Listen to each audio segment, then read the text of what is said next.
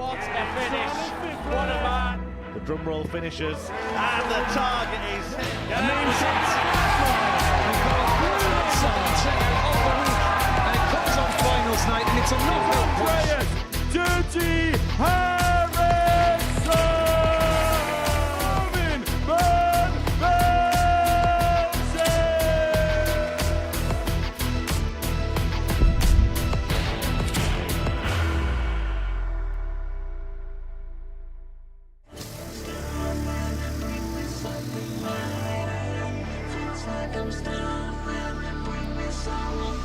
Periods where, that's double 18 again.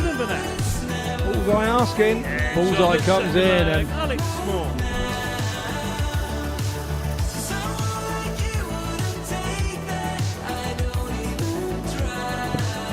It's on the first leg. one he absolutely takes. Finds double six to win his second.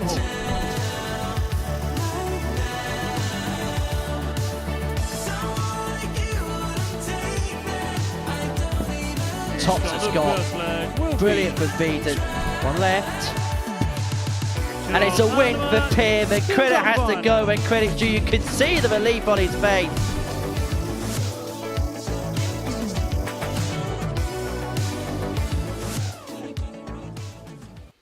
Hello, welcome along to Tuesday here at the Modus Super Series as Group A reaches its halfway point. It's Kevin Burness that leads the way going into today's action, having won all 5 of his matches on Monday. But it looks as if there's going to be a lot of moving and shaking, particularly towards the middle portion of the table today. Scott Mitchell, the 2015 champion of the world, is with us in the studio today. And look, yesterday, Kevin Burness, well, he was the best, wasn't he, in this group? Yeah, he was. He started sort of well, got a bit of momentum going and, carried it out for the rest of the day. He won a few scrappy games, which is what you've got to do when you're playing 15 games in a row in a Group A campaign. You're not going to boss everybody and sort of blow them out the water. So you have to have a bit of both in your repertoire.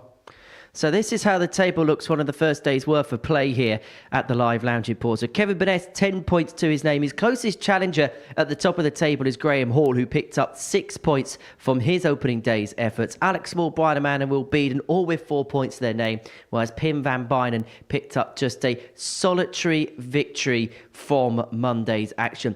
Now, you mentioned it in terms of Kevin, the fact that he was able to win games in different ways, and that was perhaps his key strength, because there was times where it was a little bit scrappy. There was times where he missed some darts at a double, but he wasn't flustered at any point, was he? No, he's an elder statesman within darts, in darts terms now, and I spoke to him this morning about it, and he said, I honestly, Scotty, I generally don't tend to worry about things like that. If I've got a double left, I try and hit it. I don't care whether it's taken me 21 darts to get there or 12. Yes, we'd rather it was 12, but if you get an opportunity, you've got to take it. Graham Hall on 6 points going into today's play. It was a slow start, lost his first couple of games, but towards the end of the session, there were signs that he really was trending in the right direction. 10 plus average in his last game. Stats-wise, he was the most consistent yesterday with his double shooting. He was top of the group, and even his average over the 5 games was higher than anybody else's. So that shows that he's in good stead. Just a little unlucky there, missed a few doubles early doors, but he made up for it by the end of the day. And like you say, hit 100 average in that last game. He couldn't wait for today to start, I would imagine. Well, let's have a look at the odds then, see what the bookies think about today's action. Perhaps unsurprisingly, it is Kevin Burness who is the favourite to go on and win this group. He's 10 to 11 with the bookies. In fact, him and Graham Hall have effectively traded places. 4-point leads, but it's still only Monday. Is there perhaps value if you look at someone like a Graham Hall, if they can get a move on today?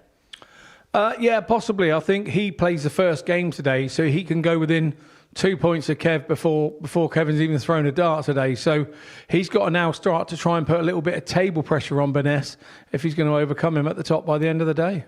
Brian Man's involved in the first game of the session. What would be your assessment of the way that he went about his business on Monday?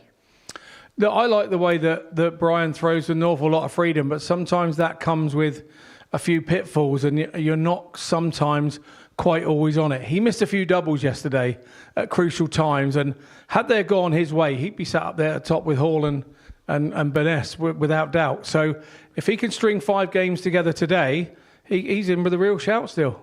It is 18 plus, gambleaware.org if you're going to have a flutter on the Super Series today. Right, let's get into the action then. We're going to kick off with Raman in action. He takes on Graham Hall at the beginning of the session. Graham picked up 3 wins from his 5 games on Monday. For Brian, he's looking to join him on 6 points with victory in his opener. Let's hear now then from the Riddler. I caught up with him earlier on this morning.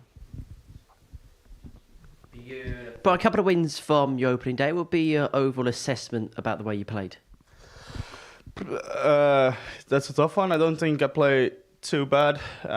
Just some silly things in between, bad scores, a bit of unlucky as well. Missed 7 match starts, I think, against Kevin.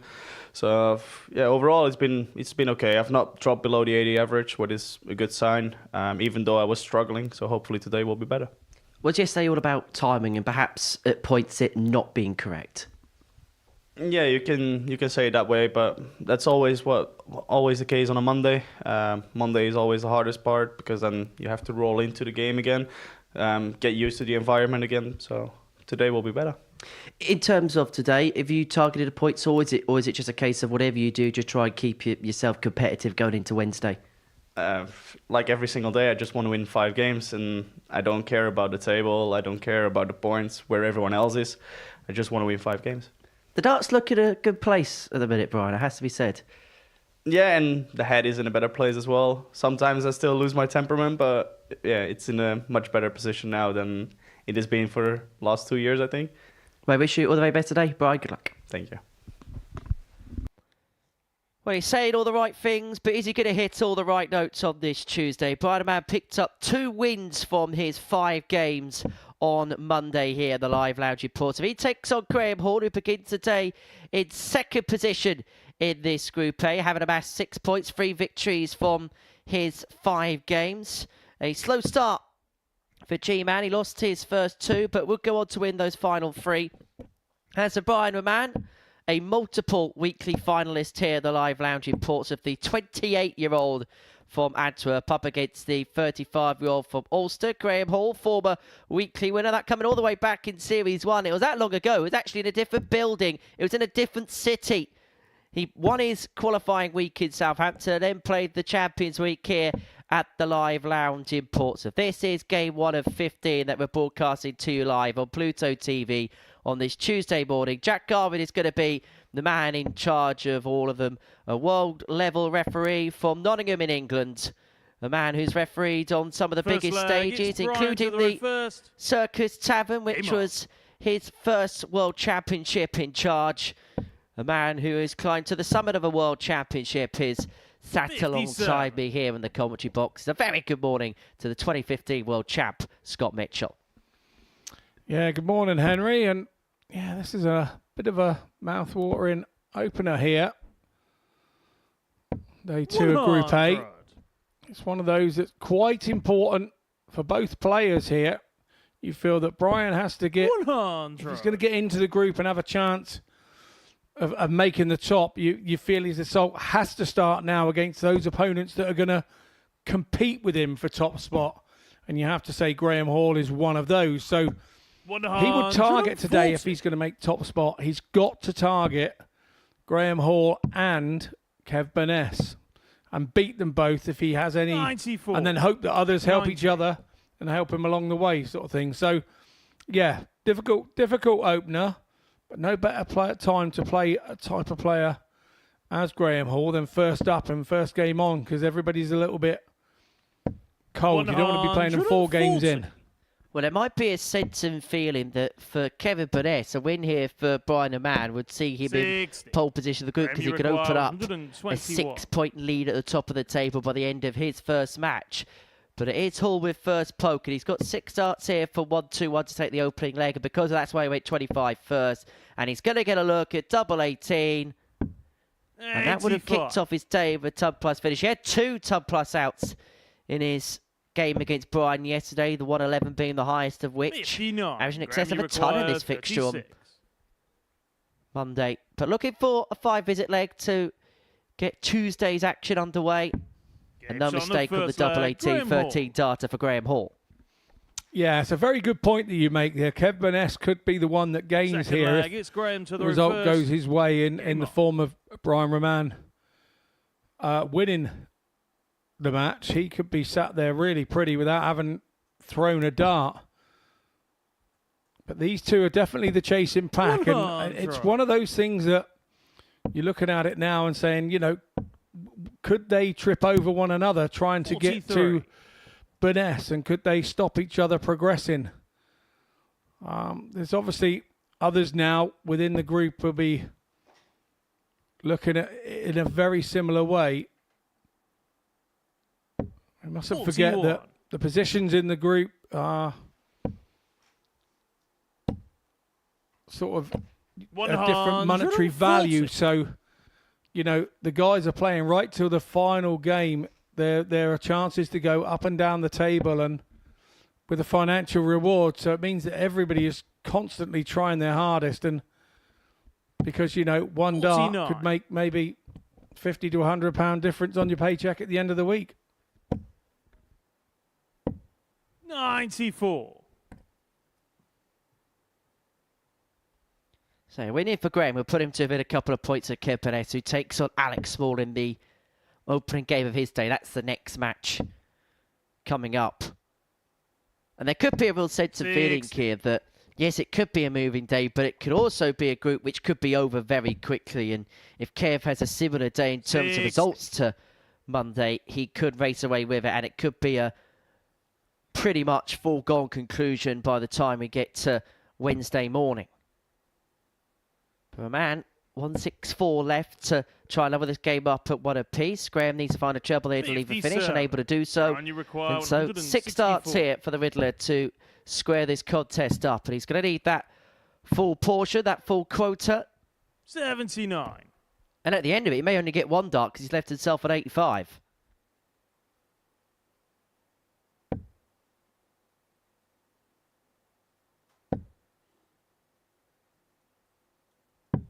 $44. Brian, you require 85. And with Brian Raman, these are one of those finishes where he could head in any direction, but was looking for the treble 19 there to leave himself double 14. He loves those doubles on the side of the board. The 14s, the 13s, he loves the pair of them. But for Graham Hall, 150 to confirm the break and to get a 2-0 lead, not to be on this occasion. And so Raman should have a couple of darts in hand to square this contest up and to get the break back. Big pressure could be applied and asserted here. You require 56. 56 it is. Normal way for Brian goes tops and tens. 46. Graham, you require 52. Not to be. And now he's offered another opportunity to Hall here on 52. And these are the opportunities that Raman can ill afford to allow Hall to have. He is top of the table on the double stats, or is that showing how important that leg really was for Hall? Double one, and eventually Raman is back on level terms. What a piece. When he went inside on the 5, he went down for the single free to give himself that 1 dart double one, took it with aplomb, and a level match we have. Who's ever going to be good on double one? You never leave double one, do you? 140. If you're good on double one, Scott, you got problems in other areas, pal. Exactly. Accrington Stanley. Who are they? 97. Play at the Wham Stadium. 108. Sorry, I had to do that. I'm an 80s kid. All right, a Q, 180 there for Raman, who's just beginning to pick things up after what was a sluggish start for the Belgian. Played here a couple of weeks ago at the International Pairs Tournament, made it through all the way to the semi-finals where 59. him and his partner were pipped at the post by Wales via a 9-dart shootout.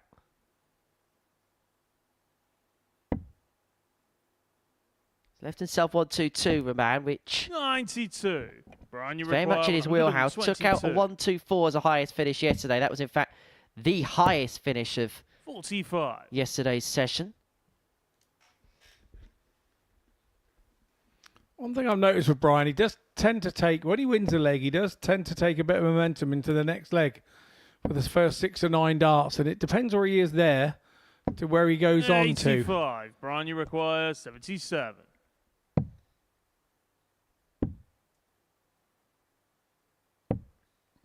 And he does do that a fair bit. He does like double 13, doesn't he? When 131. every other dart player in the world avoids it like the plague. Tops. Well, that was the plan, not the execution for 91. Graham Hall. Brian, And you require the man will be 8. back for 2-4s to move 2-1 to the good. Perfect marker. But No cannot score. find a way through, much to his Graham, you frustration, require 40. because he's given Graham Hall an opportunity he knows he shouldn't have given him. Yeah, he tried to throw with rhythm, didn't he? He had 2 perfect markers and he threw the same, on the but just third leg. took the Graham beams Hall. off it a little bit, took the power off a little bit, and instead of going inside on the double 4 there of Fourth the other leg, 2 it's Graham darts, to throw first. it dropped dramatically Game into on. the 13s, and then Hall just steps in and says, "Oh, thank you very much. I'll have a piece of that." And double top goes his way. And it's a breaker throw, and now the momentum will be with him at the start of this leg. 100.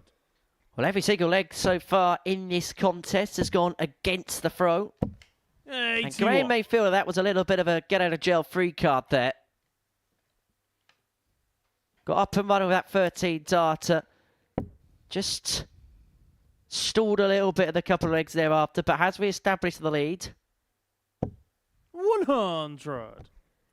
In terms of the numbers yesterday, Graham Hall was the best in class if you look at the statistics. 100. Overall average of the day, highest of anybody, 91.97, including the best average of the day, the 100.33 against Brian. It was the only ton plus average we saw on Monday. His doubling was better than anybody else, 17 from 49. That equates 55. to 34% on the outer ring. Take out the slow start that he had in terms of results. If you look at it from a numerical viewpoint, he was the player of the day yesterday. But performances, as we know, Scott, don't always yield to results. No, it's all about W's in this game and in this league table. So you can be averaging the best player in the world. If you're not getting 58. out and you're not winning games, then it doesn't help your league table stats. But yeah, you know, this was a fixture that he hit the 100 average in yesterday. So he will feel 128. confident that he can do that again. A lot of it is down to which Brian turns up and which Brian, whether it's the Brian that puts you under pressure and really keeps you under the cosh. And as we said earlier, we've highlighted that this is a game that he really needs to win, Brian, if he's gonna make any assault on 85. Group A over the next Brian, 2 days. require So 134. he really is under a amount of pressure anyway. 78. Graham, Well, you he's require himself in a- 103.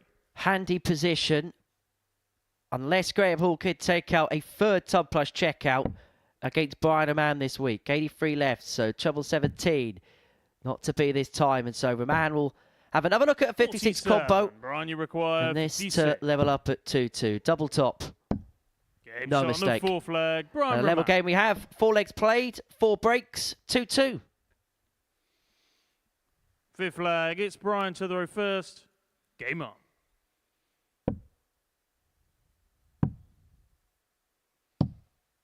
In terms of Brian's numbers yesterday, 134. just under 84.5 the average, 84.4 to be exact. Had 2 ton plus checkouts, the 110 and the 124, which was the biggest finish that we saw during Monday's play. In terms of the doubling 24. altogether, it was okay, but it could be a bit better. 14 out of 46 of the doubles, that equates to 30%. It's not rubbish, but 60. he'll be the first to admit that there will be room for improvement as far as he's concerned. Yeah, but because he's a rhythm player, when you throw out a double, he throws 3 darts at the double. It's a rhythm. 140. Some people, like maybe Graham Hall, you could say throws a slightly more individual dart, particularly when he's going for a double. But Brian is like a bit, not rapid 97. fire, but he sort of feels his way towards the double with the rhythm that he throws with. And that's a very different concept in going for a double. And sometimes you find that those types of player will end up with a sort of slightly lower 108. double average than maybe those around them. But I don't think it's as big a gap as the percentages say. 96. Because at the end of the day, Graham, if you you've got 3 require darts in your hand, you've got a double 157. left there. 33%, tidy percentage for me. 1 every 3. That's all you need to do. Well, the 157 is going to go for Graham. So Brian Raman's got an opportunity for a lesser spotted holder throw in this contest. 125. But he's going to have to take it out. With Graham leaving himself on 32 after 12. Triple AT leaves tops. And tops he's got. And Raman is on top. 3-2 to the good. The first holder throw in the game. And he's now a leg away for moving on to 6 points. First. Game on.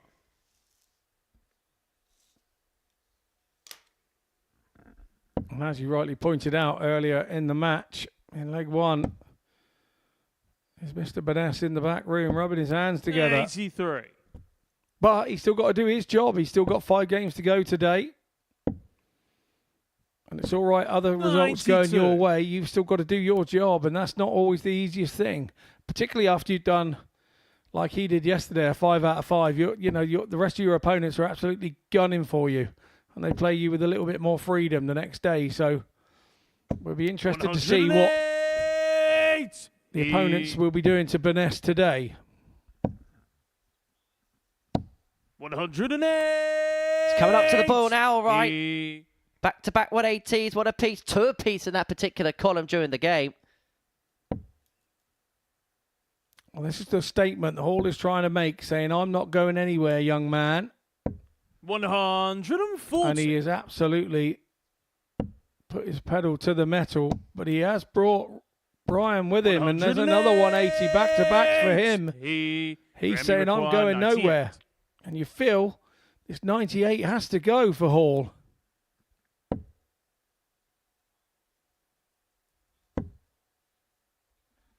It's 1 dart in his hand at double 12, and to his credit, he takes it. A 12 darter to take us all the way. 7 from Very tidy finishing indeed there from Hall, and we saw a bit of this from him yesterday. Taking out like an 84 and 57. 72 when he really, really needed it. And he's doing that. Those midway numbers, they're the ones that win you matches. You know, that finishing. The 180s are all well and good. But if you're not finishing well at the other end and your short irons into the green aren't good, then you will struggle. 140.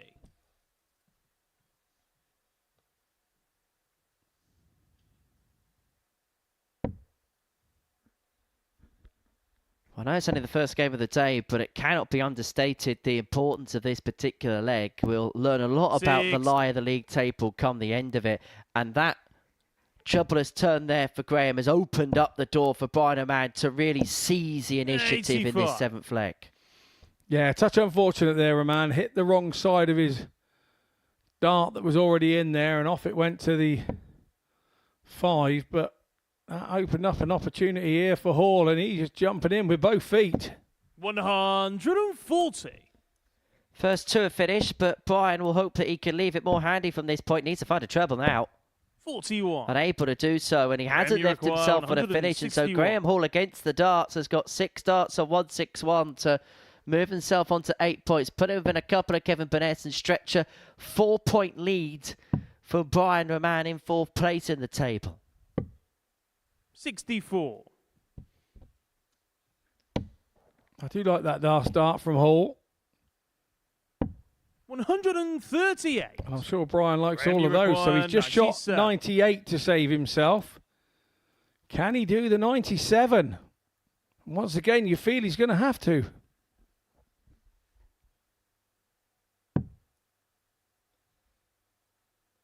Triple 18 finds it.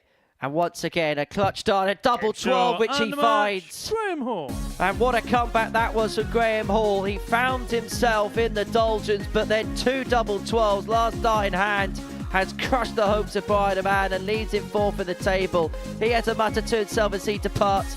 Graham Hall moves within a couple of points of Kevin Burnett at the top of the table. This is how he did it. Decent performance, 92 the average, 4 out of 7 on the doubles. He's beaten by Raman by 4 legs to 3. Coming up after the break, our second game sees the table topper Kevin Burness looking to retain that 4-point lead against Alex Small.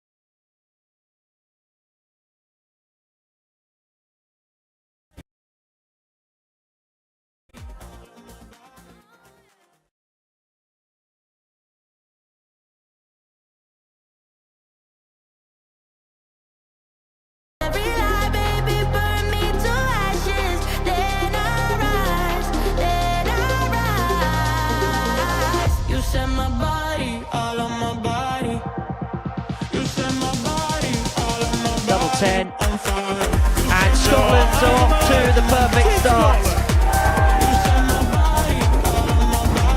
Look at the head there for Jimmy Vansky, and Burnett steps up, and Richie Burnett does find double 10, and it is a 4-3 victory.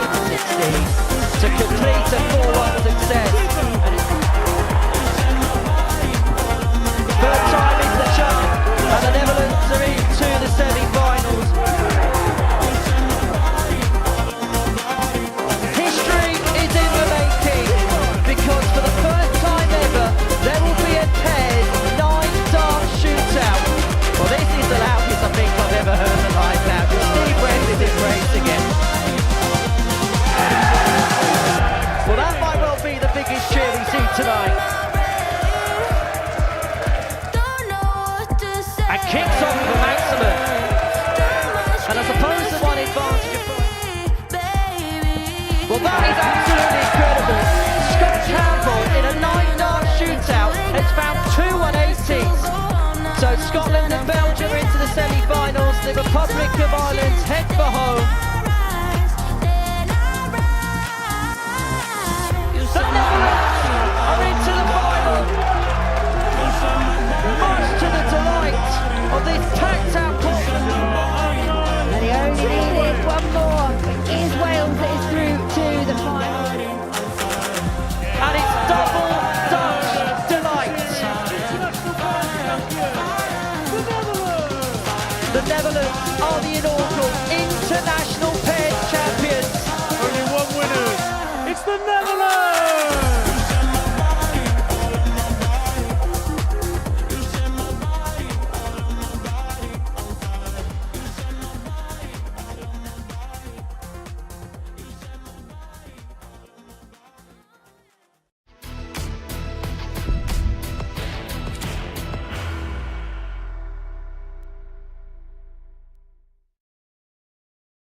Are you ready to lift that trophy, Darius? Yes. Let's do it then. Ladies and gentlemen, your Modus Super Series 9 champion is Lucky D, Darius Labanowski!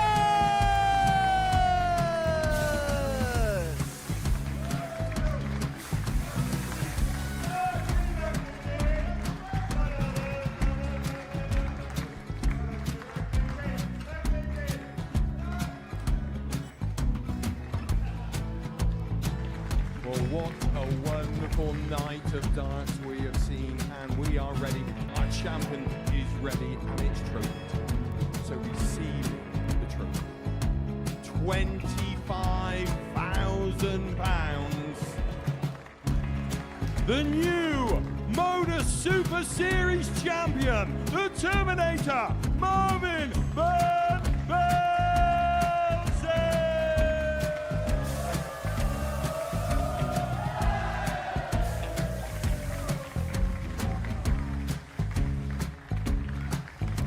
And one more time, the 8th Modus Super Series champion, the Terminator, Marvin Burness.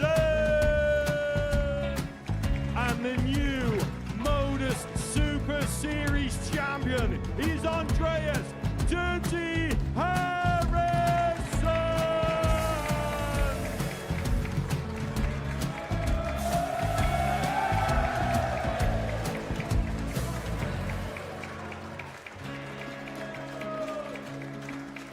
And one more time, the 7th Modus Super Series champion. Give it up for Andreas Dirty Harrison. The moment we've all been waiting for. Would you please show your appreciation for your Series 6 Modus Super Series champion, Scott Taylor.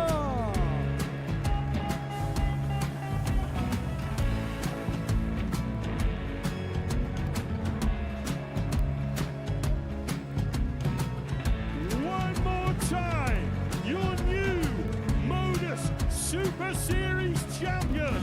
He is Chucky. He is Jim McEwen. Ladies and gentlemen, your Modus Super Series champion, retaining his title, the Nuke, Luke Riddler!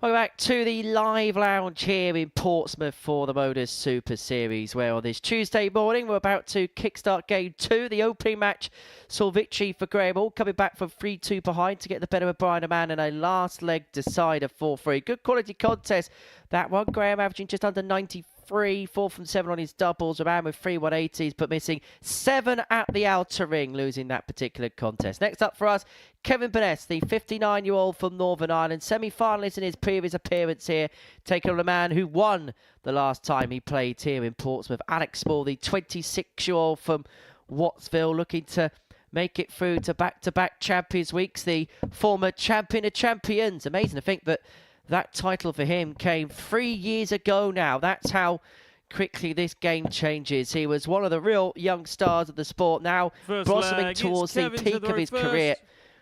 And perhaps like a fine wine, is just beginning to mature into things, is Alex Small. But this is a hard task first up against Kevin Burness, who kicks off his day with a 140, looking to start as he means to go on. Yeah, very much so. 48. And that's how Kev will be thinking. He'll be just trying to think one game at a time.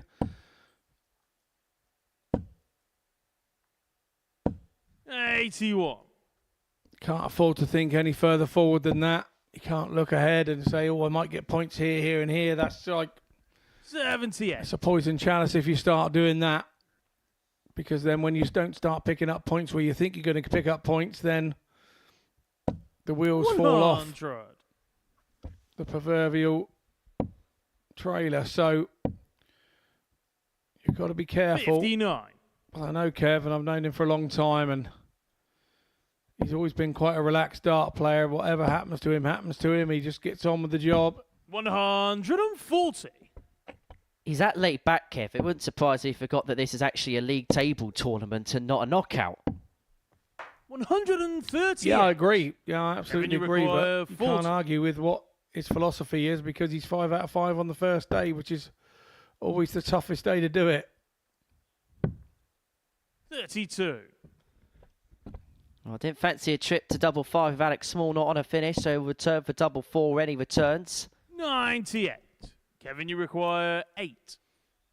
This was the one area yesterday where he did have a bit of a concern, but no messing about on the double 4 there. 1-0, Kevin Burness leads. 16 data to kick off his day. Second leg, it's Alec to the row first. Game on. Nicely tanned, but I'm not going to mention where he went on holiday, because obviously he may have mentioned it a little bit too much yesterday. Not you getting in trouble against Scott, is it? No. 140. I was just trying to grease the cogs, you know what I mean? 60. Keep it subtle next time. I will. Don't you worry about it. 55. And I'll do it because I can.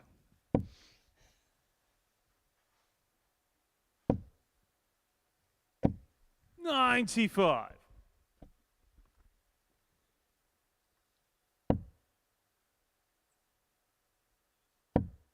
You're one of those players, Kev, you look at it as well and you think that there's certain plays you look at game 4, game 5 of a session or a day and you think, they're just beginning to run out of steam a little bit. You never kind of get that 100 with Kev. He doesn't really expunge too much energy. He goes about everything right. And so he's the kind of player that when it comes to something like this, you just expect to be at the thick end because you just don't expect to tail off in performance. If anything, he's going above and beyond right now.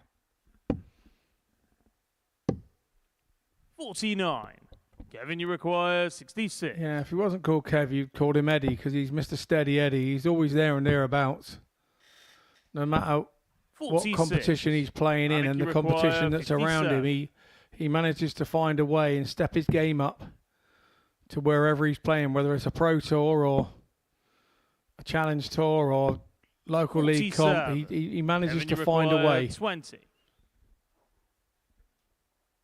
2 10s, Game shot 2 on the 0. second leg. Kevin Burness. 32 darts to see off the first couple of legs for Kevin Burness. Third leg, it's Kevin to the row first. Game on. And that type of standard on a consistent scale is going to be very difficult to suppress. 97. Effectively, by averaging 16 darts per leg, you're forcing your opponents, 100. in effect, to kind of average around the ton mark because you're going to have to better that with 5 visit legs, which takes you over that 100.2 threshold. Yeah, you are. And 140. I think if he mustn't 45. defend today. That's the biggest thing. When you do a 5 out of 5, you go, oh, 3 will be okay today. No, you can't think like that. That's kind of defensive and being sort of negative. 100. I don't know that. I don't think that Kev's a negative sort of person on the dartboard. I've played him many occasions. 95. Kevin, you require 164. I've been owned by him on most of them. He's one opponent that is very difficult nut to crack. He's very mentally strong and during the game. 60. And that comes with age and experience. You know, there's not a lot that he hasn't seen, been there, seen it. Bought all the T-shirts. He's been around. 140. And sometimes you can't buy that experience when you're in Alex Small's situation. You know, there's certain things you can't buy and you have to keep learning in this game the more you play. 96. Alec, you require 121. Well, Burness could potentially be on for yet another 16 darter because he's left himself on double 4 after 5 visits. Kevin, you require 8. And this for a 3-0 lead.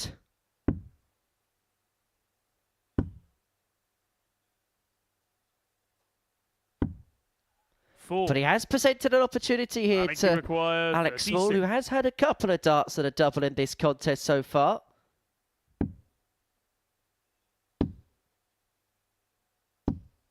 And he's not going to pass that opportunity by. Back to 2-1. And importantly, that break means this game all of a sudden is back to throw. Fourth leg, it's Alec to throw first. Game on. How quickly things can change in this truncated format. Burness had 3 darts to move 3-0 to the good. 59. Small breaks, and now we're back to as we were at the start. 140.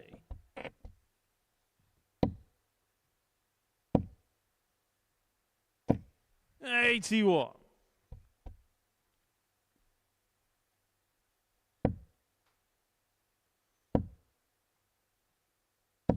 140.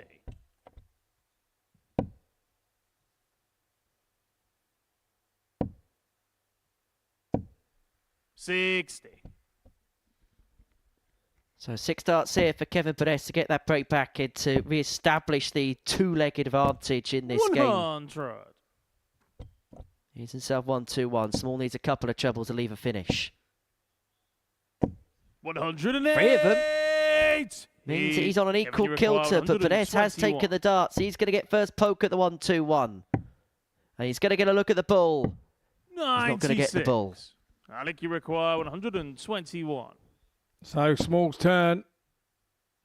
Gonna have to go a different route. Not quite. 53. Kevin, you require 25. All about the tidy up. Game shot on the Yeah, fourth nicely leg. done. Kevin Burness. And he knows that was a big moment in the game. Clenches his fist. He knows it was a big moment in the game. It's Kevin to throw first. Sometimes those 25 shot outs are far bigger than a 180 halfway down the leg. And that's what that one felt like to Burness. You see him clench his fist. 100. Not something he does lots and lots of. Well, it's that psychological 93. impact, isn't it? Last start in hand, the player in the background's thinking, maybe I've got an opportunity. That gets whittled away.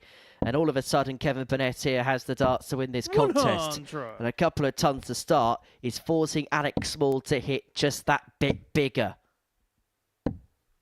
44. But so far, he hasn't been able to find anything.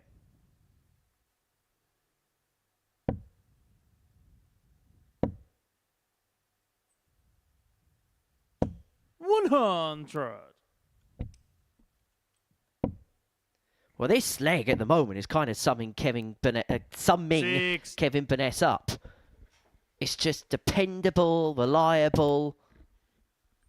No frills, but it's decent, it's good. 100. He's on for the red pen leg to win the match. Yeah, he is indeed. 32. Kevin, you require 101. And he's got a fair bit of time on his side to do exactly that. Well, this for the red pen leg. 77. And that would have been some way to have won the match. Yeah, he has time. I think that was a dart that he didn't really want to do anything silly with. Last dart in hand, drag it into a 9 or anything stupid. Kevin, Leave you himself require 15. 24. He knew he was coming back. Game shot. And that's and the a reason match. for Kevin it. Burness. It's a 4-1 win in the favour of Kevin Burness. He gets his day up and running with 2 points on the scoreboard. And you can see there from how keen he is on winning that one and how pleased. 92.63 for him. 4 from 13 on the double. So around that 30% mark, he'll be over the moon with that. We head off into a short break. And on our return, we'll be back with Pim van Bijnen taking on Will Beaden.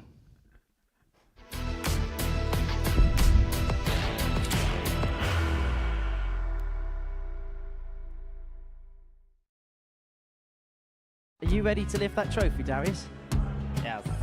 Let's do it then. Ladies and gentlemen, your Modus Super Series 9 champion is Lucky D, Darius Labanowski!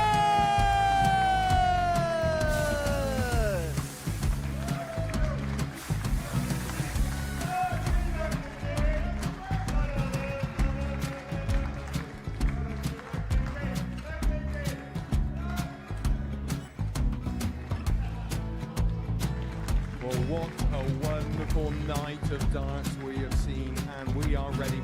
Our champion is ready, and it's trophy. So receive the trophy. £25,000. The new Modus Super Series champion, the Terminator, Marvin Van Velzen.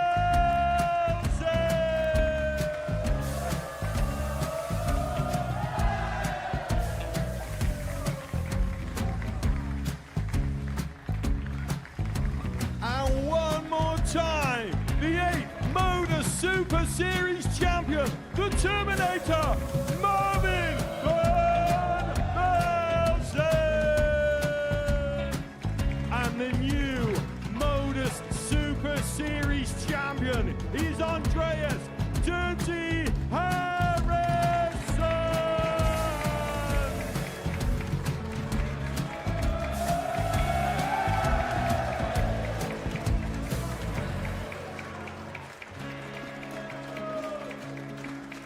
And one more time, the 7th Modus Super Series champion. Give it up for Andreas Dirty Harrison. At the moment, the ball been waiting for. Would you please show your appreciation for your Series 6 Modus Super Series champion, Scott Taylor!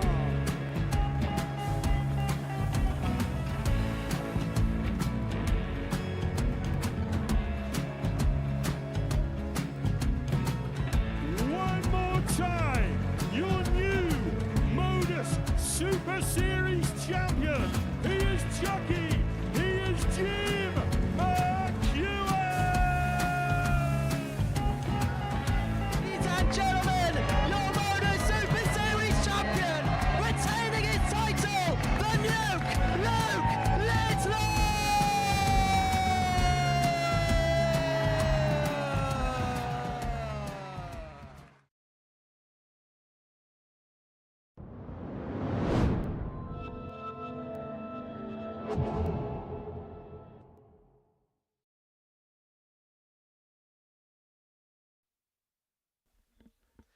Welcome back to the Modus Super Series. Before the break, Kevin Burness got the better of Alex Small by 4 legs to 1, average in excess of 92.5, 4 from 13 on his doubles, and importantly for him, he has re-established that 4-point gap at the top of the table, just like the one he had at the beginning of the day. Game number 3 is a meeting between Pim van Bijnen and Will Beaden, the 2 ADC qualifiers this week. Will from ADC in the United Kingdom, having come through the Vault system. Pim van Bijnen qualifying here due to his position in the ADC Dutch Order of Merit. Making his debut here, the 19-year-old from Dilburg in the Netherlands, up against Beaden, who's from Redsbury, 24-gram target dart, making his debut here, the 40-year-old,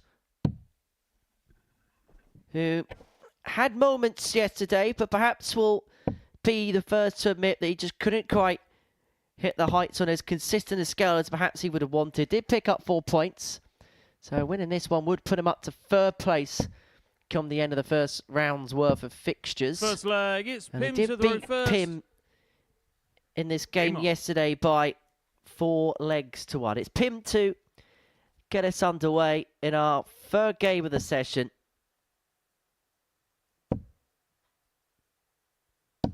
$100. Yesterday, we learnt a lot about Pim, who has had issues with 60. his throw in the past. He's very much working his way back. A very good youth player. Won 8 titles on the JDC Foundation Tour. Now really looking to make steps in the men's game, the professional game.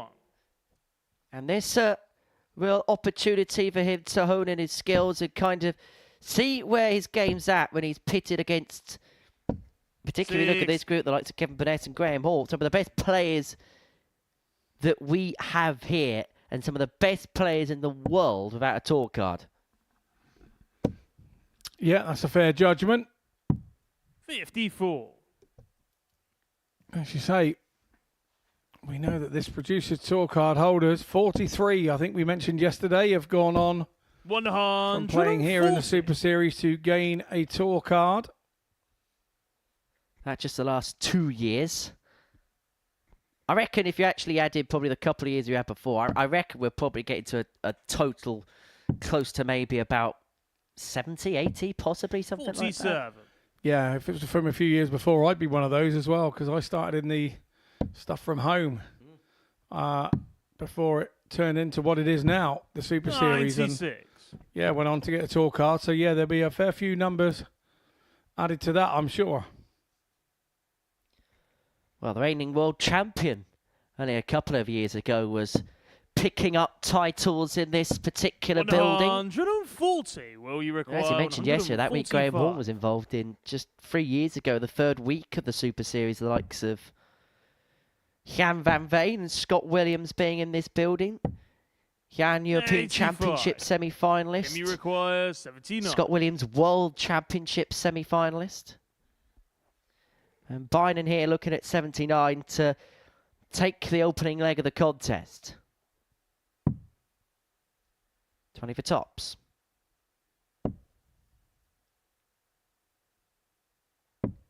39. Not to be, Well, and so require Beaden 60. has an opportunity to break the throw.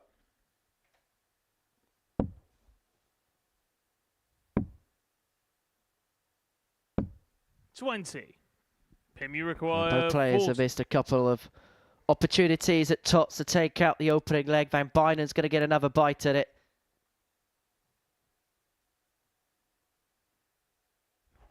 Don't be surprised to see this process over the course of the day from Pim.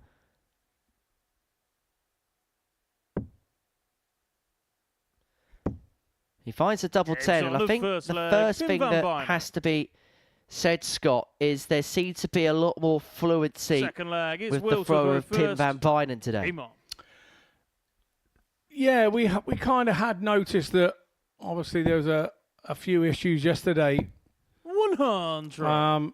And we sort of mentioned yesterday, you know, having spoken to the people around him, that he is work in progress on this sort of dartitis issue that he had, and he's getting over.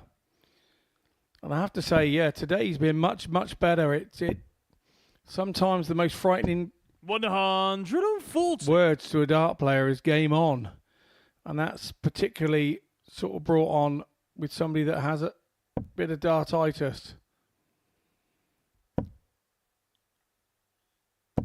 108. And they just look the most fluent darts you could ever see. Absolutely natural as, but as you probably saw, it's letting go of that first one. 45.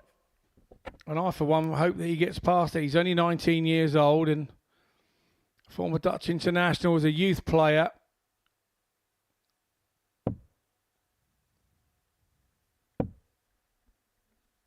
And that is usually the problem, is it's that 44. first start, getting that first one, because we see it so often with players in Pim's position. Once that first one goes, there tends to be a bit more fluency. But it's just stepping up to that process of getting that first one out there and kind of getting over that block. I'm trying to remember, was it Scott McKenzie of Hong Kong that had a similar issue, and to try and combat it, 45. he tried to throw a phantom dart. 156. And once he felt comfortable with that, then would he put the dart in his hand? Is that where all that type of ghost throwing came from originally, maybe? Who knows?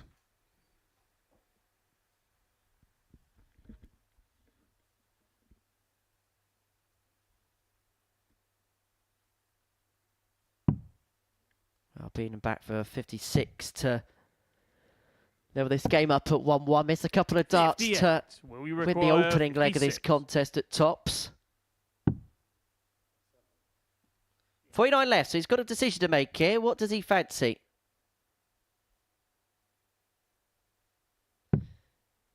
And there was a feeling he was caught in two minds. Eventually 24. goes for double 16 and doesn't get. Yeah, but there's being caught in two minds, and there's throwing too early, and he didn't throw too early on that one. He actually let himself go and stopped and stopped and stopped and had a look at it.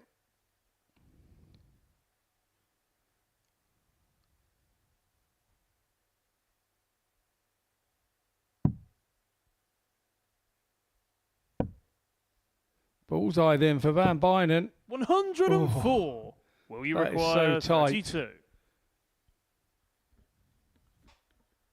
Clicked the coat of paint Gets on that on the bullseye second wire, leg. but Will Beaden Beaden. levels up at one apiece, finding the double 16. Third leg, it's Pim to throw first. Game on. And I just get the sense that for both players, and particularly Pim, to win this first one will just set them up nicely for the day. It'll give them some kind of confidence, just give them something to 26. really go with for the rest of the day. Yeah, very much so. Every day that you come in here as a player, you just want to get your first game under your belt. And the sooner you get that, the more the confidence starts to ooze out of you, and you can see it on the stage. And for these two guys that didn't have the best of days yesterday, 45. they really would like to get off to a flying start this morning.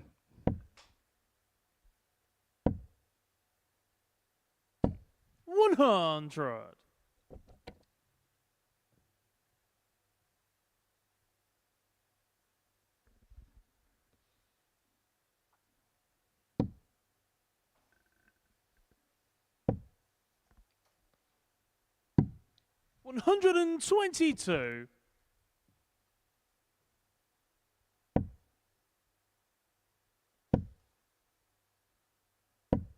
95.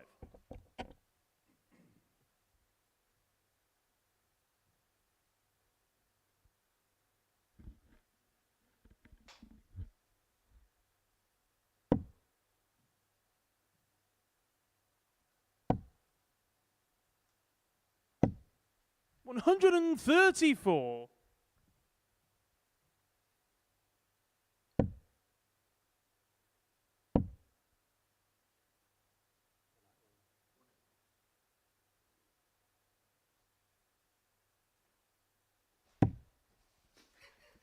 58.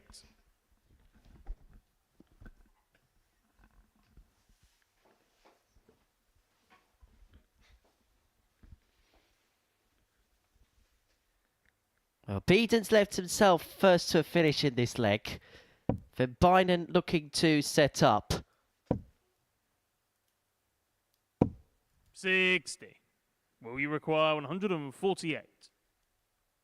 So 148 here for Beaden to get the break of throw and to open up a 2-1 lead in the contest. Not to be on this occasion. 60. Pim, you require 114. And so Van Bijnen looking at 114.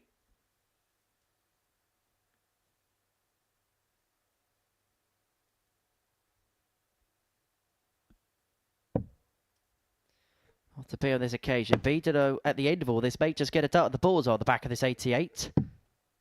24. Will you require 88? Just get the sense at this present moment in time, both players are just going through the motions somewhat.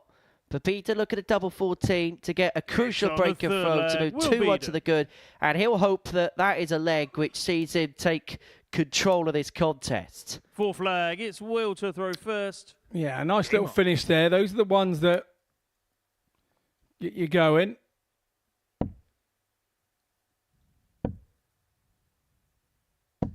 $60.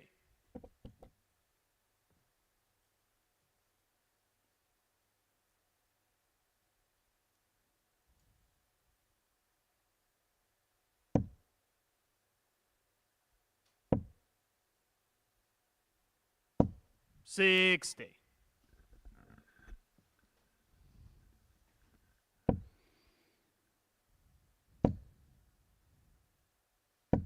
100.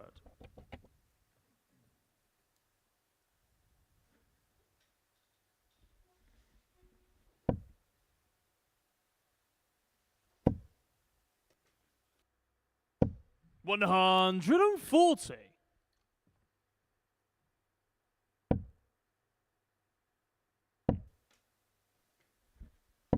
60.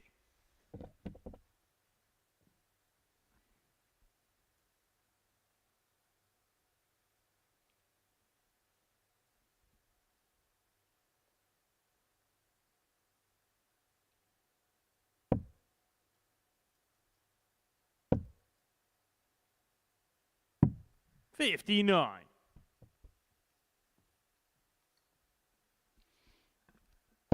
The action of Van Bijnen is very much sort of a la Bradley Roos, isn't it? 60.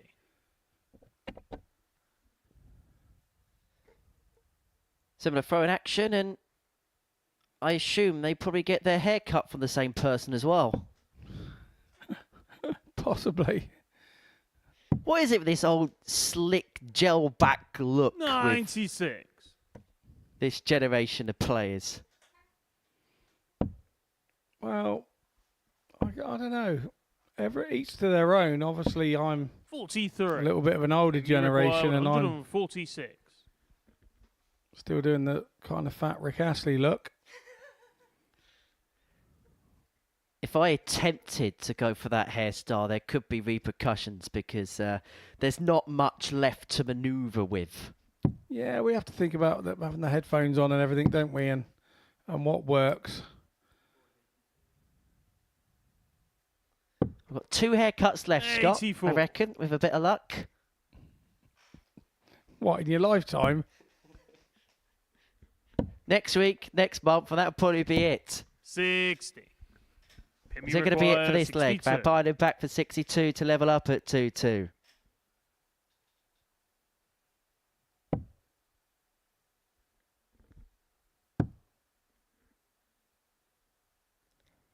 Double 14, the target of choice. Double 14 not found. 118. So 2 chips away at the treble 20 here. Didn't hit either. 28. Pin you require 28. So double 14 to square this contest up.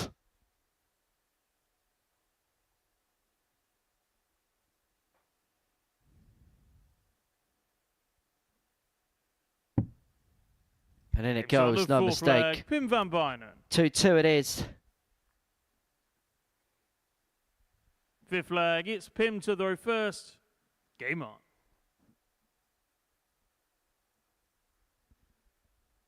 Mind you, on the subject of haircuts, you did bring back the curtains for a little while. 1996 wanted the yellow pages back. No, nothing to do with that. It's called fashion. Good enough for George Russell in the F1. Good enough for me. 60. Though you have started a bit of a trend with that haircut in this building, Scott.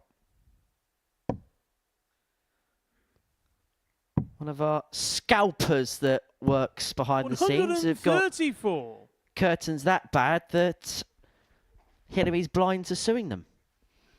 Well, to be fair, we were hair twins for a while. 100. Which is why you then went to change the hairstyle back. Well, no, I just kind of got hot outside, really. So I've gone back to a more sleeker, short look. Maybe I'll go back to the longer hair in the winter. Who knows? Depends what sort of winter we have.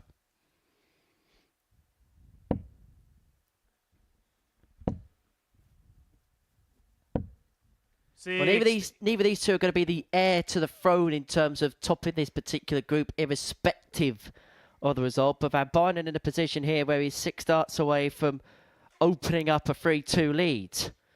Well, that first start sat perfectly. And one thing he has been able to do quite well here, Pim, has been able to follow darts. If there's been a good lie with the first, he's been able to suitably follow it. Yeah, he has. He's been very successful at that. And 52.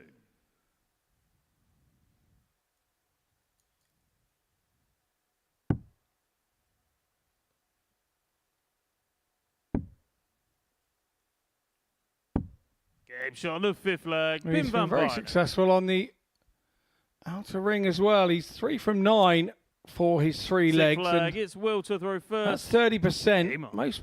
Well, 33%. Most people would be happy with that.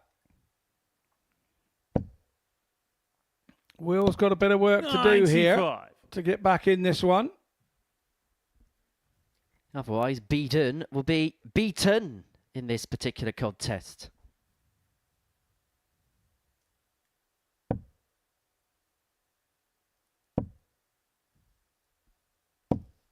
$55.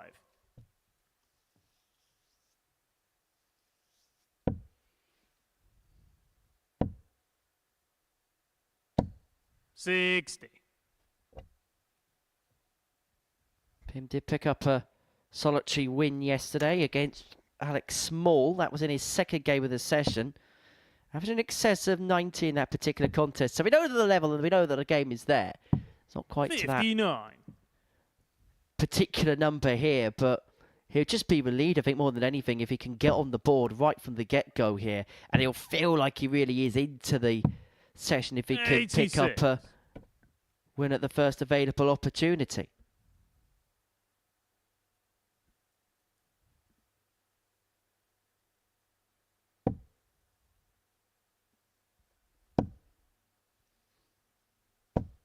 $95.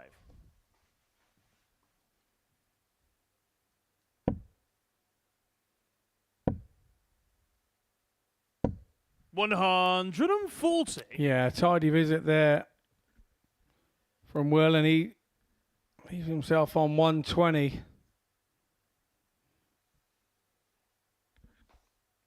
You feel Van Bijnen needs a 180 here.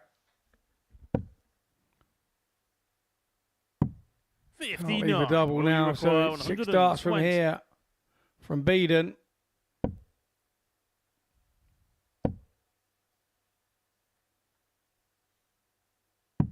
44.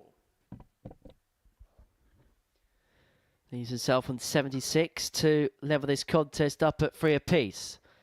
And to enforce what would be the second last leg decider in 3 games. Graham Hall beat Raman in 7 in the opening match. The second game saw Will you Kevin require Burness 76? beat Alex Small 4-1. And is this game here going to head the distance? Well, Beaden again missing a big number, which on this particular occasion isn't going to cost him too much because Van Bijnen isn't on a 44. finish. Does leave himself on 32 upon his return.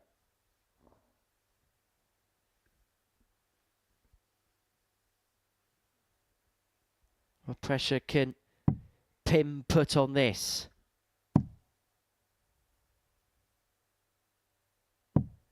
$95. Release Will you himself on a require 2 data, 32? but this to take us all the way to a last leg decider. Double 16 Game is shot found and for sick Will flag. Beaden, and we Will head the Beaden. distance. Yeah, we do indeed. And 7th and final leg. It's Pim to throw first. Game been on. one of those nip and tuck games, isn't it? Nobody really being able to break away from the other.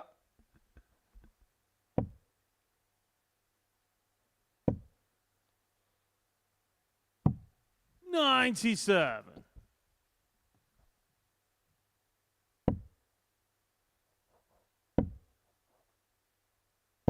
$81. Good last start there from Will.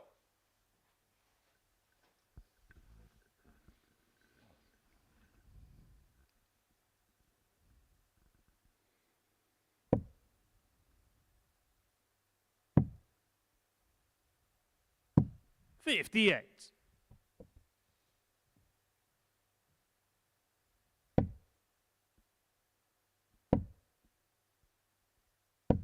$45.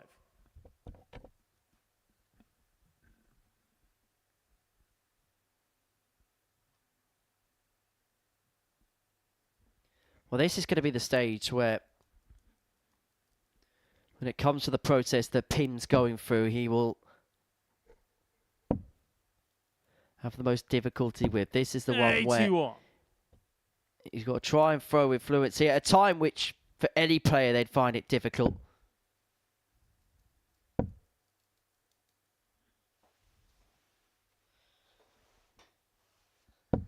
$60. Yeah, maybe Will a little bit guilty there, holding on to the dart slightly too long and trying to make sure it goes in a treble 20. And then when that happens as a result, you tend to drag it down under the treble.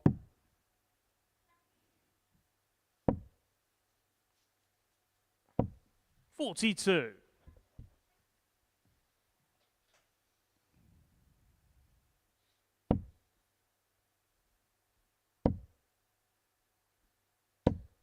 $41.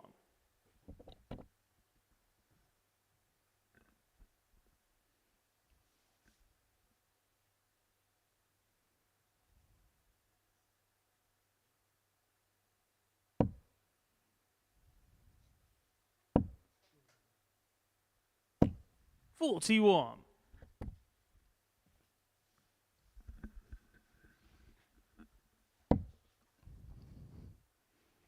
It's one of those games where, as we found, 62. who can make the least mistakes against the other. It's nobody's bossing this last leg. It's a little bit tense, nervous headache. There's a bit of nervousness here between the two players. Well, set up time for the pair. Pim Van Bijnen's got 6 darts on 182 to complete a last leg victory. 98. Picks off a treble to leave himself on 84. Beaden needs a couple to leave himself with a 2-tarter, not to beat. 6. And so Pim van Bijnen here has an require opportunity 84. to pick up a win in his opening game of the day. It would double his point tally to 4.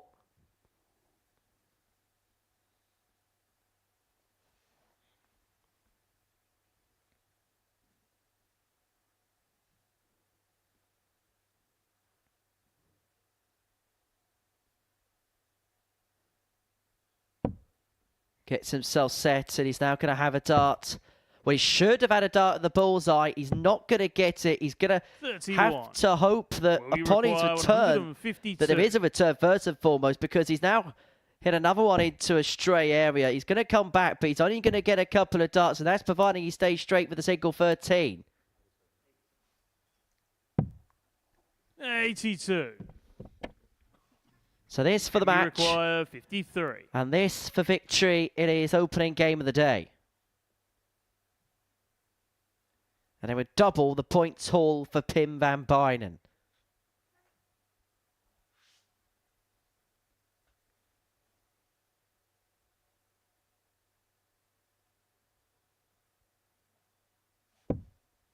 It's double top.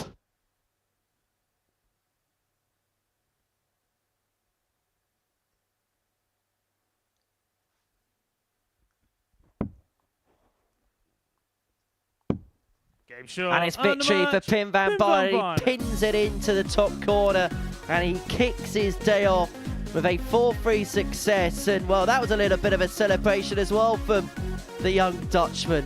That was almost something Bee Gees like. Those the averages. That the tail of the tape. Pim van Bijnen with a 4-3 win against Will Beaden. He's darting with delight. We're off for a short break, and when we return, it is Alex Small against Brian Raman, the first game for the second round.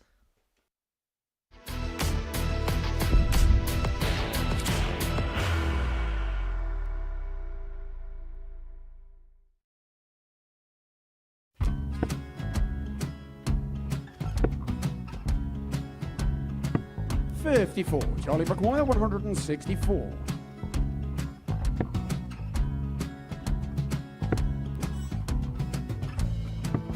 $44.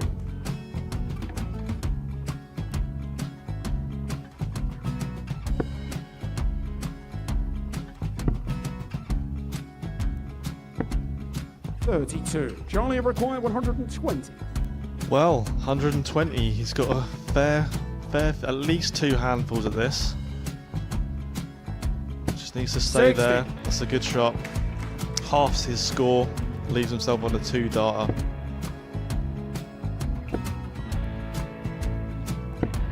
$26. Charlie Time on his require side 60.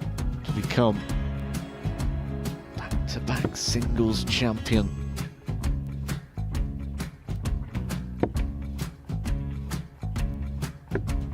$40. Definitely a couple of nerves in those last 2 darts. But he'll be coming back. The moment he's been in before this situation. Standing at the back of the stage, Charlie approaching the required hockey with a 20. chance to win the title.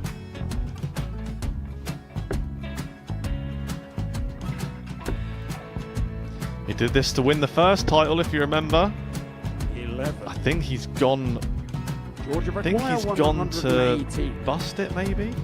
The first title he won, he wanted 20. He went 6-7-7 to win it. He had a chance to replicate it again.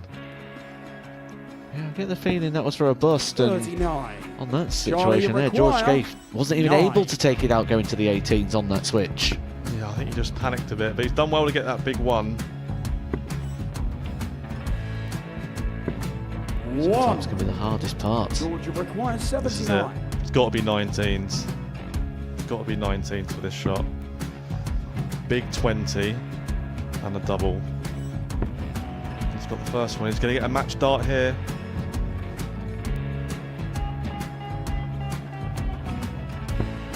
$59. Charlie Threw the entire require body into that 8. one. Just didn't want to let go of the dart.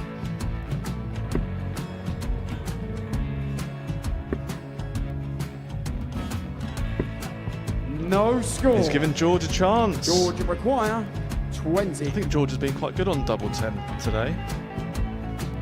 So many opportunities for Charlie Murphy. Go Couldn't get the job done. Got out the match! And the Red Dragon George Modus Skate. Super Series Influencers Champion, George Skate!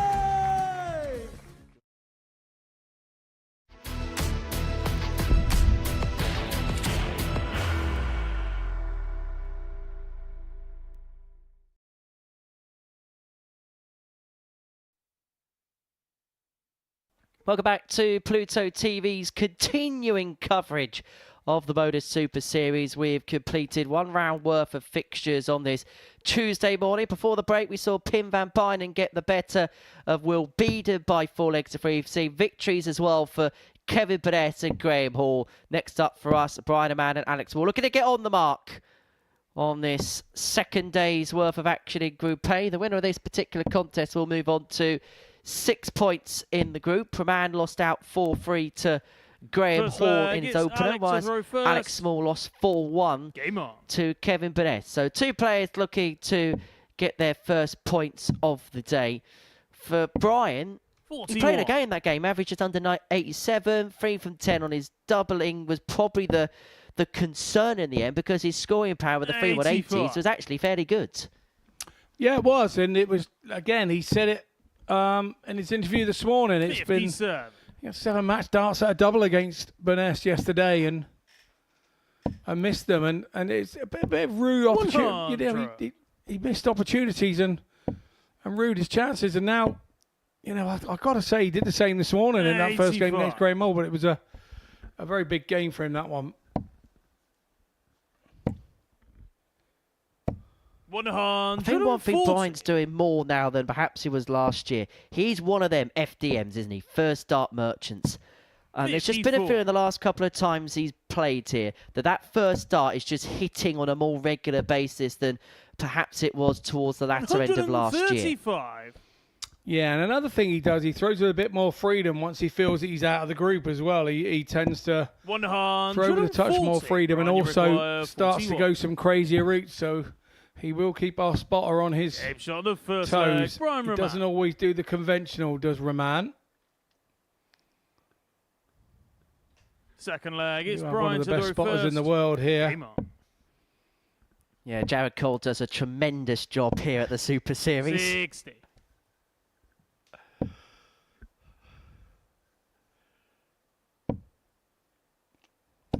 $140. Unfortunately, that world-class spotter's not here today. Owen Binks is doing that job. 139. Oh, dear. You do pick on the one person that 59. sort of like has similar stature to you. That could be classed as bullying in the workplace, you know.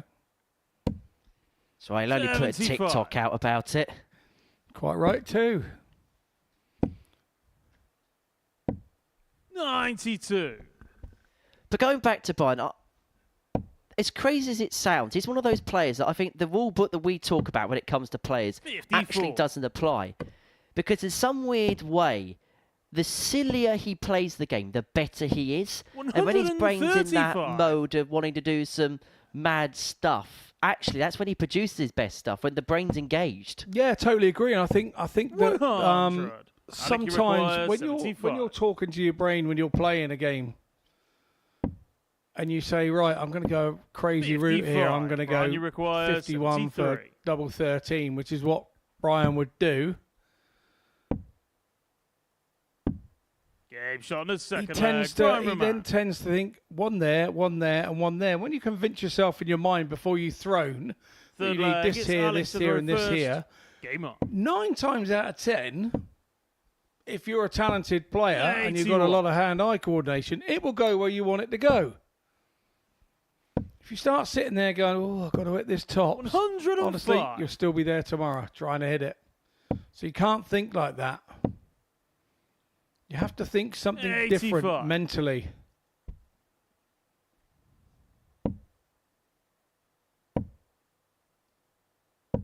$85.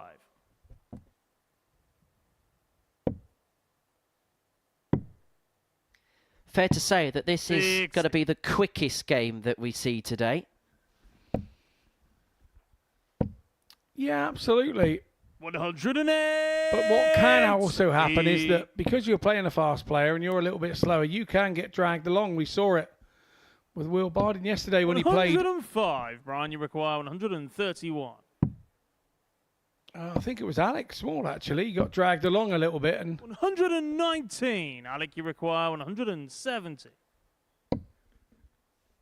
Another bullseye. Would have been for the big fish for Small. Brian, you require 12. Guy Smile got a bit excited, didn't he? Game shot in the third No leg. time to get Brian excited. Raman's now 3-0 to the good. In 4 minutes and 24 seconds.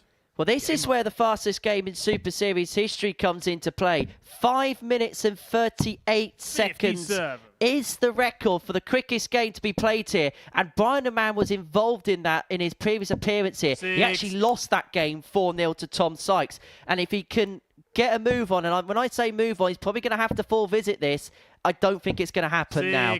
We had a little bit of a temptation in terms of fastest game, but that we can now move aside. But this has been quick fire. This has been brilliant for Brian Raman thus far.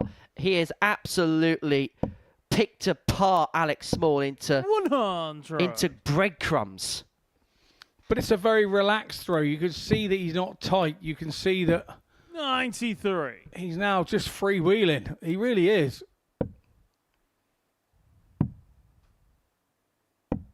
93.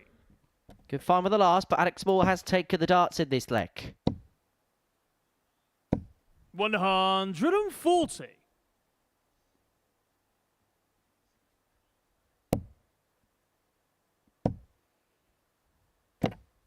$25.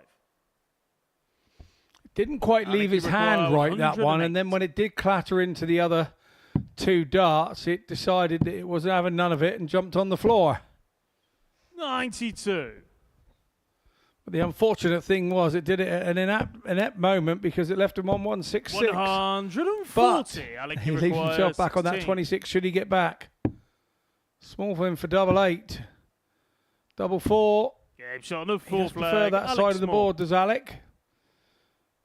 Double 4. Smack bang centre. Fifth leg. It's Alec to throw first. Game on. That's the first dart for Alec. As soon as that hit, there was an expectation that a couple more were going to join.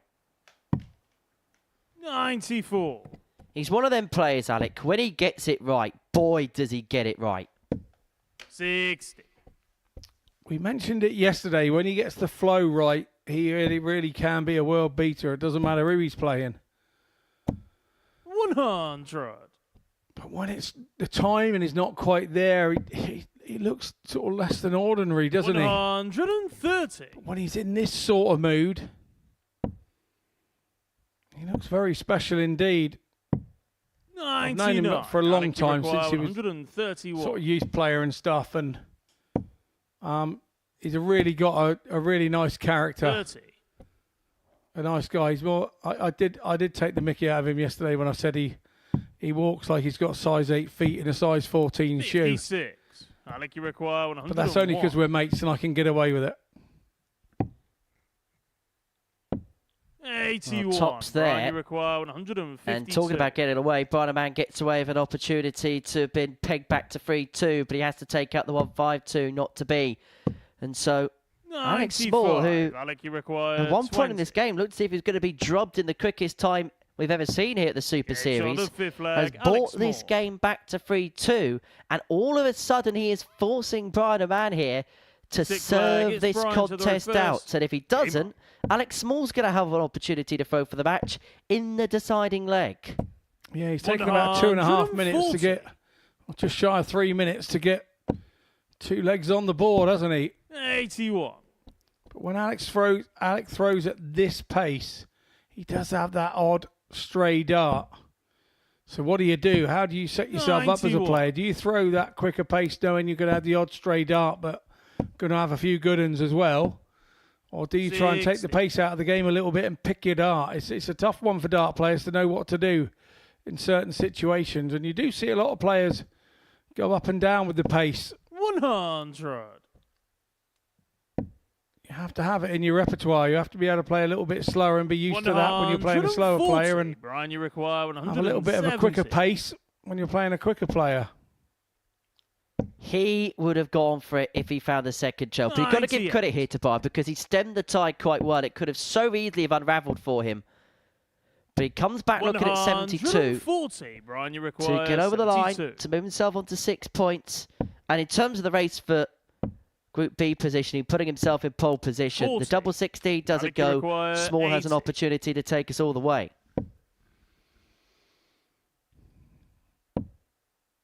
It is a small opportunity as well. Game shot on his But he sixth takes it leg. all the Alex same. Small. Nice little bit of do-si-doing along the dance floor 7th there and to get final himself leg. It's Alex to the open first. side of the double Game on. top. Takes it nicely, and from 3-0 up, Raman is now 3-3, and he's against the darts. 121. And his opponent has had a double treble visit. Well, I said there was a fear of it unravelling. It is unravelling for Brian 92. Raman because he's been pegged back from 3-0 down to 3-3. And his opponent, Alex Small, is finding 85. the best darts he's thrown in this match at the most pivotal point of the contest, right at the very end, at the championship rounds, as the final bell begins to ring. 97.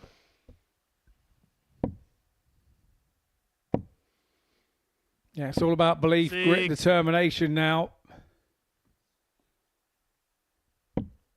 And there's no doubt there'll be an inquest for Brian if this does go south from this position. But that 140 just wrestles back a bit of the losses that he made. But Alex Small piles in a max to leave himself with a two-dancer after 12, a single to double after 12 to complete the comeback win. He was 3-0 behind. At one point, we thought he was going to be beaten in 6 minutes flat. But he now looks at double top to complete the comeback victory. And from 3-0 behind, Alex Small reels off 4 on the spin. A shake of the head for Brian Raman. He begins to ponder where it went wrong. For Alex Small, a puff of the cheeks, a sigh of relief. That was hard work in the end. He had to do it the hard way. High quality contest. 93.96 the Raman average. 3 for 5 on the doubles. But Alex Small came up clutch when he needed it the most. He's still a 4-3 win. Coming up next, Kevin Burness takes on Pim van Bijnen.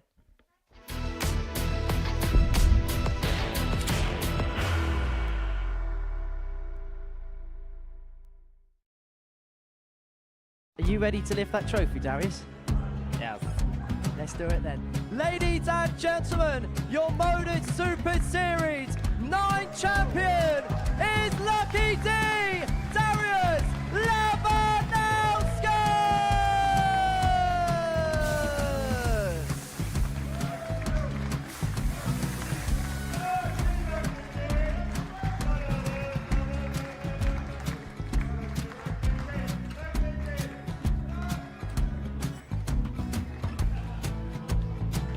Well, what a wonderful night of darts we have seen, and we are ready.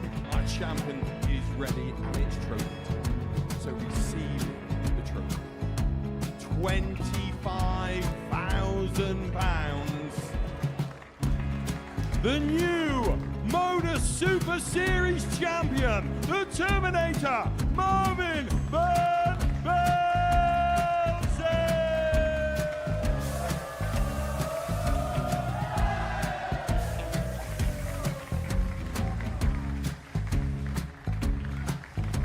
And one more time, the 8th Modus Super Series champion, the Terminator, Marvin Burness.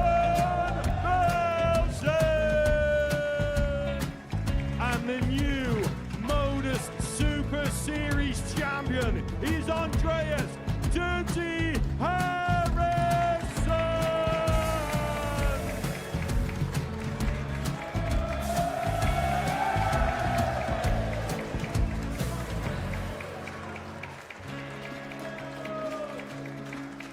And one more time, the 7th Modus Super Series champion. Give it up for Andreas Dirty Harrison.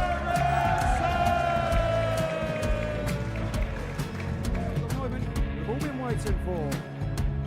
Would you please show your appreciation for your Series 6 Modus Super Series champion, Scott Taylor!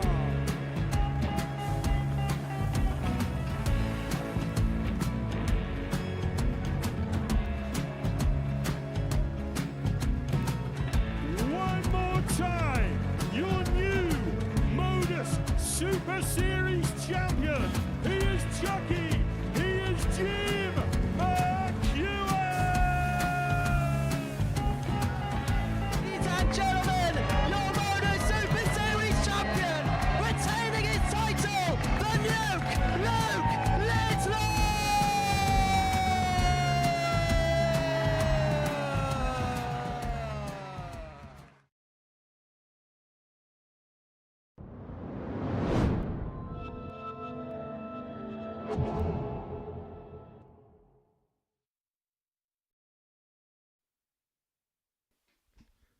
Hello, welcome back to the Modus Super Series. Before the break, Alex Small got the better of Brian Raman in a last leg decided 4-3. In fact, 3 of our first 4 games have gone the distance on this Tuesday morning. Next up for us, it is a meeting between Graham Hall and Will Beaden. It's our 5th match of the morning session. Both players having a bit of a giggle with one another prior to this one getting underway. In good spirits, the pair.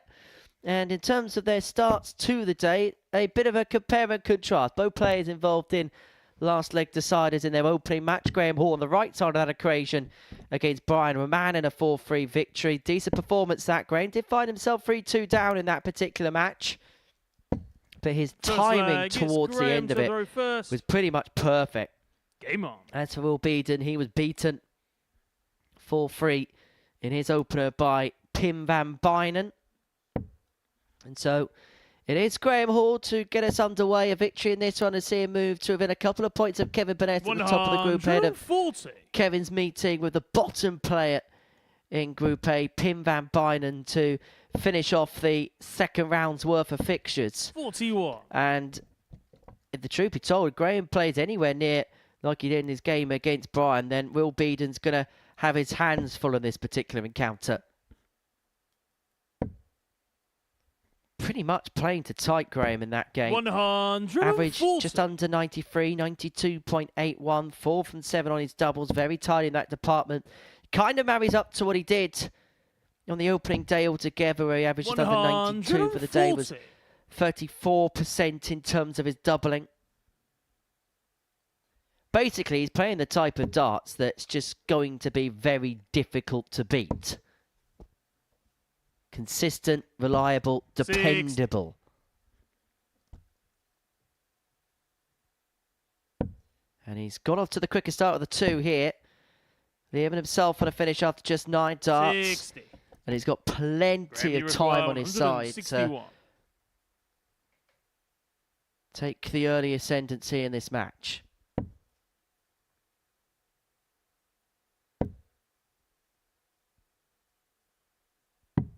99.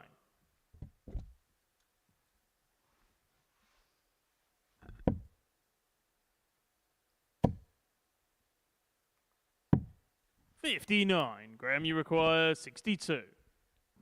So 62 here for Graham Hall to take the opening leg of the contest.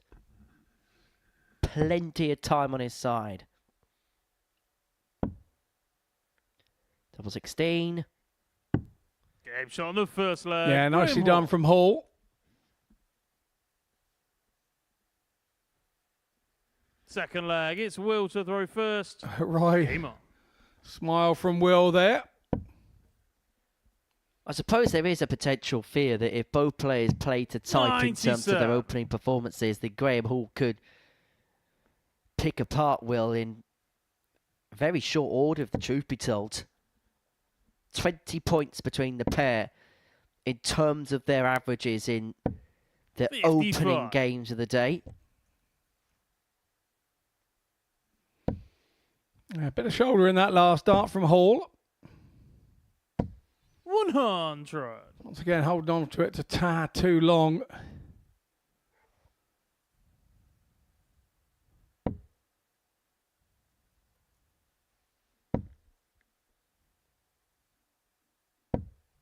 100.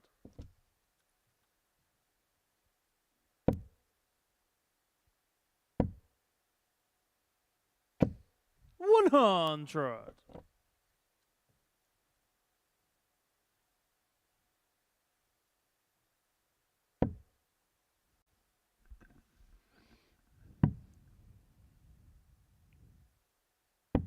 57.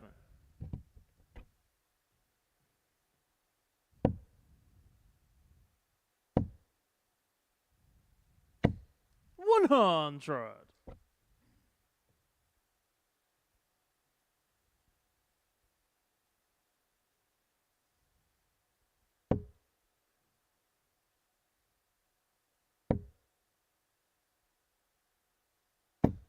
45. Will you require 104? So 104 here for Beaden to level this contest up at 1 apiece, not to be on this occasion, but he has got plenty of time with Graham Hall all the way back on 244. 34.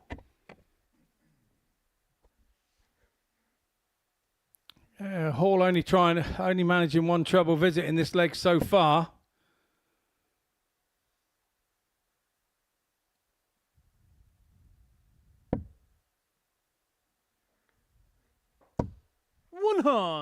Will you require 70? And that's his second, so Beaden now after 70, 54 for double 8. He went that way yesterday. Game shot. He's the gone second that way leg. again Will today. Beaden. Nicely done. And a level game. Third We leg. have It's Graham at to 1 throw apiece. first. Game on.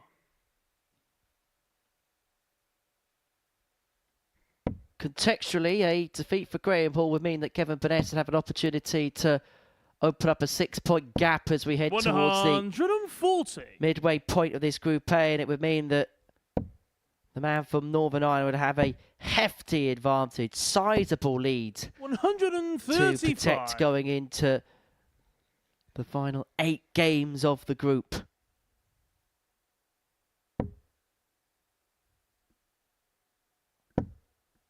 Graham spoke in his interview yesterday about lessons learnt. 100. Last time he was here, he won the Group A and he decided to head back home, up to the Midlands where he hails, and came back on the Saturday. Said that in hindsight probably wasn't the best thing to do. So he's booked himself in for the whole week, and regardless of what happens, he will be staying in the hotel room. He'll be staying in Portsmouth. And if he does win this Group A, I will send him a leaflet of all the good things to do in Portsmouth. A6-sized. Ooh, said like a true local. 60. Graham, you require Go down the beach and that's it. 161. Well, this time of year, if the sun's out, bit overcast this morning driving in. Yesterday drove in, it was a lovely sunny bank holiday Monday. Let's go for the 51 there, not to be. Go back to the treble. 97. Yeah, Will you Spinnaker require Tower in 126? beautiful sunlight yesterday. Portchester Castle across the water. 101. Graham, you require 64. Not quite there on the 126. But yeah, a little bit dull and overcast, and we'd had rain overnight, so it wasn't quite so bright. But this looks bright. And it'd be nice and sparkly as well if it goes in. 56. Not to be on this occasion. Will you require 25? We don't usually get too much by way of reaction from Graham Hall, but you could just hear in the background his annoyance because he's passing Game shot on the third opportunities leg. Will Beaden. to his opponent, and to Will Beaden's credit, he's taking full advantage. He's got the break of throw, and he has a 2-1 Fourth lead. leg. It's Will to throw first. Yeah, well, Game on. Beaden being from the Midlands also, Wednesbury is kind of one of those signs you see on the motorway as you're going through the Midlands on the 42 or the M5, and that's not too many far away from sort of West Bromwich, Dudley, Wolverhampton. It's all in that sort of little circle. So I would have thought these two probably would know one another. 140. It's caught somewhere around Spaghetti Junction, isn't it? Yeah, kind of. 46. For those uneducated like myself and yourself, Henry, yes, I would agree. It probably is.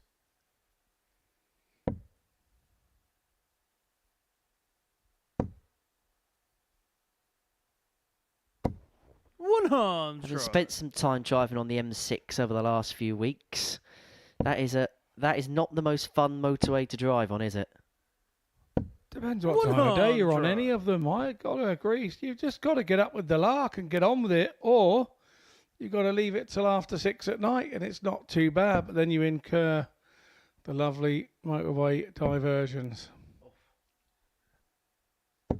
100. In the summer, they start those earlier, about 8 o'clock, 9 o'clock. They start coning off the motorway. Not good. Yeah, particularly some of the weird ones you get off the M1. Graham, you require 121. Anyway, Graham Hall here has got 6 starts and 1-2-1 to level this game up at 2-2, which is why he heads down for the 25. He's got the bullseye. 81. He's going to come back for tops, having left it after just 12 darts. Average of 95.37, just continually averaging around that 90 to mid-90s mark, which is just making himself incredibly difficult to beat. And if he wins this game, then he would have won each of his last 5 in succession, having lost his first 2 games in this group. And with that 13 darter, he's got himself back level at 2 apiece. 5th flag, it's Graham to throw first. Game on.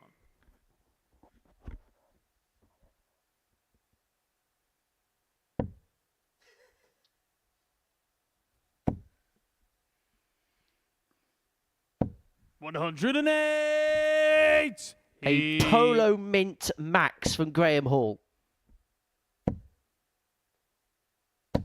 108. A Murray Mint Max from Will Beaden. A 180 is a 180. Doesn't matter where it is, as long as they're all in that red bit. Well, I'm going to get out of the way with early Scott. He missed double 12 yesterday for 9 darter, did Will Beaden. That was the highlight moment of yesterday's play. 100. Yeah, it was, and I think we noticed that he had to stop on his last dart, and I don't think if he hadn't have stopped, I think he might have been okay. He may have had a higher percentage chance of hitting it, but yeah, it wasn't quite to be, was it? 140. I have to say, it was a 9 dart attempt, which, if the truth be told, kind of came from nowhere. Sometimes you can feel a player brewing up to something like that. It just wasn't that sense yesterday. You require 121.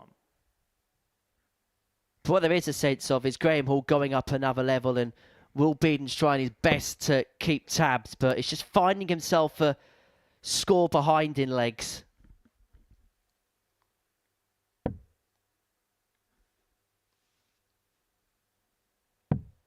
$47.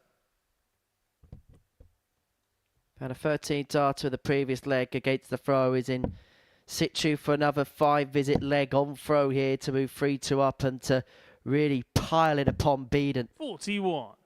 Graham, you require 74.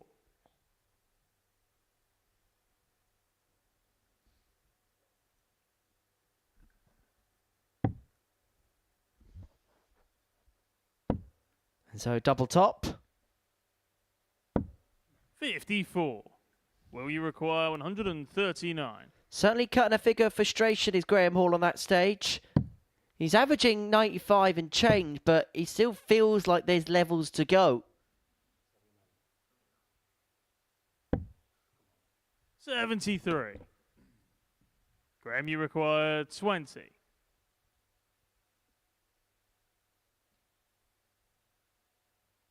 So 2 10s to re-establish the advantage. Game shot on the 5th In it flag. goes. Graham Hall. And Graham Hall moves 3-2 to the good. 6th Yeah, flag, nicely it's done. Will And all to the throw pressure on first. Will now to hold Game his on. throat. This is what's always difficult when you go to 3-2 and it's down to you to hold your throw. You really want to open up with a double 60. treble visit. Stamp your mark on the leg and That hasn't happened. He's gone troubleless, offering an opportunity to Hall, and he knows that straight away. And you can see by the wry smile, he knows that he hasn't really capitalised on the situation.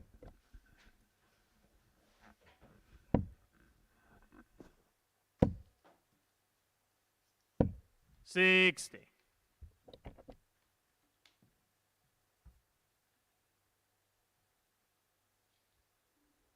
Coming up next, Kevin Burness against Pim van Bijnen to round off the second round of fixtures. 100.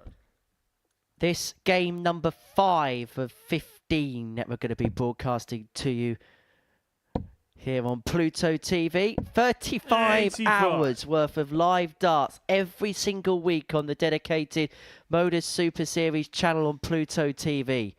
Plenty of darts for us to get stuck into, Scott. Yeah, that's how we like it. Live darts here on Pluto TV. 140. Stream now, pay never. Here on Pluto TV. It's not just the darts, by the way, on Pluto TV. 121. Classic games for the men's and women's FIFA World Cup available on there. You got MMA from UFC. You've got Top Golf from the PGA Tour. Yeah, I've got to say, it is a decent app to have downloaded to your tablet, phone, or whatever, because you can watch it anywhere. You can get a signal. Is that going to be the way of modern TV in 10 years' time? Who knows? It does look like it, though, doesn't it? 85. Graham, you require 108. Well, this is for the match for Graham Hall. This would be to seal a 5th consecutive victory. He lost his first 2 games of the group. Won his last 3 yesterday, and now looking to win his first 2 of today. Not to be on this occasion, though. No, in his last match he took out a 98 and a 97 to win 4-3 over Brian Raman. Not to go this time. Will the 90 go? Oh, interesting route. It's going to stay there. He has to stay there, surely. Well, I thought he'd block the bullseye. Game shot on the but stick what flag. a dart that is. Wow, wow, wow. 7th and final leg. Will Beaden, take a bow, son. Game on. I think he liked that. He's still giggling about it. You cheeky little monkey, Will. He is beaming from ear to ear, but now the series job begins, and for Graham Hall, it's about going again. 140. And he tried no-look 180 at the beginning of a last leg decider. It was a proper no-look one. He did even well to hit a 20. It was a mile away from the treble 20. Closer to Jack Garwood. 96. And I have to say, I'm not sure Graham Hall would have been the first player I thought that in a position like this would be trying something like that. Me either. 100.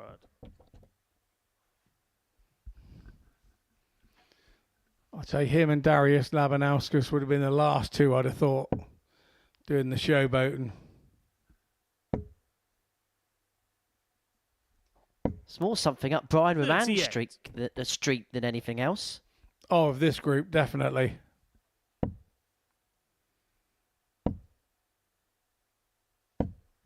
Well, Graham here's got 6 starts and 2-2-7 to wrap this match up once and for all.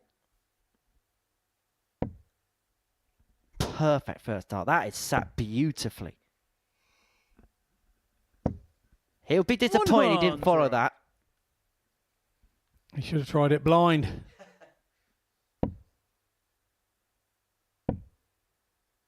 Those cameras are expensive if he hits one of them. 45. Graham, you require 127. Exceedingly. So 6 starts 7 for 1-2-7 to win the game. Not to be on this occasion, but as I say, he's got plenty of time on his side. 49. And he will come back looking at 78 to get the job done once and for all. Decent performance, average just under 93. He's just consistently hitting that kind of mark, 78. game in, game out.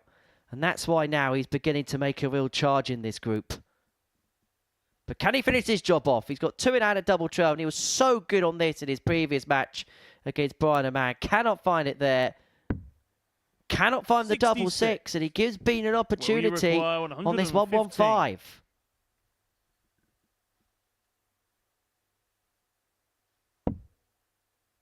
Well, this really would hit Hall where it hurts, but he's not going to find it. And so G-Man will be back looking at double 6. Required 12. To eventually finish it off for win number 5 in succession.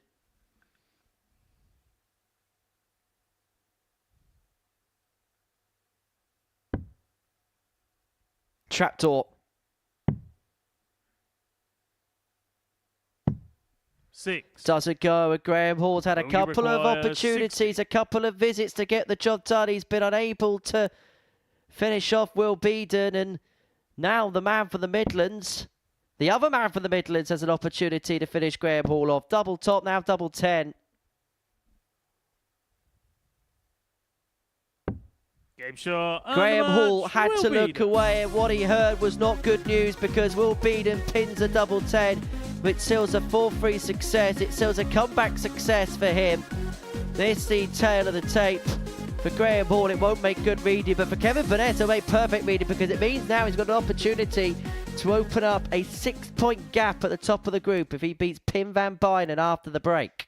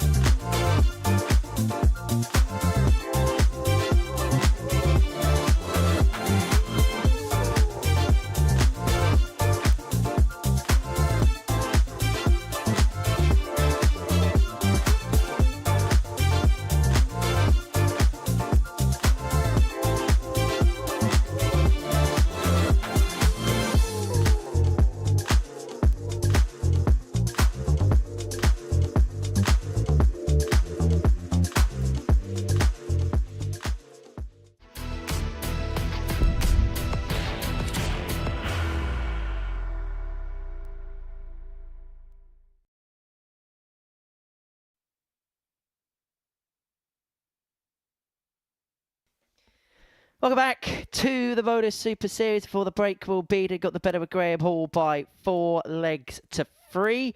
So to game number 6 of the session, and it is a meeting between Pim van Bijnen and Kevin Burness on the Super Series stage. It's the top player against the bottom player as far as this Group A is concerned. Kevin Burness yet to drop a game, wins this one 7 out of 7, 14 points, and he would stretch away a 6-point lead at the top of the table because of that defeat from Graham Hall before the break against Will Beaden. So it's Burness to get us underway, looking to carry on this winning train of his. 41. For Pim van Bijnen, he kicked off his day of a win against Will 4-3. And if he wins this one, then legs difference isn't exactly his friend right now, but he would move on to 6 points. And actually, it'd be Raman who'd be the player bottom of the group, despite both his games going 4-3, going the distance. He's actually put in a couple of decent performances over the course of Tuesday's session. But this game is all about Kevin Burness, isn't it? Wins this one, then he is in such a fruitful position to go on and win this group. You'd say if he wins this one and he moves 6 clear, Scott, it's probably his group to lose from this point onwards. Yeah, because you start to run out of games to catch him up. So, and that's you're expecting the rest of the field to go clear and not lose matches, whereas we've already seen probably the main contender, Graham Hall, has lost 3 already. 139. And we're not halfway through the games here on day 2, so as you rightly say, 94. His biggest contender to stop himself going through Group A is himself, if you think about it. Well, Van Bijnen's got 6 starts here from 167 to take out the opening leg of the contest. Will come back for 68 upon his return. But there's no gimme game here. That's what you've got to remember. Although Van Bijnen is bottom of the group here, look at how he's opened up. He's thrown with a bit of freedom and it's going to get a dart of something. It's going to be a dart of 32. 36. Kevin, you require 170. Not there, but you wouldn't put a finish like this past Kevin Burness. Well, you will now. And so Van Bijnen back for 3 more in hand at 32 to get an opening leg break. 32.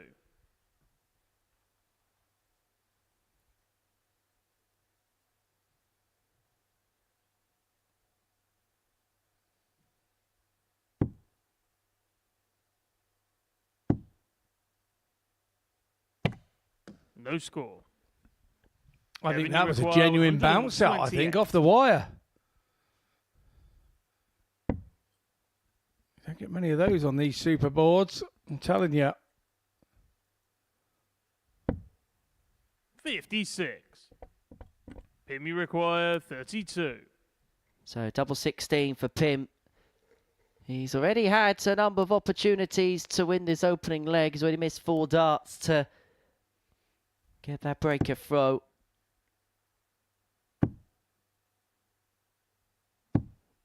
Or make that 7. They're all very close to the wire, but neither could find a way in. And so Burness back for 72 to pinch this opening leg. Yeah, Burness could Dick Turpin this one. 6. Almost. Pim, you If he had a fatter point, that would have been in.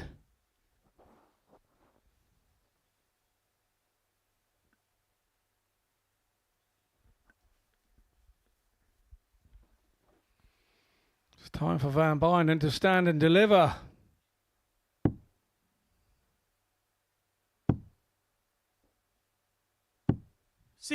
Well, he's had 10 darts Kevin, you require 12. to win this opening leg that had come and gone. And Burness, you sense, isn't going to miss anymore. He's not going to miss anymore. Kevin Burness. Well, that is daylight robbery. Second leg, it's Pim to throw first. Game on.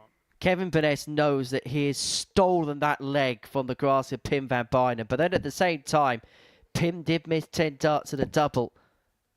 And what's they say in this game? What goes around comes around. 99. Yeah, proper old school that from Kev. Didn't even apologise. Don't need to. It's not his fault, is it? I like all that. We see a lot of this apologising, and I'm not into that. I'll probably do it without knowing that I do it, but I'm not into it. I'll never forget the time, right? And we've both commentated with Chris Mason a fair bit in our time here. And how many times does he sit in a commentary box and say, don't apologise. I'm not doing the Bristolian accent, by the way. Don't apologise. Don't apologise. Plays on the stage, wins a leg he shouldn't have, puts his hand up in the air. Well, he just caught the bug, didn't he? He didn't mean to. Good morning, Mace, if you're watching. Hope you've given us a little look while I don't know whether you're practicing or whatever you're doing. Playing very well at the minute. Putting some really good averages. He's playing some local league stuff. Obviously, he has the pub, doesn't he, these days? In fine fettle. Putting the hours in. And he keeps saying you can't, there's no way of hiding from this game. You've got to put the hours in. It's not just going to come to you. He's absolutely right. 100. Some advice that I should listen to. I'm sure we will see him back in this commentary box before too long. 140. Pim, you require 108. Well, Pim looking at 108 to level this game up at one apiece. And if he doesn't, Burness is back for 44 to really take control of proceedings.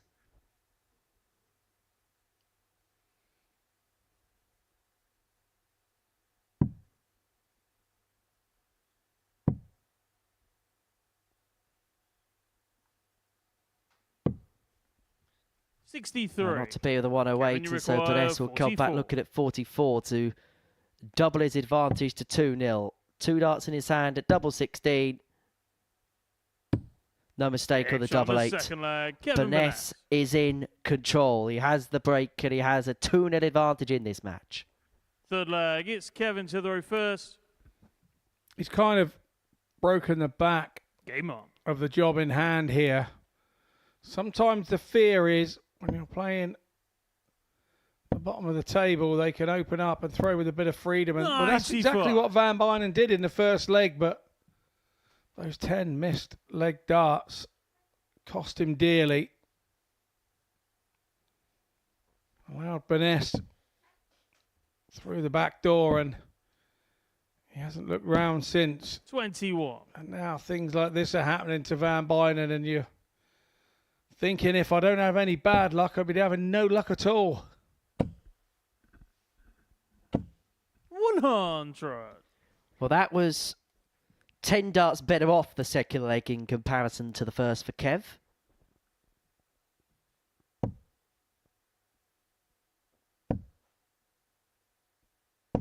$85.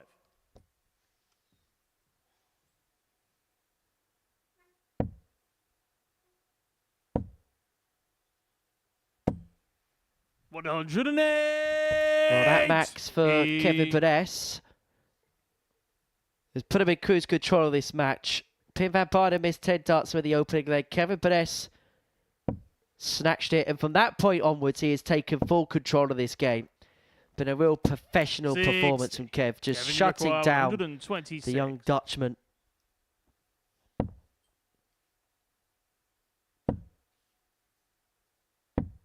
$58. And it just looks like now that Kev's just getting the job done in his own time. He's not really getting too much back from his opponent. Oh, indeed. And 55. Kevin, you require 68.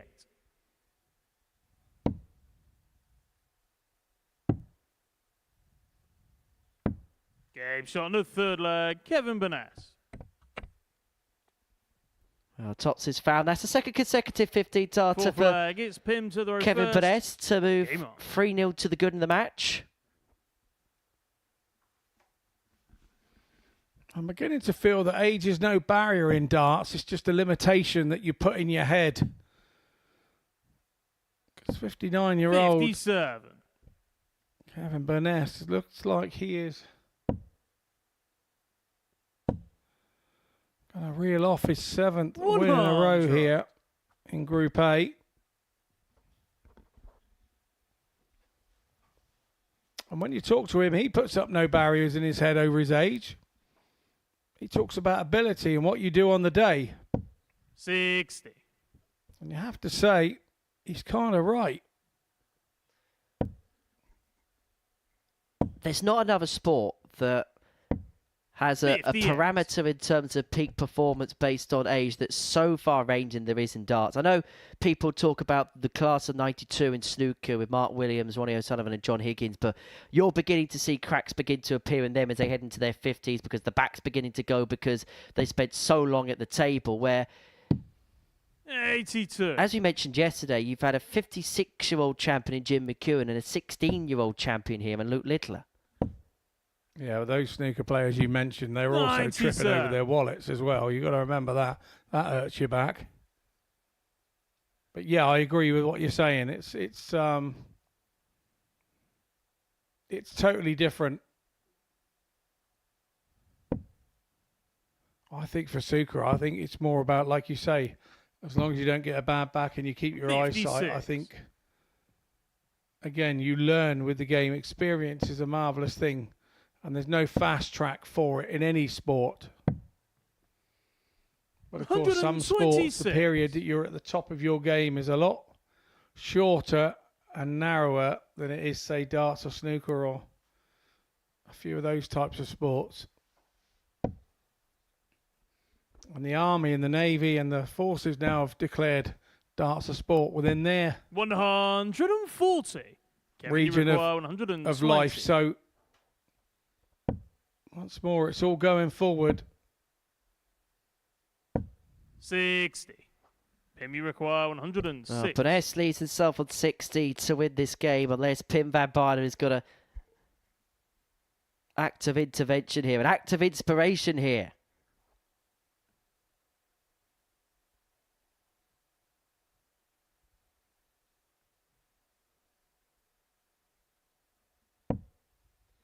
Triple 18. Would have left double 16. And so Burness is back now for the match. 58. Looking at 60. And this 60.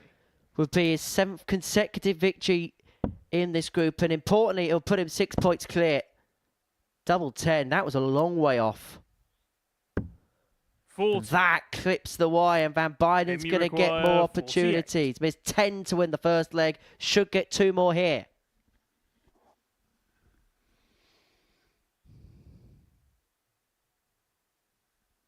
Let's not forget, Van Bijnen opened up with a win today.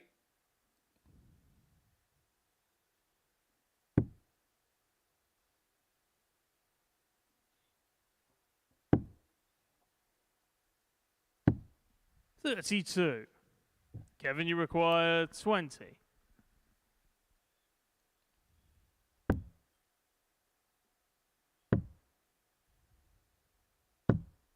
$10. So Van Bijnen gets back. 16. As Burness now starts to have double failings.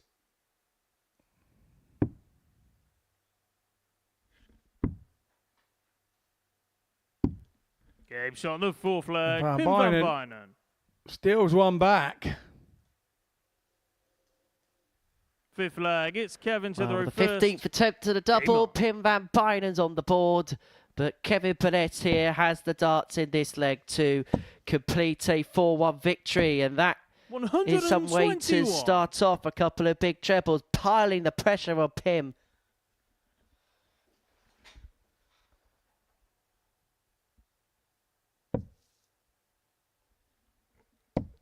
If you have just joined us, then you're going to be joining us for a blockbuster day of darts. 9 more games to go after this one. A feast of tungsten action on this Tuesday here on Pluto TV.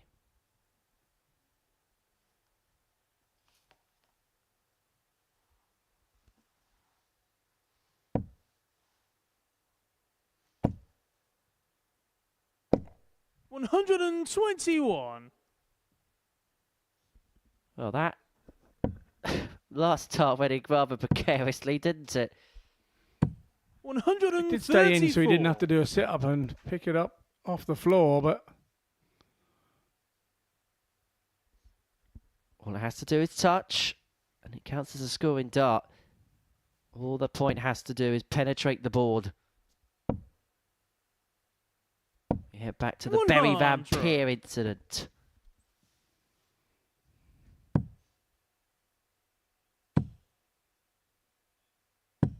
$133. Yeah, nice visit there. 140. It is a nice target, that. Although 165 is a horrible number to leave, you do get 3 stabs at the treble 19.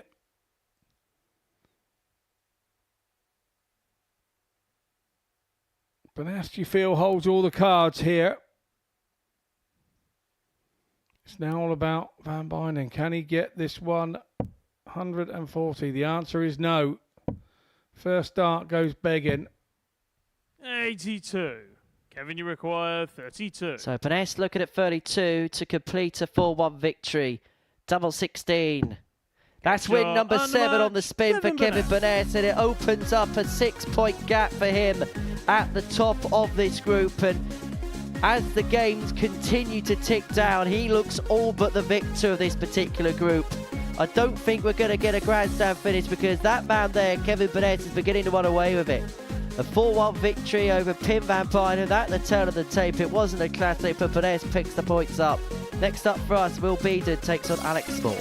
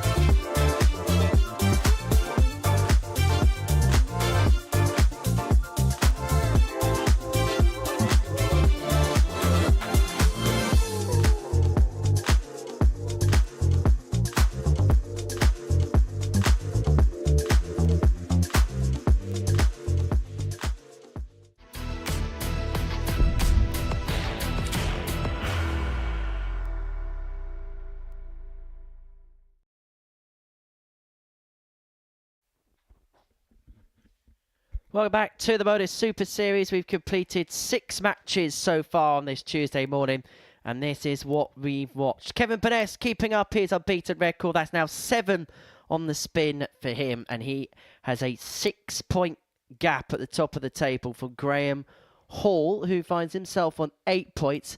Behind Kevin, it's actually really, really tight. Just 4 points separate the other 5 players. Hall on 8 points, as you can see.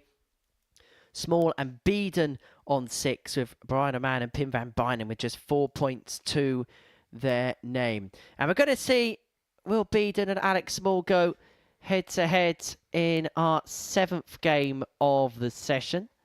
For Alec, he can move level on points with Graham Hall in 2nd position in the group. Put himself in a really good position to qualify for Group B on Thursday and Friday evening, up against Will Beaden, for whom he got the better of Graham Hall. Came back from behind to beat the man from the Midlands in his 2nd match of the session. First leg, it's Will to throw first. For Alec, 2 contrasting performances to kickstart his day. Lost 4-1 to Kevin Burness, averaging just under 80. And that was in excess of 92. 83. Get a better by a man 4-3. Now, he had actually trailed in that game 3-0, did Alec, before then reeling off 4 on the spin to complete victory in that one. And if the truth be told here, Scott, I've got absolutely no idea 58. what's going to happen in this game. No, the way it went yesterday was that Alex Small really did get going and absolutely ruled the roost. He was the biggest rooster in the hen house yesterday, and he won 4-0. And 45. we found that, or I felt that Will Beaden had started throwing a little bit quicker than he wanted to. He was getting dragged along with the pace. And the faster that he threw and walked back, the more that fell into Alex Small's hands. So whether he noticed that yesterday, or whether, you know, friends or family were watching and maybe picked up on the comments that I made yesterday and told him, we may see him do something slightly different today. 63. But from Alex Small, it's all the same old for him. He's doing exactly what he did yesterday in this game. That's how he's opened up here in leg 1. 100. Alec, you require 18. He's himself double 9. 9. Will you require Inside, but if he's going to be 155? broken in this... Well, if he's going to get the break, shall I say, the opening leg, he's got to hope that Beaden cannot take out the 155. The Trouble 19 would have left the double. Not to be, and so Small will come back 4-9 for the break and for the perfect start. 99. Alec, you require 9. He likes the 18s and 4 side of the board, so it'll always be 1 for double 4. On the first leg, And Alex Small. right, the proof is in the pudding. Second leg, it's Alec to throw first. Game on. 45.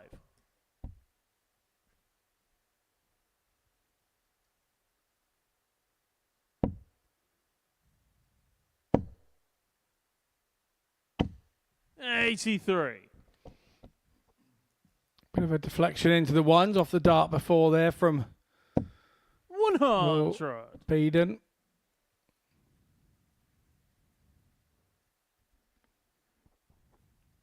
Caution, get in contact with us here at the Modus Super Series. You can see the straps on the bottom of your screen of our social media accounts on X, Facebook and Instagram at MSS Darts. You can get in contact with us with any 96. thoughts and observations throughout the course of the day. If they're any good, we will read some of them out. Any questions for a former world champion? Just think about this. You've got an opportunity to ask a former 85. champion of the world any question that you want. So do get in touch with us at MSS Darts, and some of your best 140. questions will be sent through to us in the commentary box, and Scott Mitchell will answer them.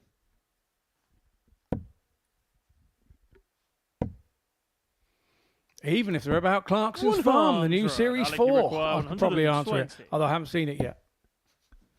No spoilers. No, only 4 episodes have been released apparently this week. 71. Will you require 150? So Beaden here looking at 150 to level the game up at 1 apiece. Needed a couple of treble 19s there, doesn't get, and so Small will return for 49 42. to Alec, you double his require lead to 49. 2-0. Double 16. It's found 2-0 Small. Alex Small. And this really is a proper professional job so far from the wild card. Third leg, it's Will to throw first. Game on.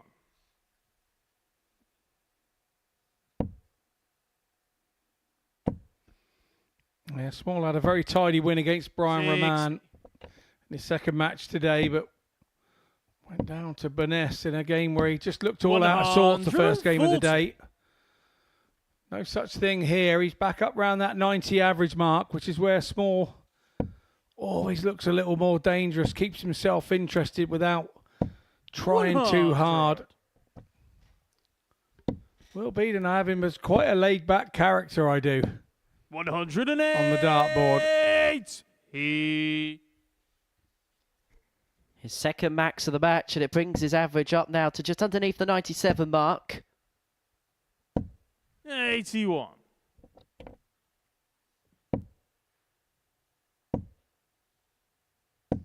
$60.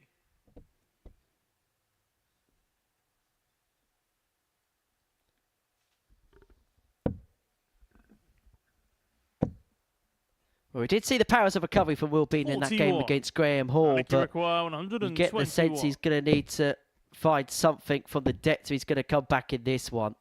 Because Alex Small, well, I say he has this game exactly where he wants it, but a couple of misstrays there means that he's going to have to spurn a dart when he comes back.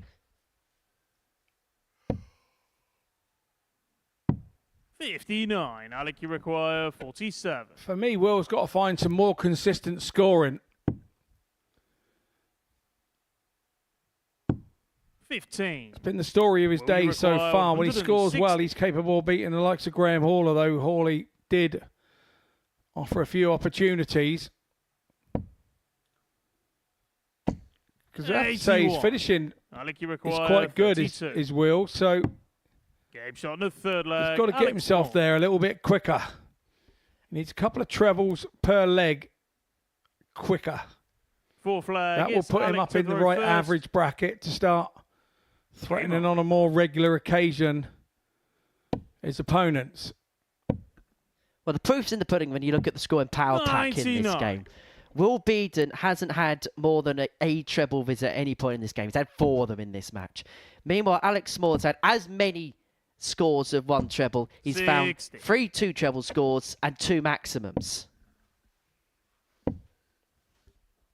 So he's just constantly, Alec, in this game, finding himself a visit in front of his opponent.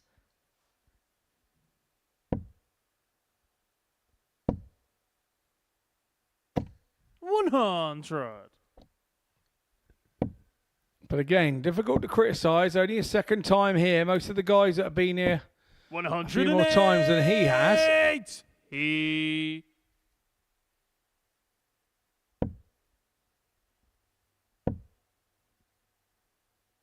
140. Alec, you require 130. There has been a performance of mature experience from Alex Small.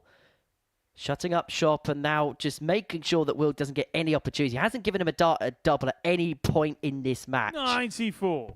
And it looks like that's going to continue to be the case because he's going to come back 3 darts in hand at double 18 to put the cap on what has been a very good performance. Average 55. Over 93 and a Alec, half. you require 36.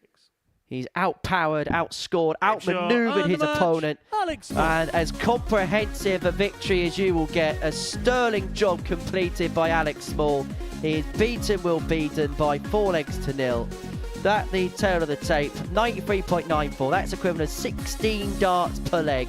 The doubling at 33% as well. Coming up after the break, Brian Raman, Kevin Burness.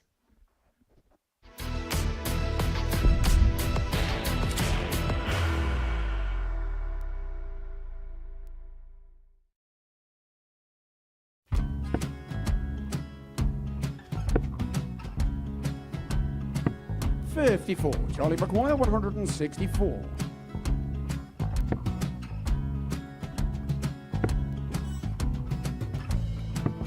44.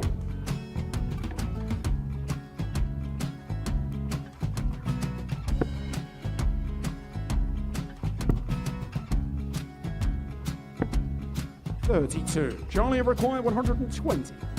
Well, 120. He's got a fair, at least 2 handfuls at this. Just needs to stay 60. there. That's a good shot. Halves his score. Leaves himself on a 2-darter.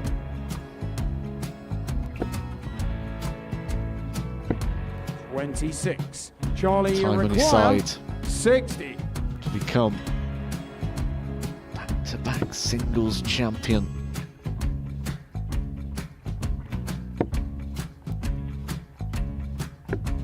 $40. Definitely a couple of nerves in those last 2 darts. But he'll be coming back.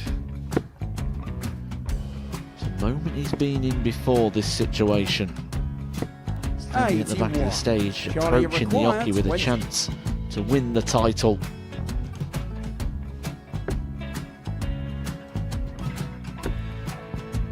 He did this to win the first title, if you remember. 11. I think he's gone. Georgia I think require he's gone to 180. bust it, maybe. The first title he wanted 20. He went 6-7-7 to win it. He had a chance to replicate it again. Yeah, I get the feeling that was for a bust, and 39. on that situation there, George Scaife wasn't even 9. able to take it out going to the 18s on that switch. Yeah, I think he just panicked a bit, but he's done well to get that big one. Sometimes can be the hardest part. Georgia requires This is it. 79. It's got to be 19s. It's got to be 19s for this shot. Big 20 and a double. He's got the first one. He's going to get a match dart here.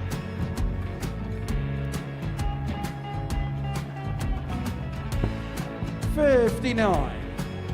Charlie Threw the entire required body into that 8. one. Just didn't want to let go of the dart.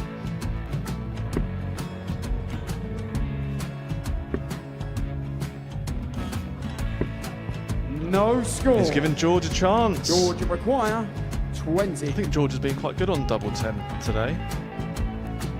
So many opportunities for Charlie Murphy. Got Couldn't it, get the job got done. in the match! And the Red Dragon George Modus Scaife. Super Series Influencers Champion, George Scaife!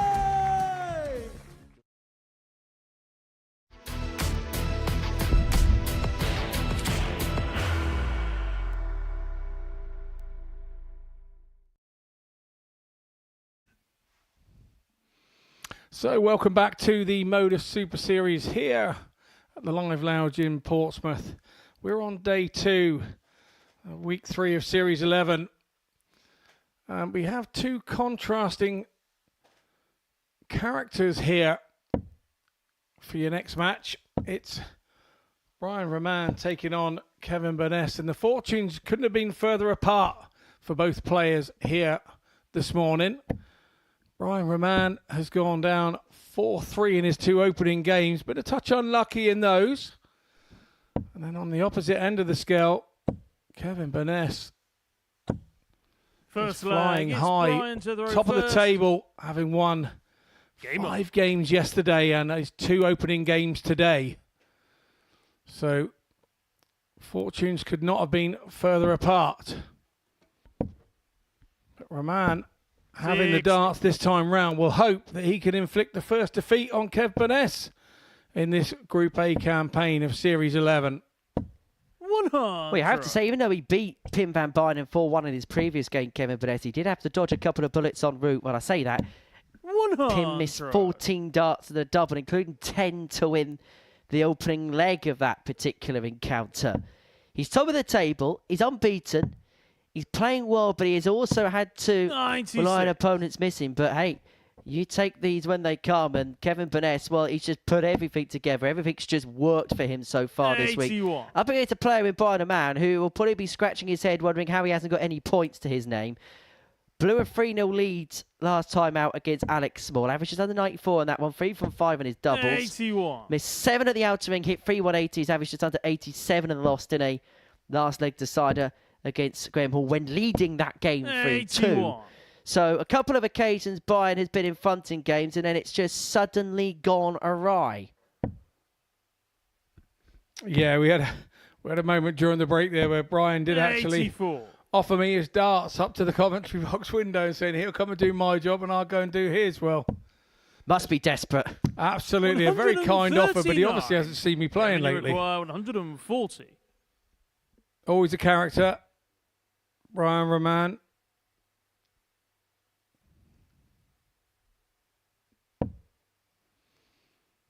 That's where he wanted the first dart to go, was Kev there, not that big one that he had. Game shot on the first leg, Brian Raman.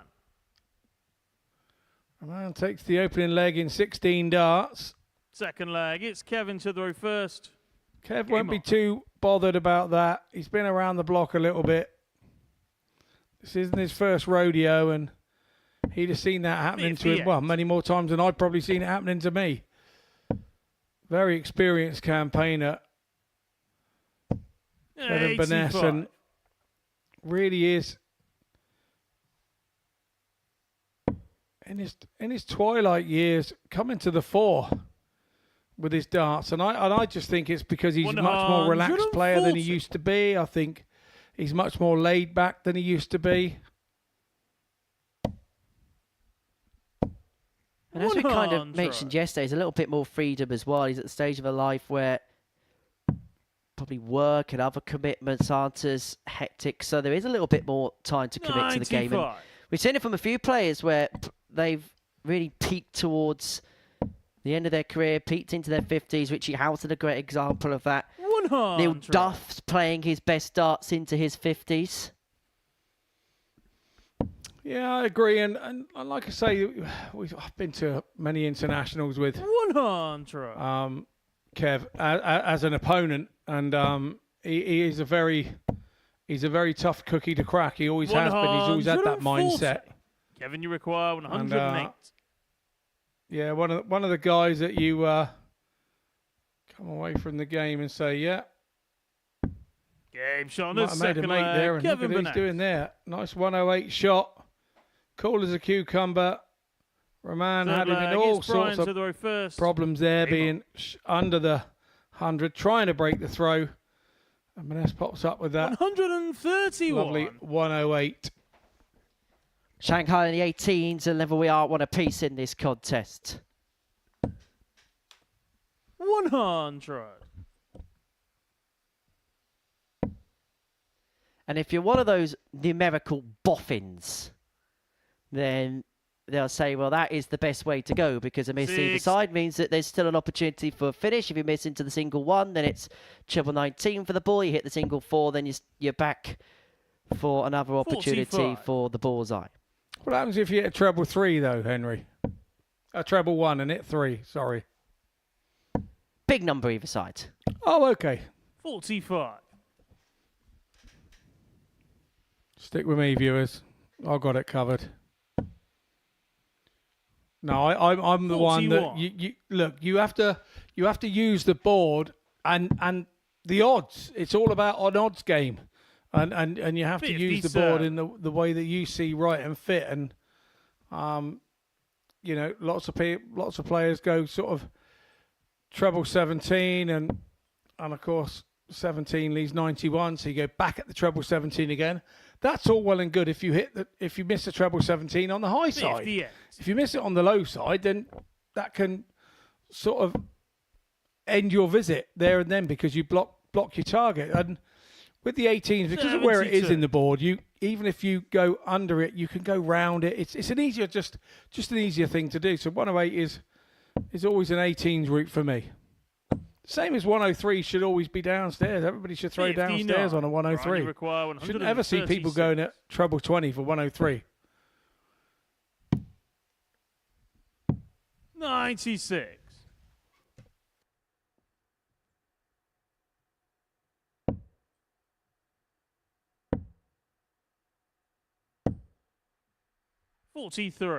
Tots are about to move 2-1 up in this contest. Down for double 10, in the double 10, and into a 2-1 lead. I don't like to say anything. and I don't like to cheer Full people flag, up. it's Kevin This to has the got first. 4-3 written all over it again for me.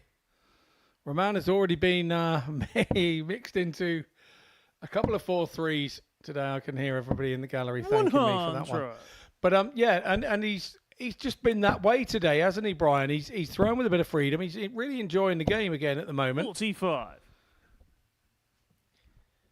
Right on cue, it's a 45. Thank you, Brian.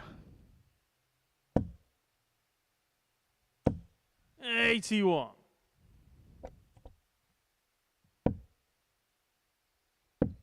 I get the sense he's one of those players.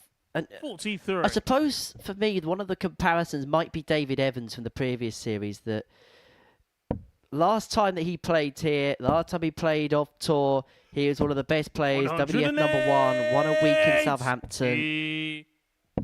When he came off tour, there was kind of an expectation that he'd do something similar. Didn't quite work out for the first while, like it did for David. 140. And he may feel like he's overdue one of these now. Yeah, possibly. Dave Evans' nickname is Stretch. I call him Lurch. He leans so far over, he's nearly putting him in.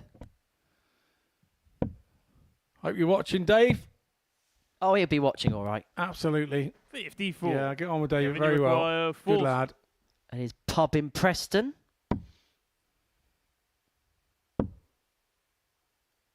I hear that when me and you get to visit his gaff in Preston, we get a free drink on the house. Well, I've visited Preston before. Only one visit. And I managed to get 3 tickets for driving in a bus lane. One for Friday, one for Saturday, one for Sunday. So I don't know whether I'll be going back to Preston in a hurry. It's going to split here. 4 doesn't go. And so Raman here's got an opportunity to open up a 3-1 lead. Looking at 156 to do exactly that. Not to be. Just a couple of darts now. Just beginning to drop low for Brian. Kevin, you require 8. Game shot on the 4 flag. 4 is found by Burness, and this game is level at 2-2. Would that have been the BDO World Trophy that you would have been in Preston for? Yeah, it was, yeah. I remember, I was like, how did I play? Can't remember who I played, but I remember watching out in the crowd 56. At 14, and then I went outside after I played my game, and there were 16 in the queue for the taxi, so I couldn't work that out. 140. Yeah, good old days of the BDO. Unfortunately, it was coming to its end at that time. Did try every venue all over the place. It was just one of those things. Yeah, Preston Guildhall, that was famous snooker venue. Oh, venue was absolutely lovely to play in. 135. It just would have been nicer if there had been a few more bums on seats. 100. Tell you what, Preston's home to one of the best curry houses I've ever eaten in my life. 108. I've only started eating curry more recently, so I can't say that I've been eating curries for many, many years. Absolutely exceptional. The naan bread came on like this coat hanger. 100. It was incredible. Kevin, you require 46. Anyway, Burness 46 to move 3-2 up. Double 16 the target. Double 16 found. That's an 11 darter. And that really is putting your foot down when you need to. 3-2 up. He's got the break. And he now has the darts here, Kevin Burness, to get his 8th consecutive victory. And is it at this point do we begin to ask the question, can he go through this group with a completely unblemished record? 100. What happens when you start to go through the group? I've experienced this in Group A on one occasion. 93. It starts to become a bit of a chip on your shoulder that you haven't lost a game, and you start thinking, negatively. Well, if it goes now, it goes now, and you kind of end up wishing it upon yourself to get shot of it. And that's what happened to me. I think I lost game number 8 or something, or 7 or whatever it was, and then went on a run again. 100. But you don't want that to happen. So you mustn't think negatively about it. You've just got to keep on thinking one game at a time. That was the mistake I made. I was looking too far ahead and thinking, if I could only need so many games here and all that. And I messed myself up. So And now you look back at the records, and I wish I'd have got it right, but there we go. You never know. There's still time yet. Well, time is exactly what's on the side of Kevin Burness. 6 starts on 220, but he's made a bit of a mess of that, and as a result, he's actually passed the parcel back to Brian, who's got 6 to, guess what? Just like you said, take us all the way. 45. Well, both made a bit of a hash of their last visits.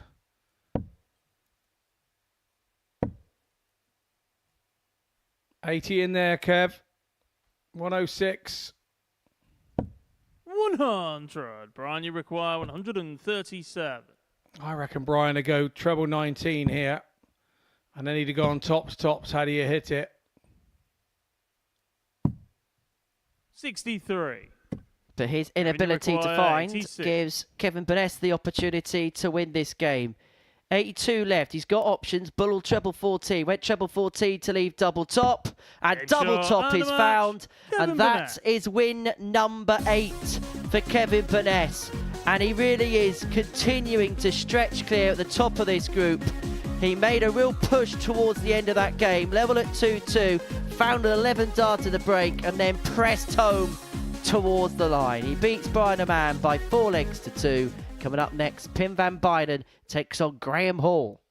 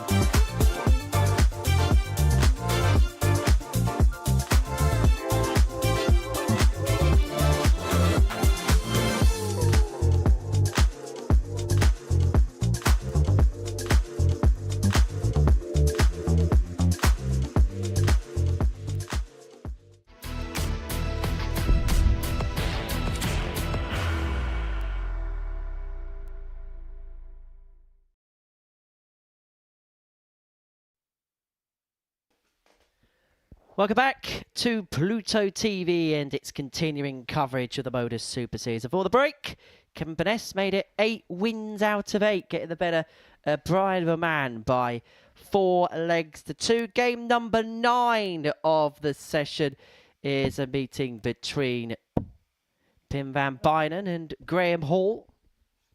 For Graham, he now finds himself 8 points adrift of Burness at the top of the group. A win here would bring the gap back down to 6, whereas Pim is looking to move on to 6 points himself. And actually, if Pim to throw first, that was to be the case, then Burness would be 8 points clear. Hall and Small would be on 8. Pim would be on 6 alongside Will, and Brian Raman would be the player propping the table up on 4. That's despite possibly, about having a proper look through the statistics, being, in terms of the numbers, one of the best players, if not the best player of the day so far. Yeah, he's been a touch unfortunate, hasn't he, Raman? 41.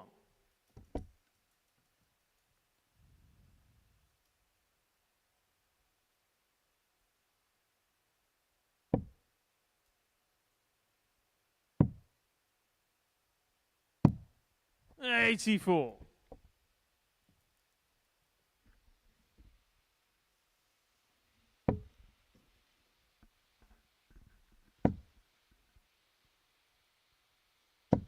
$108. He.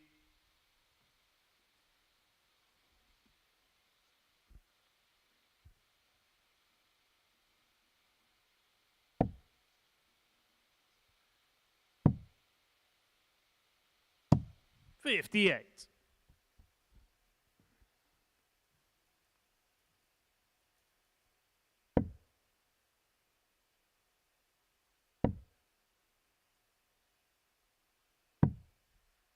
$78.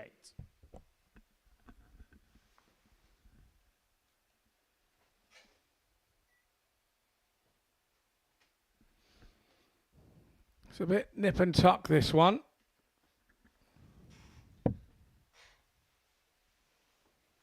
Notice so far that 39. Paul is not watching Van Bijnen too much. He's staying at the table, cleaning his darts off, wiping his hands.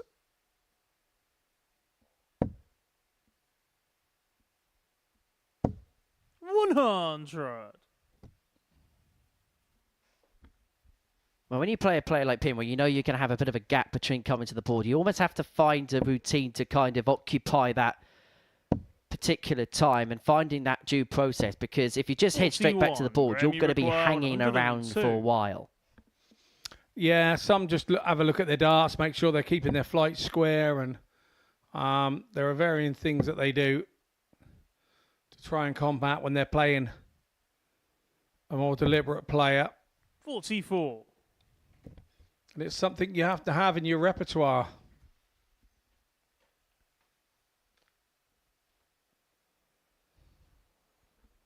He's left himself on 58 to get the early break in this contest.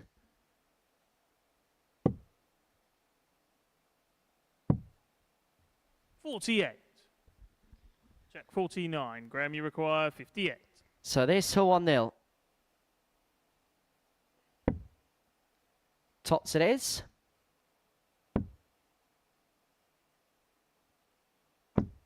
$18. But it's not got. Pim, you require And Van Bijnen is back for the big fish to take the lead.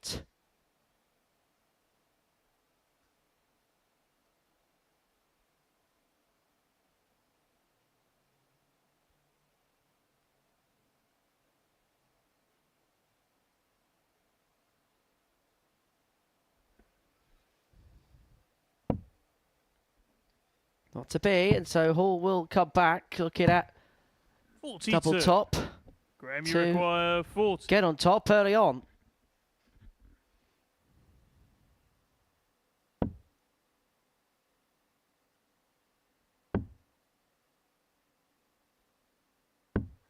$20.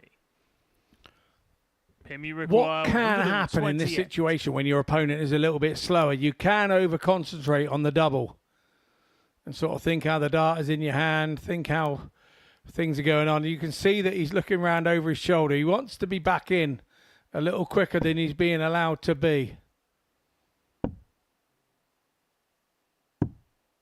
88. Graham, you required 20. So Hall back at double 10. And Bijnen has applied the pressure by leaving tops. Game shot on And the you can first see the leg. dart hit Graham the Hall. board a lot quicker. He threw that one a little harder, realised what mistake he was making and Second leg, it's Graham to the corrected first. it. So it's a break of throw in the favour of Graham Hall.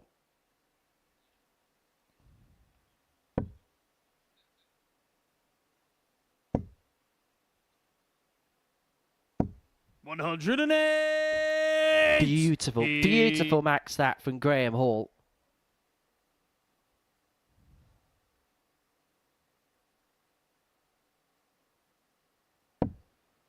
Up in the bar. It's just got a little bit warmer inside the venue over the last half hour or so. 60. Yeah, got a bit toasty here in the commentary box. We've turned our little bit of air conditioning on. Oh, and it could be heating up on the stage as Graham went full deep into the 9. 100. Gotta say, beautiful air conditioning unit, isn't it, Scott? Absolutely, it's lovely. The coolness going down my neck. It's like all I could do with is a 99 ice cream now, and I would be in heaven. I've got darts in front of me, cool air behind me, and a 99. 17. That'd be good for me. And I'm not talking about the score on there. I'm talking about the ice cream. So I'm more of a tub man myself. Why did I know that was coming? You had to be different, didn't you? 140. Couple of scoops, does the job. Does the job. Well, I suppose if you're one of those that's used to handling a wooden spoon, I can understand why you like the tubs. That's why I don't play for your dart team. 140. The only Graham, you person who knows a wooden require spoon 81. more than me is Mr. Durrant. Hi, Glenn. Hi. He's too busy coaching to be watching us this morning. Game shot on the Double second 12 leg. foul. That's an Graham 11 Hall. dart from Graham Hall. Really good leg. 2-0 he leads. Third leg, it's Pim to throw first. Game on.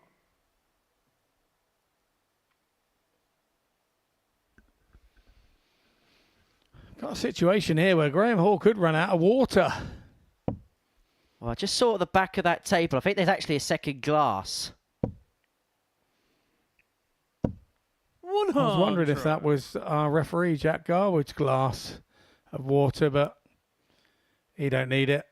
Steal it, Graham. Don't go there, please. I got in trouble the last time he made that accusation. 80. There's a glass and a half in everyone. There's another glass over the back there.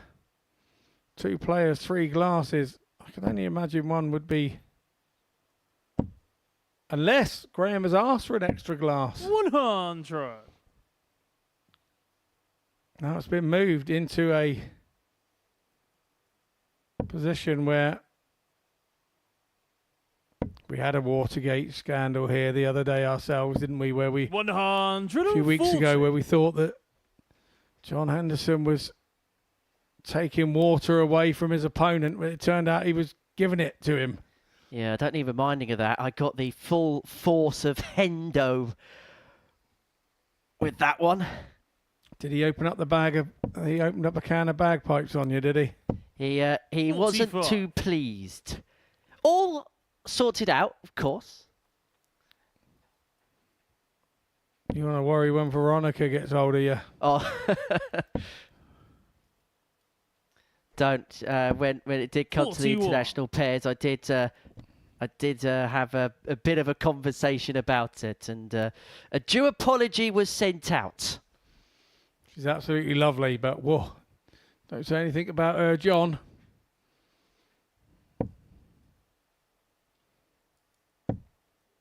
Hope you're well, Hendo. We'll see John 66. in Series 11 in a few weeks' time. Yeah, and I hope you're even better, Veronica. I'm not frightened of her at all. Well, looking for third backs here, Graham Hall. That 114 leaves him on a 2-darter, looking for the double breaker foe, which will put him 3-0 to the good in this contest.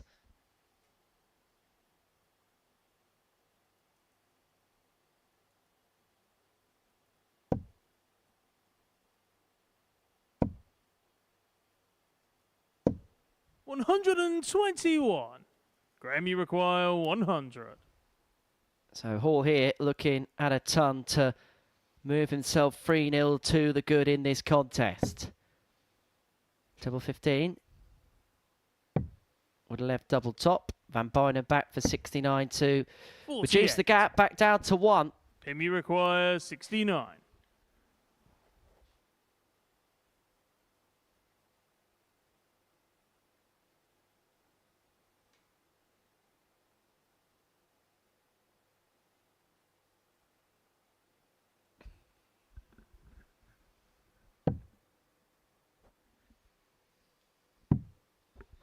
Well, he's going to get a look at tops. And he's going to get the tops. Third leg, Pim Van Bijnen. And he reduces the gap back down to 2-1. First opportunity, he's had a double in the game. Takes full advantage of it. Game on. And just keeps Graham Hall on his toes somewhat.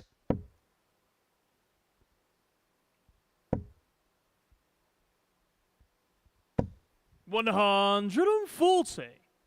But I've got to say, Graham is just... I think we've said this all day. I must sound like a broken record. But he's constantly in and around this low to mid-90s number in games.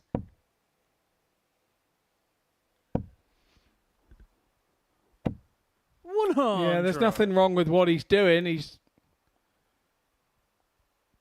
a couple of games he'll be disappointed he hasn't finished off quicker or hadn't taken chances, but you have to say most of the guys are stepping up against him and seeing him as the target of the group, and that's probably 45. Been one of the reasons why he's where he is, and a bit of a downfall for him. When you are targeted like that, you've got to stay on your best game. You know, you've got to stay on it, because even though a player might lose 4 games on the day and they play their best game against you, you've got to be up to whatever they're going to throw at you. And it's very difficult to be so consistent on 5 games in a row in a group situation like this. And I suppose what Graham's doing, kind of sums up where tour life came close but not quite good enough for him. Because these are the types of numbers out on tour which will keep you very competitive. It will win you games on tour. But when you look at the doubling stats in this game, for example, 2 from 7, it's causing him problems in this game. And particularly when you're out there on tour and you're playing the big beasts that are constantly in and around 40% on their doubling, game in, game out. You're only going to get one opportunity, and if he's doubling like that, it would have cost him games, which possibly in the end cost him his tour card. And so you can kind of see the pattern as to why players like Graham, players like Connor Scott last year, 100. Players like Josh Payne, for example, we know their ability, but we can also understand why they're in the situation that they're in. Yeah, very much so. And I think what happens with and what happened with me when I got my card is I hit the ground running, and you play really well for the first 6 or 8 months, 76. And you nothing deters you. You know that that's what's coming mentally. But then you start looking from there on in about, maybe thinking about keeping your card and how you're going to keep it. Graham Hall. And then you start to look over your shoulder rather than gallop forward. And you start causing the problems for yourself. Game on. And you're playing, and you end up playing that you're hoping that the darts are going to happen. You're hoping that you're going to win games, rather than in that first 6 or 8 months you go there with the attitude, oh yeah, got so-and-so, have I? Oh yeah, I've seen him on telly this week. I'm having you today. And it's a totally different attitude and mindset. And it's what, you do have this little bit of a fallout on year 2, on your second year of your card, where you do start looking over your shoulder, thinking about how you're going to keep it, and causing yourself problems. If I had my time again, I would definitely do it differently. I would definitely not be so worried about the second year anyway. Because if it goes wrong, you're going to lose your card anyway. So why help it go wrong by worrying about it? 140. Yeah. Look, again, it's another one of those. You get older and wiser with the situation. So is it one of them where that first year, because you've got that enthusiasm, because it's fresh, you're always looking forward to things, where when it comes to the second year, there's almost a reality kick in, and because of that, you almost the mentality shifts that you almost move on the back foot as opposed to putting that front foot forward in year one. Yeah, that's probably what it is. You know, everything's fresh, everything. But it's not just about you and how you feel about it. It's about how your friends feel about it. It's how all your teammates on the other nights that you play darts feel about you getting a card. Everybody's sort of, there's a bit of a euphoria about it. They're really pleased that you've got a card, and all of a sudden you get friends coming out the woodwork that you haven't seen for a while or whatever. But it just because it's such a big thing now to have a tour card. That's the way that it works. That's the way that it comes out. So, Pim, you require 161. It's not just how you feel inside and the euphoria, and you feel like you're floating. It's everybody else feels like you're floating because they're with you on your journey. Well, Van Bijnen's got 6 darts here from 161. Had one opportunity at a double in this game. He took full advantage of it. When he has been given opportunities, Pim Van Bijnen, by and large, has taken them. The only exception probably is that game last time out against Kevin Burness where he missed 14 at a double. But by and large, when he's been down to a double, he's been given an opportunity, he's been able to make use of it. And he's going to have to make use of this one, otherwise he could be a beaten man. 66. He's got to make sure he gets a dart at it first and foremost. So the big numbers have got to come here. And I always think in this situation, if you can hit the big numbers and get one dart at it, then you've got to back yourself.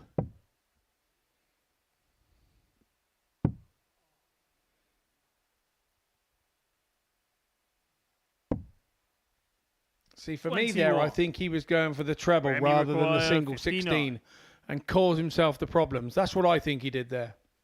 And so for Graham Hall, a match-winning opportunity. Double top is what he's looking at to move on to 10 points in the group. And double top found with a minimum of fuss. And a minimum of fuss is probably how you would describe that performance from Graham Hall. Took an early lead, was pulled back to 2-1 by Pim Van Bijnen, but then back-to-back 14 dart legs has seen the job through. Really good performance that, 96.83 the average, 4 for 9 on his doubles. Professional display from him. Next up is Raman and Beaden.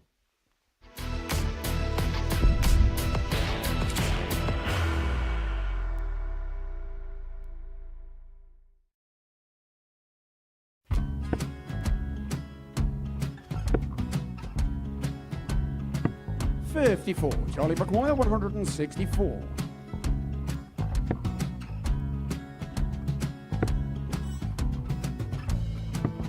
$44.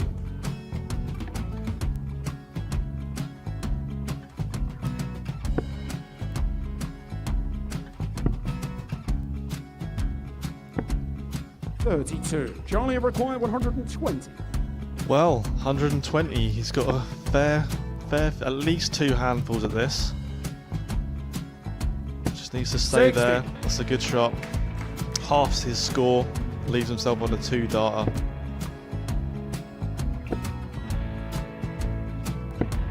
$26. Charlie Time on his require side 60. to become back-to-back singles champion.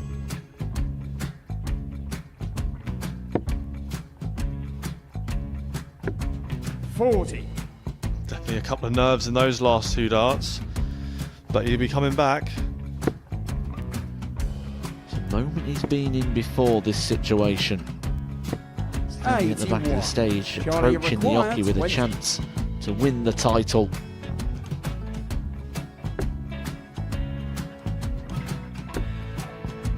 He did this to win the first title, if you remember. 11. I think he's gone. I think he's gone to bust it, maybe. The first title he won, he wanted 20. He went 6-7-7 to win it. He had a chance to replicate it again. Yeah, I get the feeling that was for a bust, and 39. on that situation there, George Scaife wasn't even able to take it out going to the 18s on that switch. Yeah, I think he just panicked a bit, but he's done well to get that big one. Sometimes can be the hardest part. Georgia requires 79. This is it. It's got to be 19s. It's got to be 19s for this shot. Big 20 and a double. He's got the first one. He's going to get a match dart here.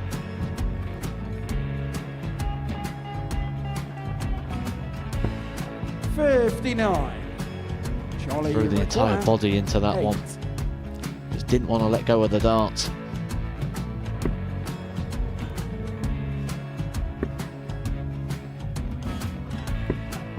No score. He's given George a chance. George require 20. I think George has been quite good on double 10 today.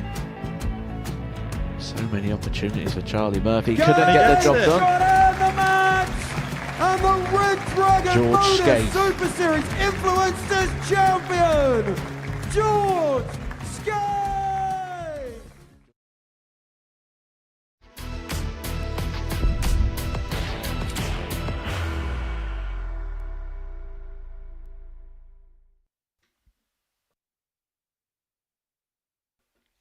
Welcome back to the Modus Super Series. We are 3 rounds down on this Tuesday morning here in Porter. Before the break, we saw Graham Hall get the better Pim van Bijnen by 4 legs to 1. But the big story is Kevin Burness. He is running away with this group A. A 4-2 winning his Bijnen man, his 8th in succession. He has a 6-point lead at the top of the group going into the final couple of rounds worth of action today.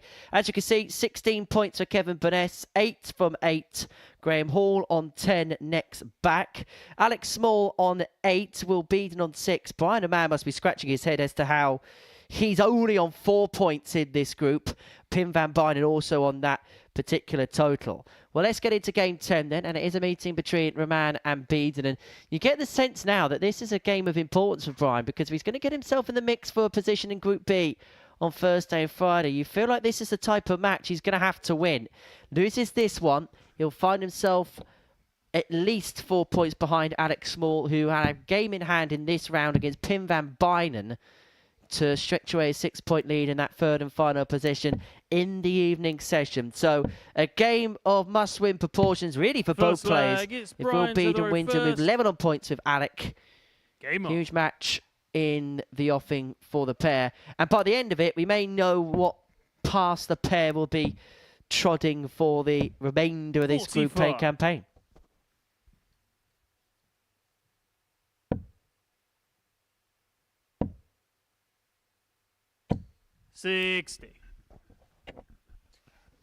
But Brian must be thinking here, the way that he's played, he's put in some good performances, kicked off an average of 86, had a couple of 86 averages, had the 93 and change against Alex Small.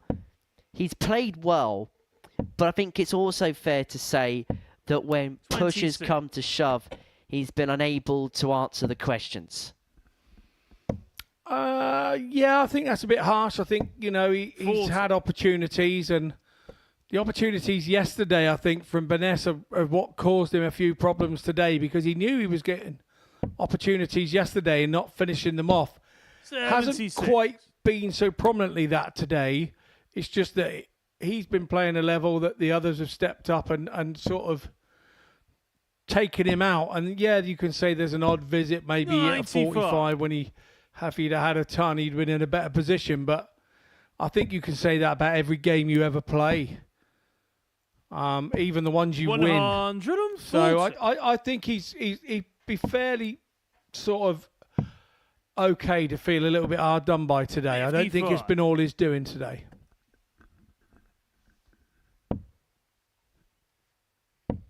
Well, there's question marks on his shirt, and I'm sure there'll be some 59 question marks in his mind. I like what you did there.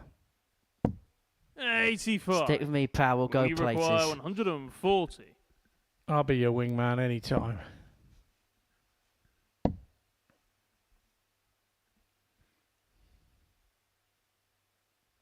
Oh, man, looking at 1-2-1. He's already had the 114 today. He's had the biggest finish so far in the opening 2 days' worth of play. He's now looking at the ball, and he wasn't too far away. He gave that a good old scare, didn't he? Require 114. Yeah, I like him on the 3-dart combinations rather than when he's just on 3 darts at double top, because he seems to be able to foul that up. But when he's on a 3-dart combination like that, he tends to get them right more often than not. 98. And I think as well, I don't know about you, I think that's mainly because of that rhythm element. We spoke about it so often. Combos like this, you feel like he's got a very good chance of getting, because when he is in full synchronicity and he's in full flow, then you expect things like that to be got. Game on. Yeah, absolutely. I agree.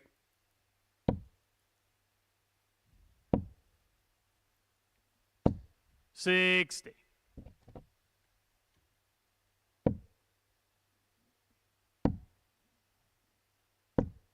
92. And I think there's been enough evidence as well over the first couple of days probably to back that up where Brian's been missing. He's been missing in clumps. 85.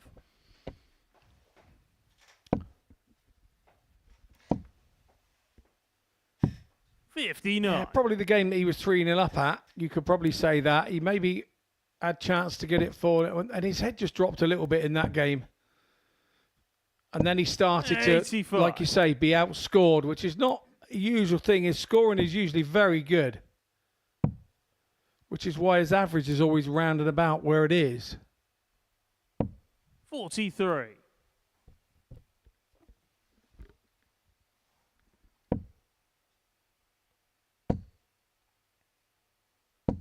$140. They look very clean out the hand there from Will Beaden. I don't think we've been able to say that all the time this week, but I feel like he's one of those players that we're going to learn a lot more come the end of the week than perhaps we did at the start of it. As the man piles in a 140 to leave himself on a finish. Yeah, I did like what I saw early doors yesterday. 38. Brian, you require 167. I think you hit the nail on the head when you say probably it's that consistency, isn't it? It's just letting him down a little bit this week. 131. Yeah, it's good moments are right up there with any of the group, but it doesn't seem to manage to keep repeating it. 53. Brian, you require 36. Well, it's a target Brian likes. Game shot It's the a target second he leg. loves. Brian Raman. He's got the break. 2-0 to the good. Yeah, likes it even more when he's hitting it. Third leg. It's Brian to throw first. Game on.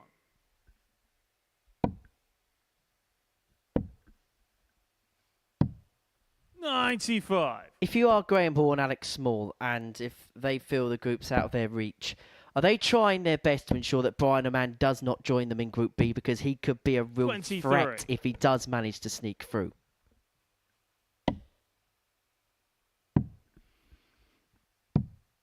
$56. Yeah, I think I go with that. I think Brian's a threat no matter what group he's in when he comes here.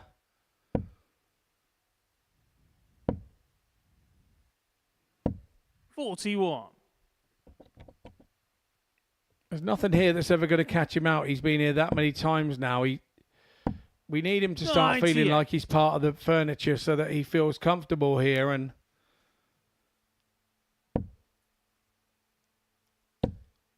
I don't think that that's not the case, though. I think he feels comfortable here 84. already. It's just there are moments that seem to get away from him a little bit here.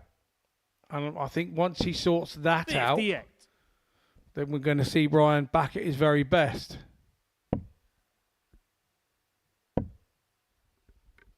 Well, he's in full control of this game. Not playing near his top level. I think he'd be the first to admit that.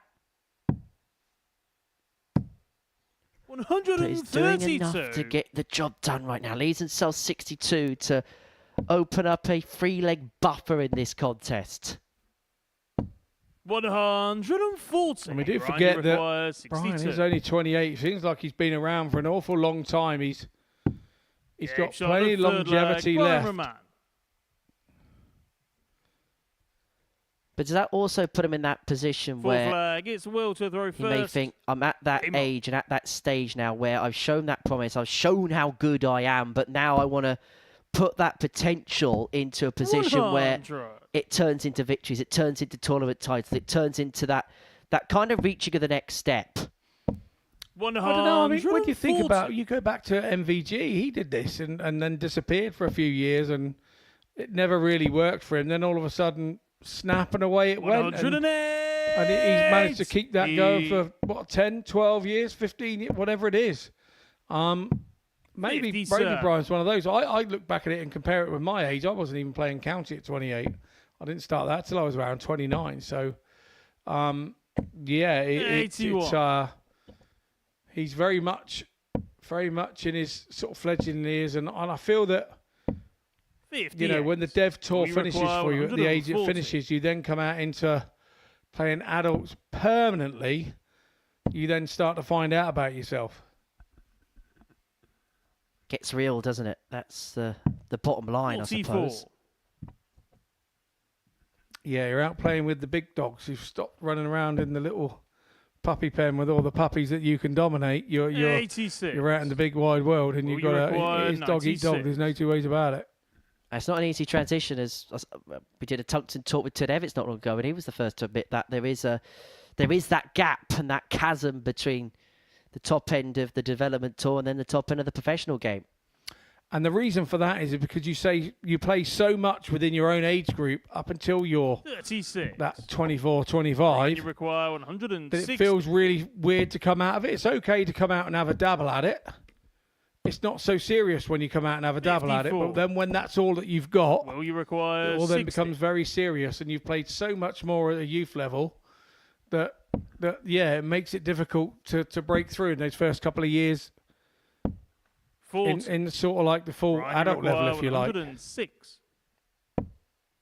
Well, looking to put the cap on a good display. He's looking at double 13 for Shot, 106 and a match, checkout. Brian Raman. Well, that's more like it for Brian Raman. The doubling was magnificent. His scoring power a little bit below what we've seen at times today, but he'll just be relieved to get that first win on the board. Finishing off with his second ton plus checkout of the day.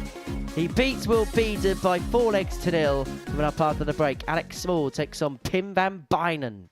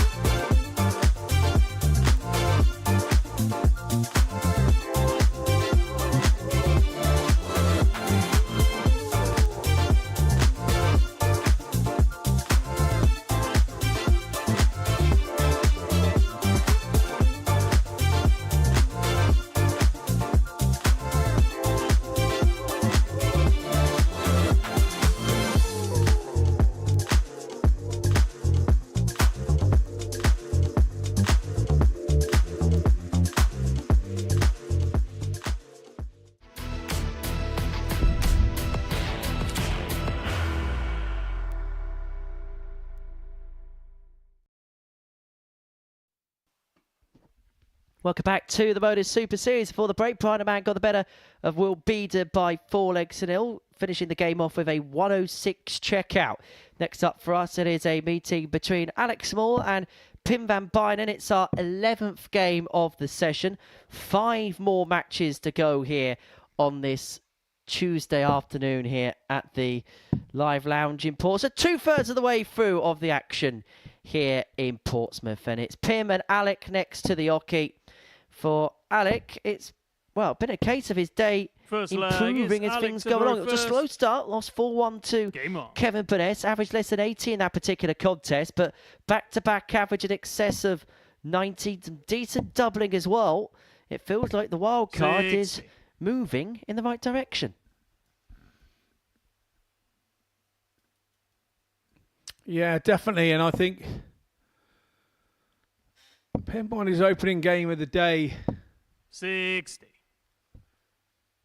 against Will Beaden, and he's found legs hard to come by other than that match. He looked very much more fluent and off the mark and looked really good in that first game, but since then, legs have been very difficult to come by for him. 140.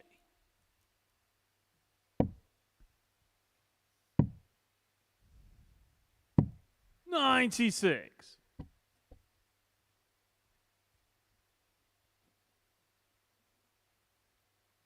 I just get the feeling that Alec is just going under the radar a little bit, putting in some good performances, but because we've seen Graham and Kevin do what they've done over the course of the last couple of days, we've not really spoken up what Alec has done so far in this group. 85. Yeah, fair point. I mean, we spoke about his potential in the group yesterday morning when we were opening up and saying he does have all the numbers that in games to say that he can live with the top of the group. And I thought at 12-1 he looked like a nice outside bet for the group, but it hasn't kind of materialised for him. But he's done it as he's done it in the past visits here to the Super Series. When he's been good, 59. he's been super good. And when he's not quite been on it, or he's been trailing in a game, his head's gone down a little bit, and he's sort of dropped off into those kind of averages where he becomes beatable, and his B and C game has probably 59. not been good enough to beat others' B and C game, is where he's come unstuck so far this week. 104. Well, he's left himself on tops, effectively forcing Van Bijnen here to take out this 130 for the break.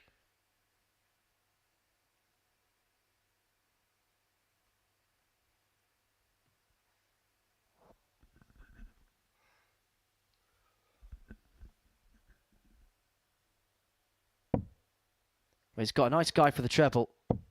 Cannot utilise it, and so Small will come back for double top 52. To take a one-leg lead 40. in this game. Beautiful marker. Surely that's an in-off. Surely that's an in-off. Game shot There was no way after the Small. markers of the first two, the third one wasn't going to nestle away in, and that's exactly what happens there for Alex Small. Use the first and second dart as a handy guide. A bumping off the barrel sees the wild card go one up.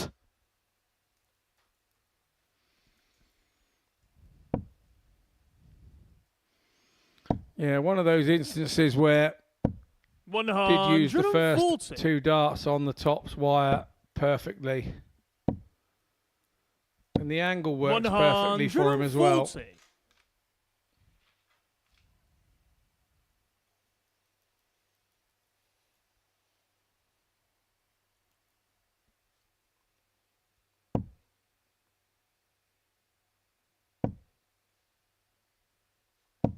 125.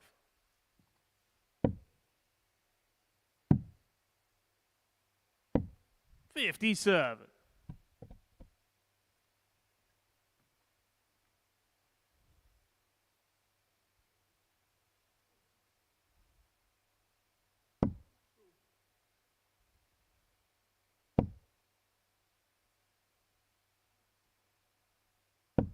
$60.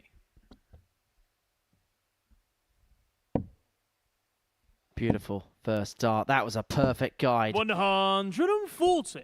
When he gets that first dart right, Alex Small, he can hit as big as anybody in this building.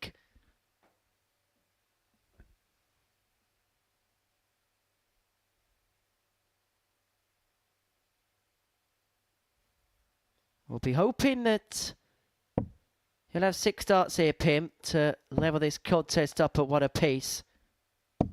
60. Alec, you require 164. But this would be the biggest finish of the week, and it'd be the biggest finish of the week by some margin if the 164 goes, not to be on this occasion. 64. Pim, you require 116. So 116 for Pim van Bijnen to level this match up at 1-1.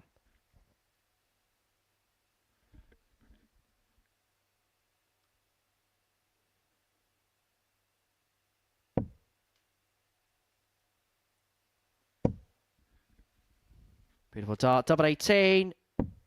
That's almost a beautiful finish. Alec, you require 100. Small coming back in for the 100 then. He's going tops, tops. 40. And that was a genuine bounce out off the wire 18. too. Threw that with some venom, didn't he? And it just spat back out the board as a result. Well, down for double 2. Game shot on the second level leg. game we have, Pim one van apiece. Bijnen. Yeah, good switch up there from Biden. I don't think it was intentional. Third leg, it's Alec to throw first. All the same, recovered nicely. Absolutely. You take the wins as they come, don't you? 108. He.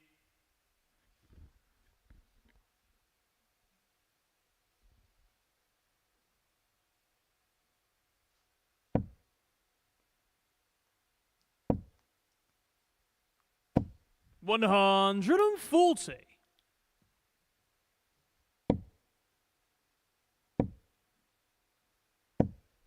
83. If we go back to that power scoring of Alex Small, it's just causing headaches for Pim van Bijnen on a constant basis. Because as an opponent to Alec, you always know that he's going to give himself 100. opportunities because he scores so well.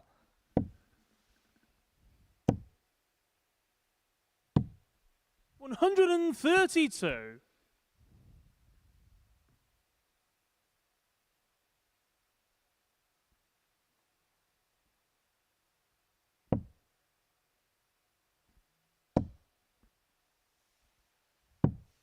$59.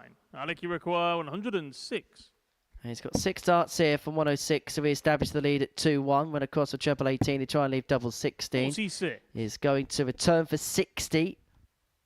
And you feel like this next visit's all about the first dart for Alec. Depending on where that dart goes in, there is a possibility there could be a violent collision with dart 2, the dart at tops. 140. Alec, you require 60. So still pretty even Steven here. But it's all about Small and these 2 darts at tops. Slides back across the hockey to his original position. 40. Misses 10s and He now requires 62. he could be causing himself some problems here. Well, Pim's kept himself in this leg, and as a result of it, he gets a chance to get the breaker throw, which he needs at some point to go on and win this particular contest. 17 left.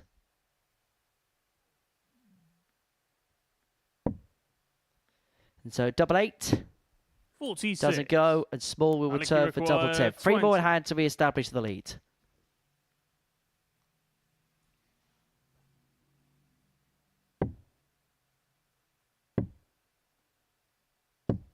Game Well, he shot was on the beginning third to leg. chase Alex around, Small. but he finds a way through eventually on the double 5. Alex Small moves 2-1 to the good. Fourth leg, it's Pim to throw first. Game on.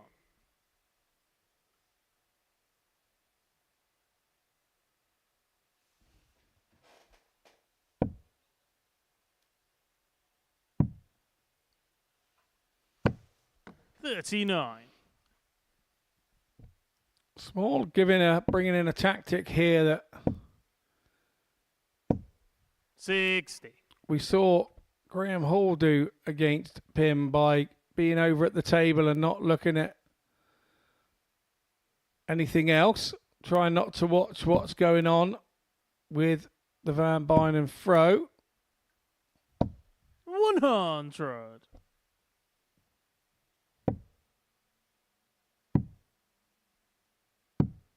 $81.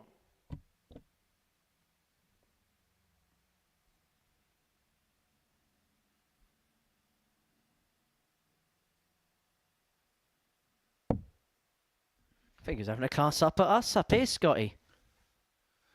Yeah, I didn't want to catch his eye. I don't want to put him off, but yeah, he is having a look up here.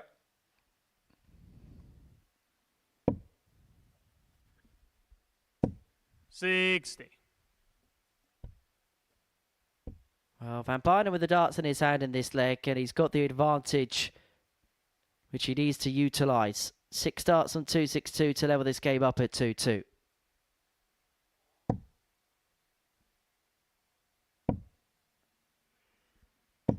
$125.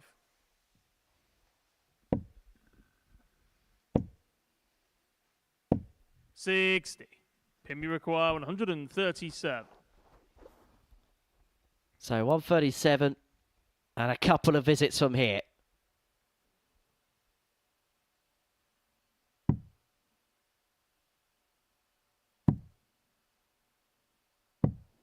$57.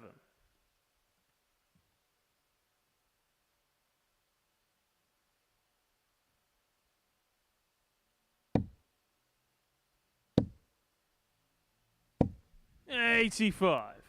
Pim, you require 80. So Van Bijnen then. Treble 20, double 10.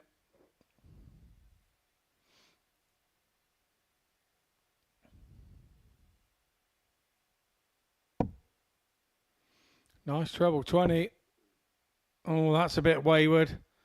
Not the worst start though. Double 7. 73. Legion with 7. Small back on 155. Can he bring out a bit of magic? The first one is done. The second one is done. Double 19. 117. Not Pim, quite to be. 7. And so Van Bijnen to square this match back up again.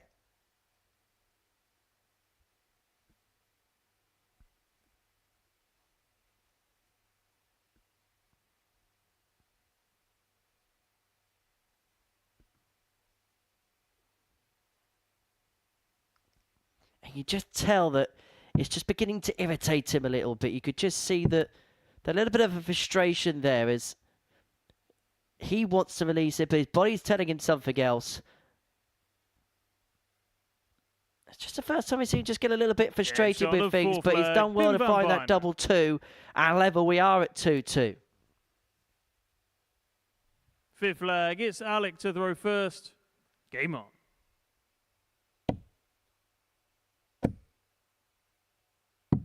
$97.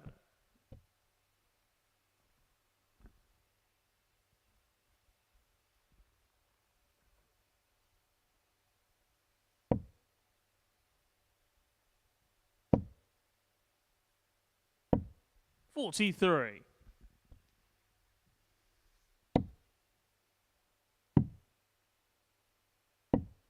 $93. Whatever Small does here, he's got to keep his pace up. Because when he throws a little bit quicker, he throws a little bit more direct and harder, and that in turn sees him hit more targets that he's aiming at. 60.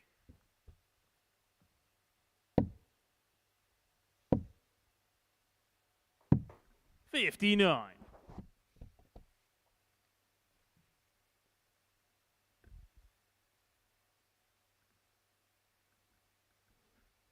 Well, we did say get your questions into Scott Mitchell. Had one from Will, who says, outside of the World Championship, biggest achievement in darts, your biggest win? Probably a group win, actually, with England with the World Cup. I always say that. It's probably for a €5 medal, but I lifted the World Cup for England as captain, and that's probably the next best moment, I think, to ever winning a world title. I think there's been lots of little mini achievements on the way. You know, there's been nice games that I've won, you know, beating Adrian Lewis at maybe Grand Slam and stuff, 5-1. That was really nice. 157. You know, there's lots of sort of moments that are big, that mean something to you, but overall, to lift a World Cup as an England captain, and I've lifted a Europe Cup as well with it. 118. So, yeah, those are two big moments, really. You know, how many footballers get to do that? How many other team sports do you get to do that? So, to pick up an individual World Championship and a World Cup and a Europe Cup, yeah, that tops it off for me. 118 on offer here for Pim van Bijnen. That treble 18 means it's down for double 2, and he strays the other side into double 17. Alec, you require 120. And so Small comes back here, looking at the 120 to open up a 3-2 lead. He's found the treble, but this is awkward because his darts stand up to attention. Had to move out the way, but what can he see of this tops? He's going to see next to nothing. That's a fantastic find. That's a fantastic find, because the way his darts go in the ball meant he wouldn't have seen much of that tops target, but he managed to find a way through, and he now leads 3-2.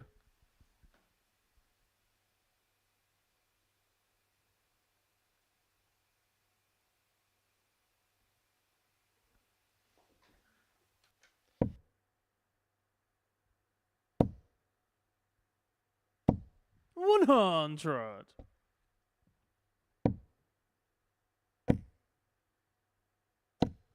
50.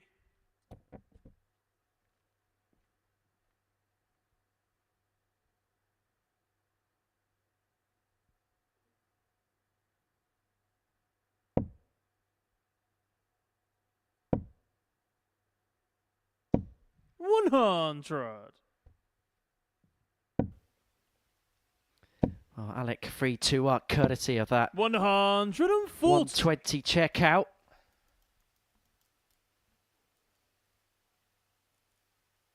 Don't forget, if you want to get in touch with us, it is at MSS Darts on the social media handles.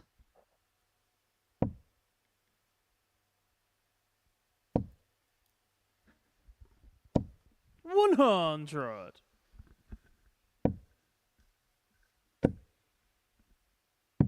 97.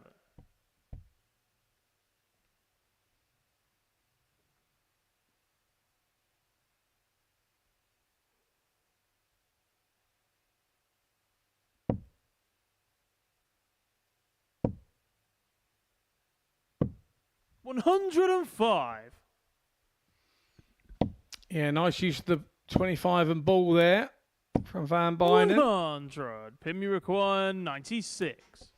Pretty even Steven here. 12 darts apiece. 18 points between them. But it's Van Bijnen to go first.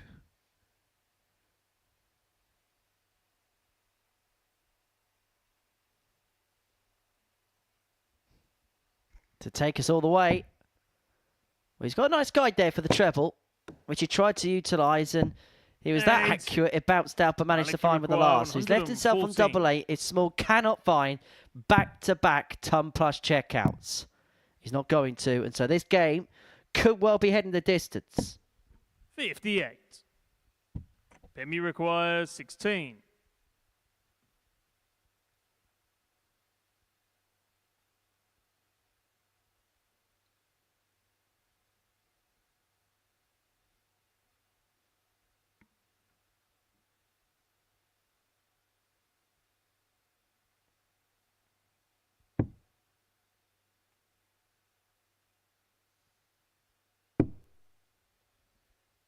Double 4. 8. Doesn't go. And so this now, for Alex Small, is a match-winning opportunity at 56. It would put him on to 10 points, level with Graham Hall. And importantly, would open up a 4-point gap between him and 4th position in the league table. Double 10. 36. Not there. Pim, you require 8. Yeah, he would have been looking at the table. He knows how important this is to him.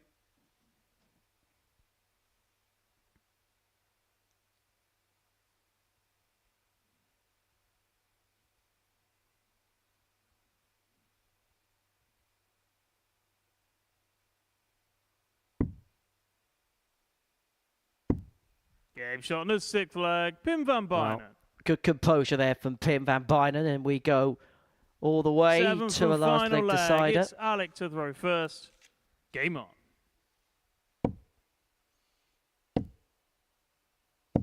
$108. Alex's second max of the match, and it couldn't be more perfectly timed.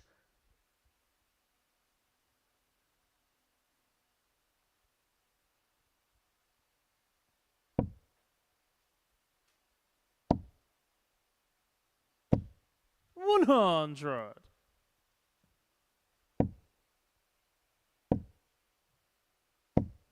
$85.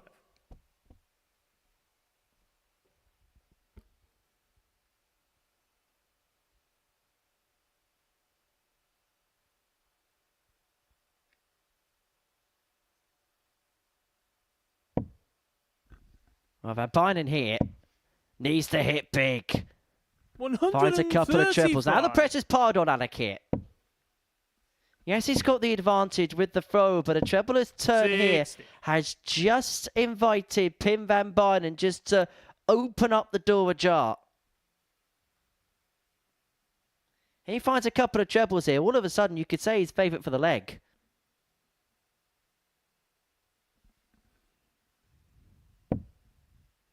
And there's one of them. There's two of them. 140. Nearly filled it right up. Now Small's in all sorts of problems.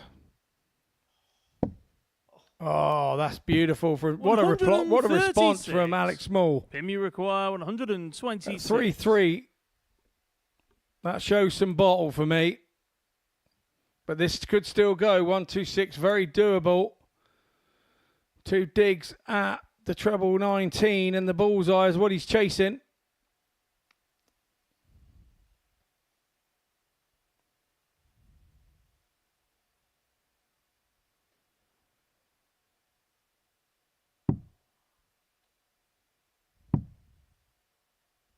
So Alex Small 46. comes back for tops, and that power play with the previous turn has earned him this particular opportunity.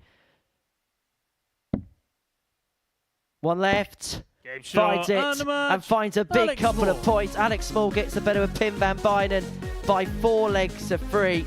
It was an up and down game. There was peaks and troughs throughout, but Alex Small manages to cross the line by 4 legs to 3. Next up, Kevin Burness and Graham Hall.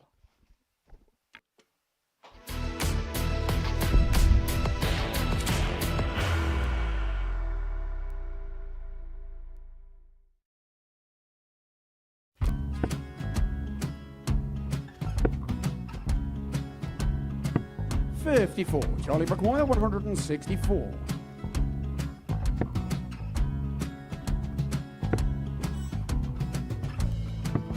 $44.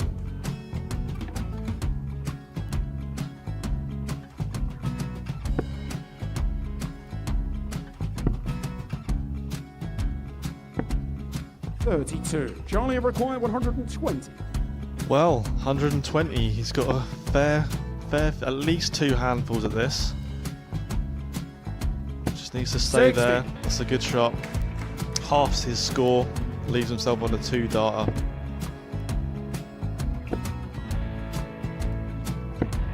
$26. Charlie Time on his require side 60. to become back-to-back singles champion.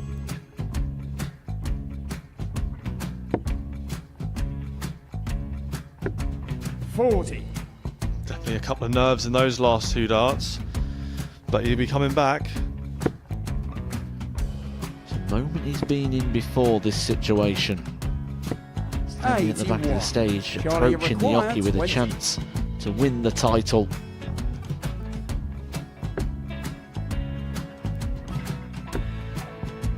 He did this to win the first title, if you remember.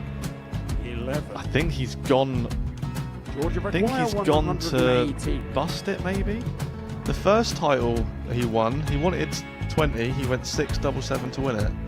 He had a chance to replicate it again.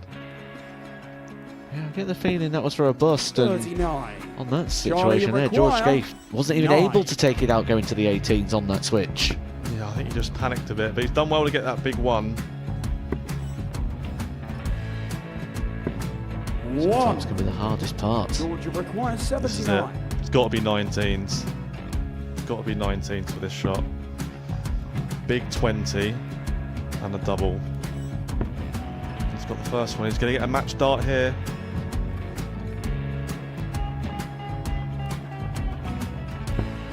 $59. Charlie, Threw the entire body into that one. Just didn't want to let go of the dart.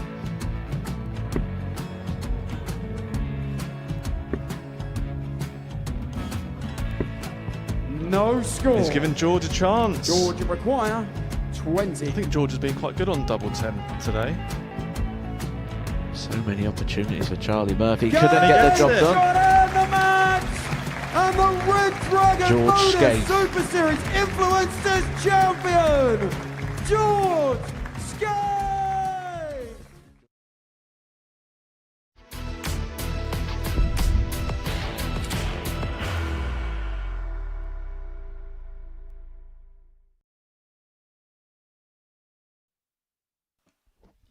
Welcome back to the Modus Super Series. Before the break, we saw Alex Small get the better of Pim van Bijnen by 4 legs to 3. Now, this is a huge game at the top of the group, which is about to get underway. It's a meeting between Graham Hall and Kevin Burness. Now, Burness has a 6-point lead over Graham Hall at the top of this particular group. If he wins this one, he moves 8 points clear going into the final round of fixtures on Tuesday. And you get the sense if he does that, then this group is pretty much a good as done deal for Mr. Burness. Up against Graham Hall, who if he can win, he'll bring it back to within 4 points.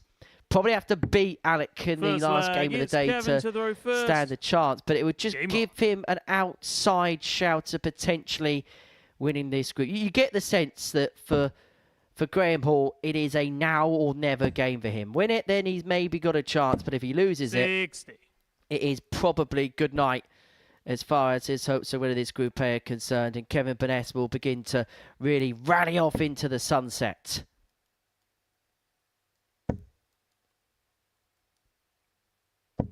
$100.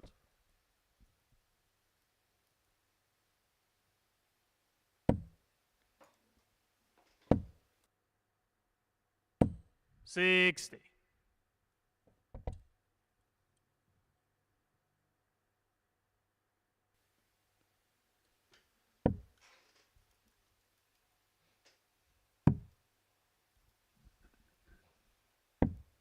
$57.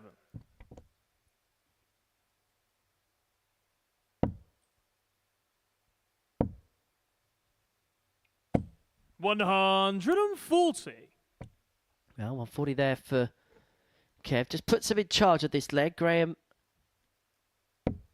has to get out early, hasn't he? He's got to attack the Kevin Burness throw, you feel, right from the get-go. Put him under pressure. 58. Because not just is Graham Hall 6 points behind Kevin Burness, but there's a massive sway in terms of the legs. In fact, there's 12 legs between the pair prior to this match. 100. So winning this game, yes, is of the utmost importance. But if Graham Hall can win it by a margin, it just gives him a better chance going into Wednesday. Yeah, totally agree with that. And a better mindset as well. 108. Kevin, you require 141. Oh, the 141 is going to go for Burness, and so Hall will return for Graham, you require 106. Took out 2 ton plus checkouts in his game against Brian Amman in the last game of yesterday. The only 2 ton plus checkouts he's had so far this week. We've actually seen Brian take out this finish today, but we're not going to see Graham Hall do something similar. And so Burness may just get a dart at the bullseye. Kevin, you require 84. With the back of this 84 combo, but it is an opportunity nonetheless for him to take the opening chalk on the board. The treble leaves double 11. 62. The double 11 isn't found. Graham, you require 56. So 56 then. And it's now double top.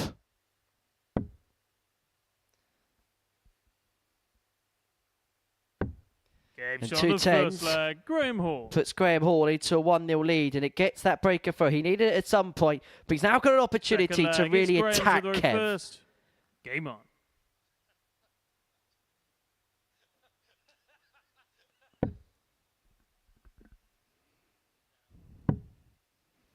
He definitely has indeed, but he doesn't want to overthink it at this point. 46. When you have a breaker throw and then you then throw yourself in a big game like this first in the second leg, you then go, oh, just don't mess it up, don't mess it up. Nice ton, nice ton. And sometimes you can think yourself out of anything even bigger because it's a mindset.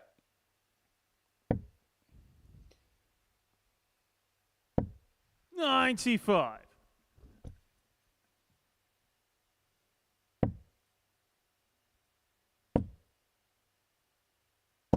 $125.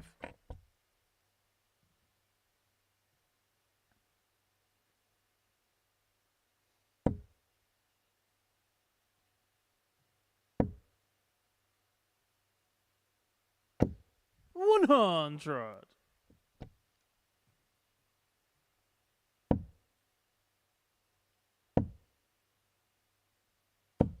$95.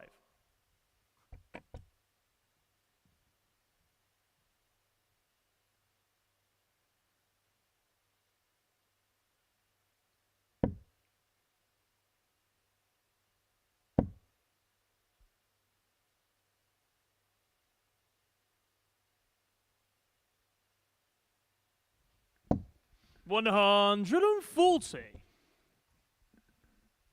He was hoping that was in, that last dart. Has a little peer around the corner to see.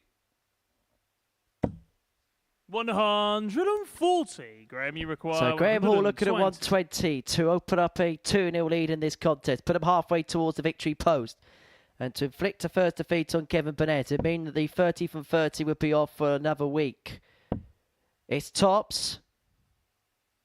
We've already seen Alex Small hit this today. 100. Graham Hall was a whip for the wire from doing 41. likewise. 2 16s. Up for double 8. And we have a level match. 15 darter. Burness brings it back to 1-1. Third leg, it's Kevin to throw first. Game on.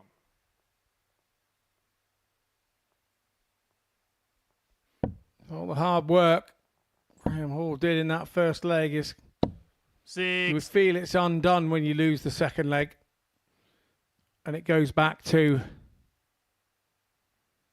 1-1. Graham Hall's got all the hard work to do again. 99.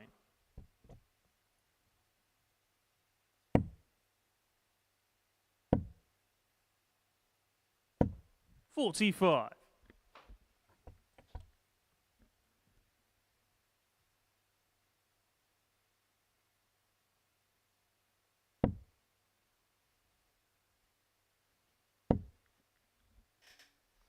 To get in contact with us on social media at MSS Darts, and actually just had a text message, Scott. Question for you. What was the biggest thing in terms of changing like a mindset, changing something about your game that affected your career? Probably there was a few things.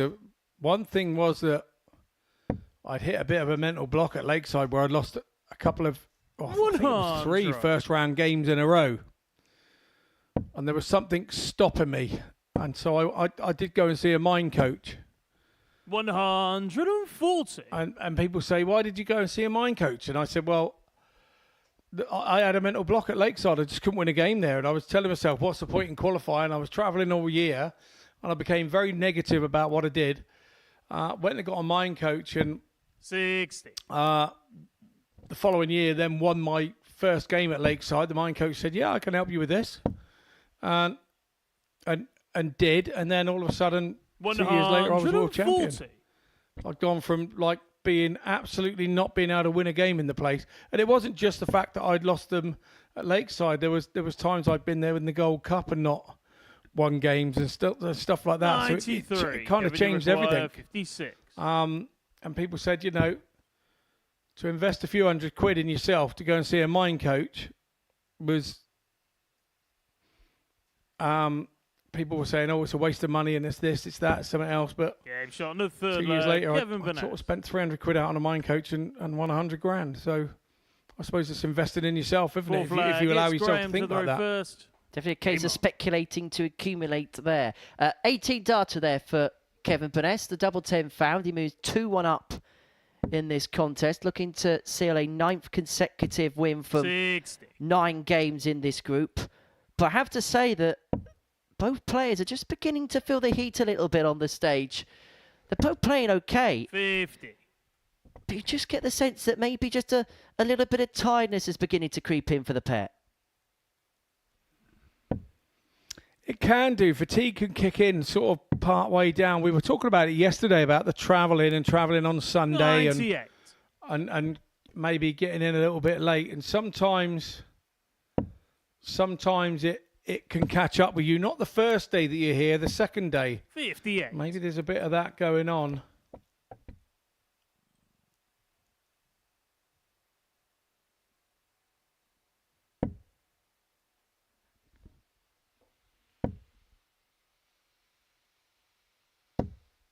$100.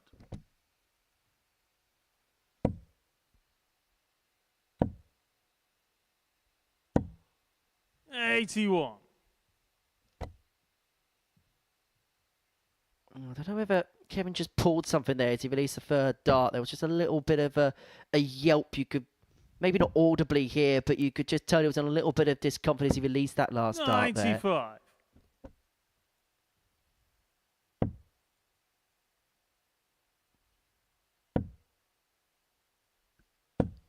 $26.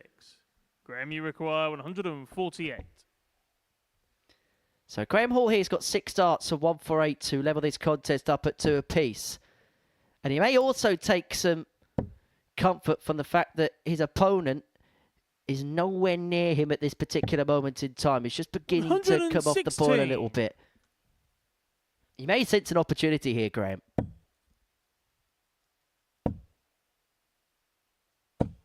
$95. Just see Graham, him. you require 32. Just clutching his throwing hand there, Kevin Burness.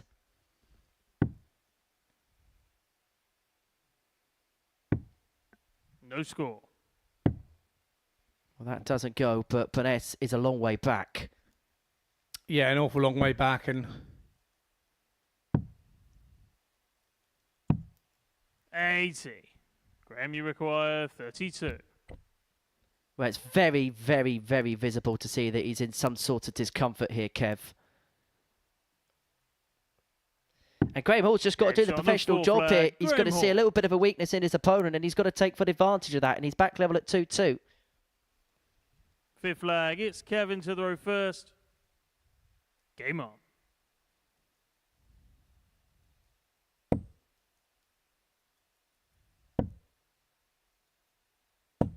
$60.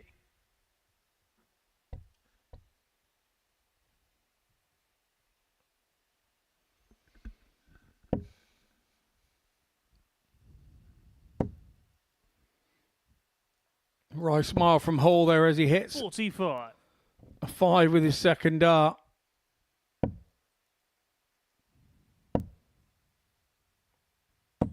$60.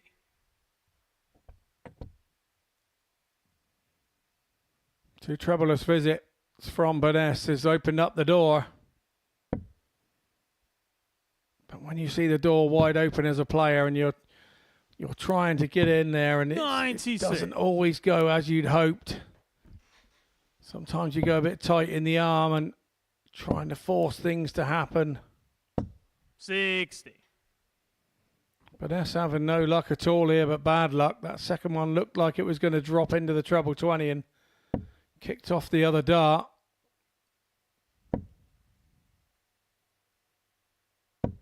$60. Both players realising the importance of this leg here.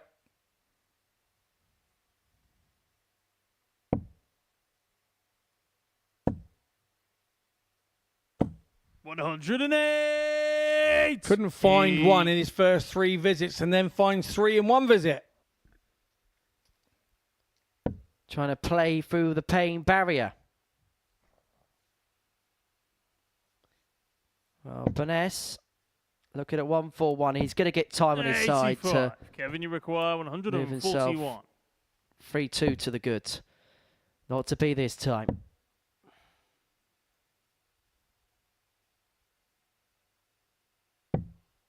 $95.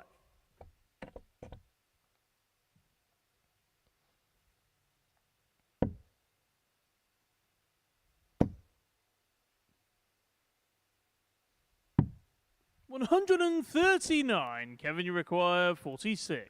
So 46 for Burness to move within a leg. Double 16. He's found into the top corner.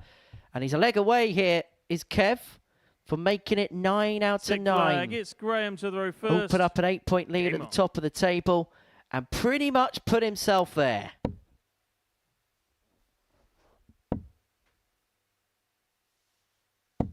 $140.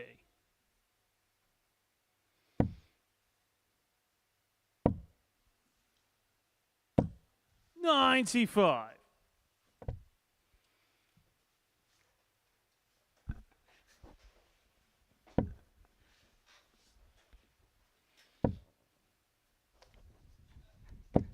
$100.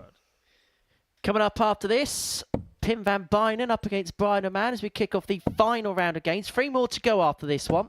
60. We're going to be with you until the mid-afternoon here on Pluto TV, bringing you live darts.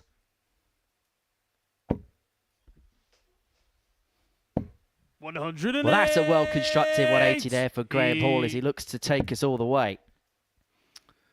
It's definitely going to go all the way now, you feel. 81. Graham, you require 81.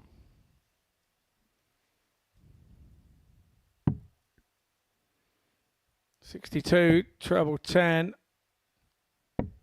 49. Does prefer the 16s route, does Graham Hall. The G-Man will be back. 95. Graham, you return. require 32. To take us to 3-3 with a 13 darter.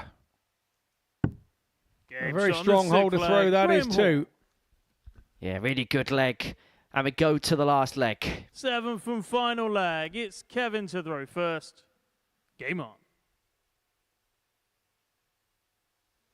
And I just wonder whether there's a part of the Burness cycle that's thinking, if I could just get this leg under my belt, I can just make life so much more comfortable for myself going forward. I don't have to really then chase the tail going into tomorrow, particularly if he's not feeling 100%. 57. And that double treble visit from Burness has left Hall having to repeat the same thing. He hasn't done it. Did Hall. And a treble visit of sorts for Burness has helped him. 134. And that's a good visit. Because it forces Burness to go for a decent treble visit again. 80. And he gets it last dart. Showing grit and determination here, Burness. But Graham Hall's going to have to do more of the same here. He's going to have to find a couple himself to leave himself on a finish. He's not going to do so. And as a result, 60. Burness has got 6 on 204 to cling onto his unbeaten record. 100. And he really is having to go to the world to do it.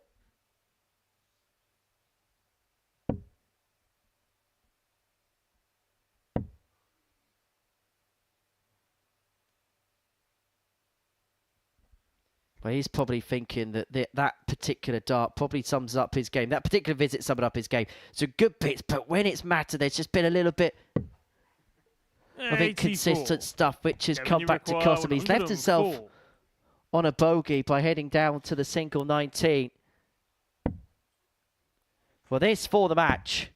And to keep his unbeaten record going, double 16 would have made it 9 from 9.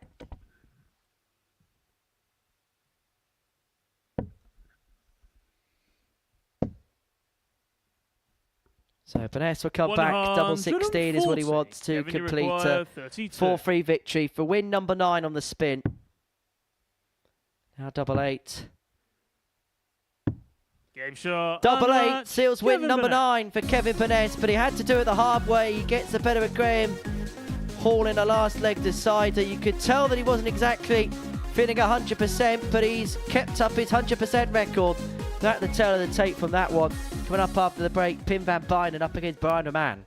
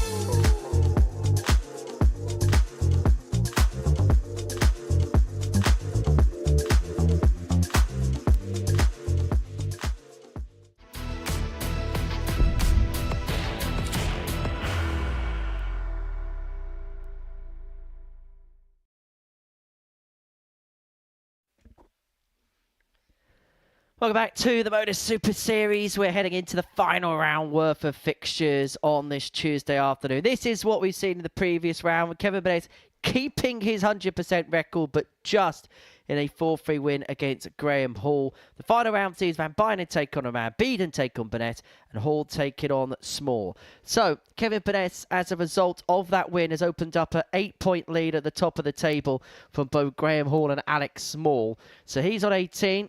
Hall and Small are on 10. They play in the final game of the session, so one of them will move on to 12. For Pim van Bijnen and Brian Raman, they're looking to see off their day with victories. Brian looking to move in a couple of the player in third position, and because they both face one another, it would be a couple of points off going into Wednesday's action here at the Live Lounge in Portsmouth. For Pim, well, he's looking for Pim to throw first. an improvement of day one. He won one game on Monday, And if he wins this one, he'll win 2 games on Tuesday. And all you can ever ask from somebody is improvement, and that really would be the case. I think there's been improvement no matter what happens from day 1 to day 2 for Pim. As for Brian, 44. I can imagine there's probably going to be a lot of question marks because he actually, in his previous match against Will Beaden, put in his poorest performance of the day, but yet picked up his first points of the day. Yeah. 57. It is nice when that happens, but you want to then back that up. So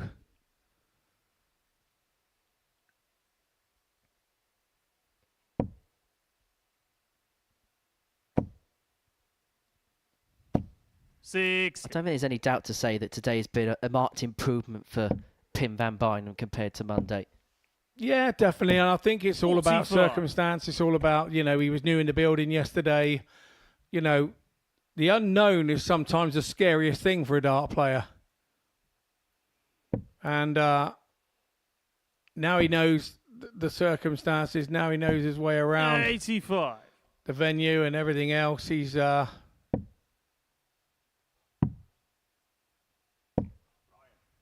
44. a lot happier with the situation, I suppose. And when this is a little bit of a mind game for you, getting things right in your head is obviously where you need to be. 100. I think it may help with this one that he's playing his mate as well, who he's kind of been here with. 83. There is so much to be said about familiarity. The pair have been spending a lot of time with one another, travelling, spending time in accommodation with one another. Were walking into the venue with one another yesterday.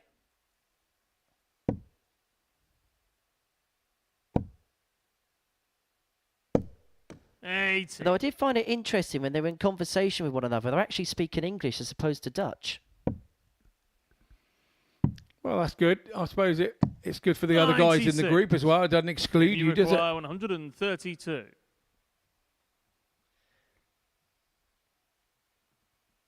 Wow, a man got off to, well, it has to be said today, an uncharacteristically slow start. It's given Pim 6 darts on 1 through 2 to take out the opening leg.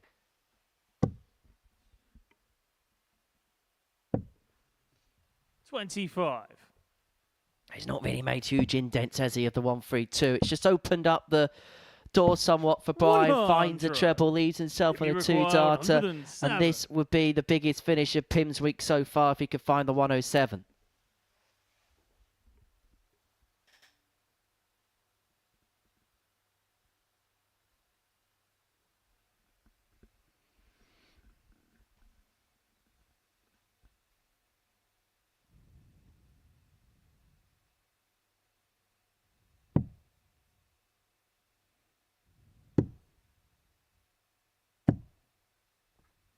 $35. Brian, you require 76. 71 left. So let's look at it. 36. Treble 13 you require to leave 72. himself double 16, and Van Bijnen back for 72 to take the opening leg. Yeah, both equally made a hash of that, didn't they? Didn't quite get that visit right. Van Bijnen will be trying to put it right now. His last 2 darts were at the treble 16, and he's heading there again, but this time he's more successful. Double 12 and on the first leg, Pim van Bijnen. Takes it out clinically. Second leg, Say, it's Brian Scott, to the reverse. they look like 2 Game on. very tired dart players on that stage right now. 60. Yeah, they do, and they're probably pleased that they're playing each other at this point in the day.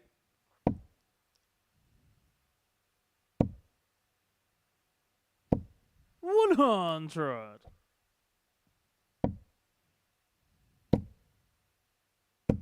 $140.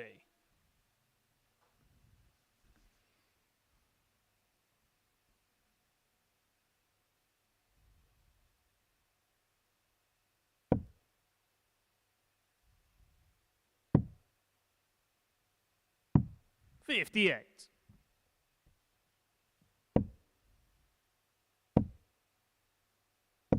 60.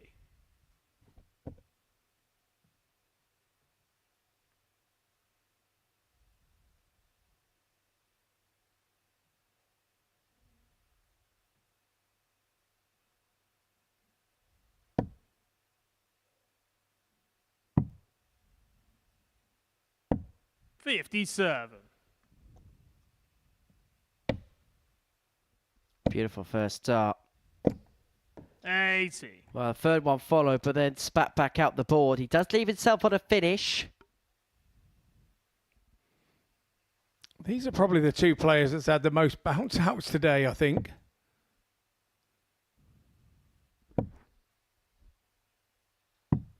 $44. Brian, you require 161. Well, the way that Brian's darts go into the board with such venom, there's not a surprise that he has that 43. odd one here and there.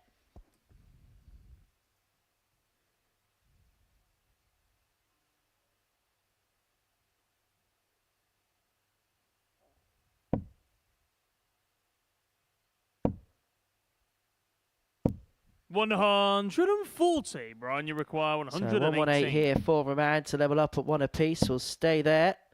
Unable to get. And so Van 43. Bijnen will return Tim, for you require 102 to 102. get the break and open up a 2-0 lead in this match.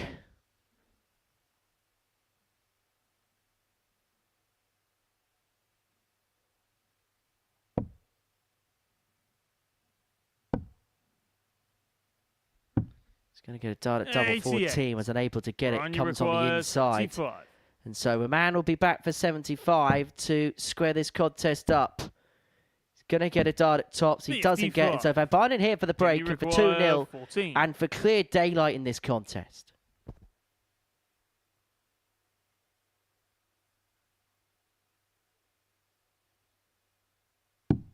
Game shot on the second He leg. makes Tim Van no Bijnen. mistake on the double 7. 2-0. Third leg, it's Pim to throw first. Game on. Man now is starting to feel it's just been one of those days for him, isn't he? It can creep in, 100. the negativity. Those of us that have played, 58. I think we've all been there.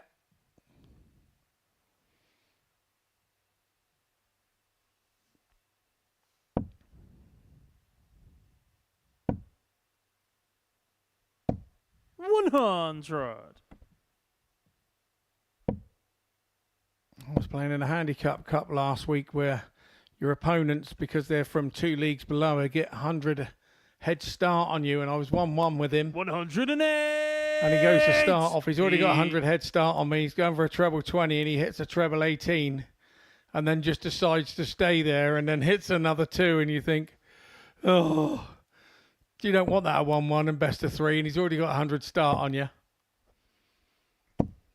76. Yeah, the result was he did get to over the line, and he did get me, because all of a sudden I was like 250 odd behind before I'd even thrown a dart. Yikes. And then he continued to hit a few treble 12s on the way down. It was, yeah, lovely to watch. Anything that could have gone wrong did go wrong. Absolutely. It wasn't wrong for him. He's over the moon. He's beat a world champion from the C League in 43.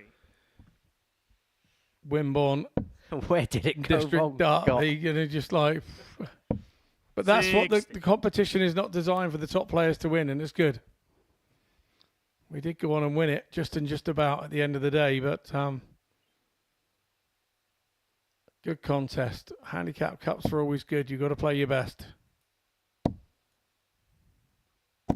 140. Well, that was Brian, you from a require real fluency there 146. from Pim. And he is going to get a look at this 42 to open up a 3-0 lead in this game. 102.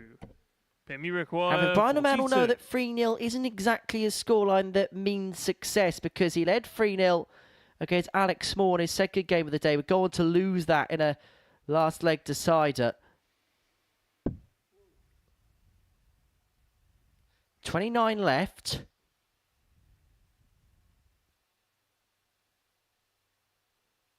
Probably was another one of those.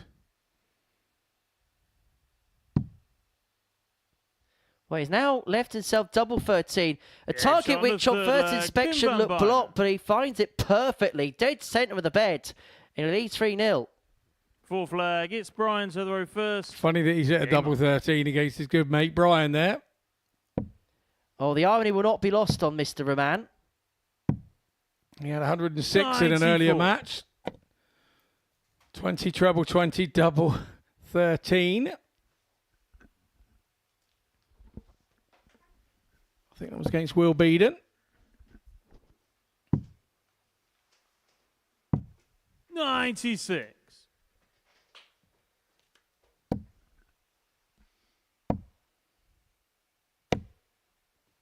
$121.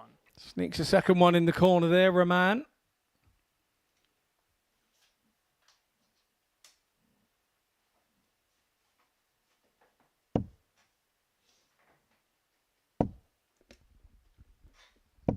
$60.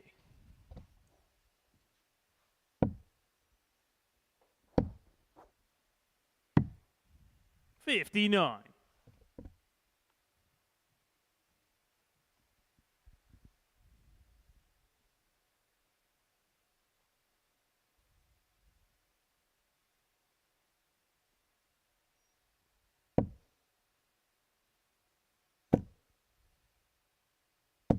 $140.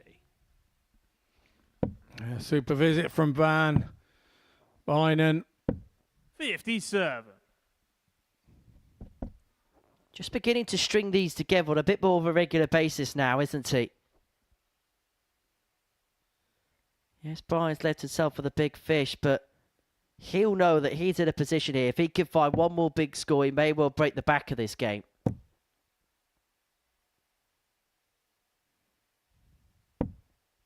$38.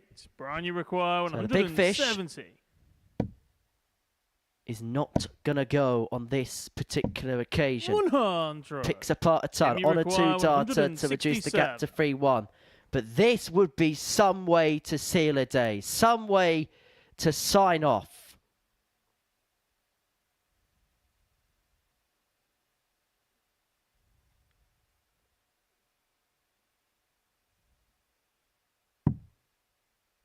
The 167 isn't going to go, and so Raman will be back for 70 to 59. reduce the gap back down 70. to 3-1.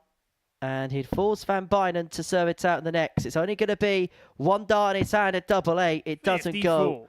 And Pim has got a chance to win. 108.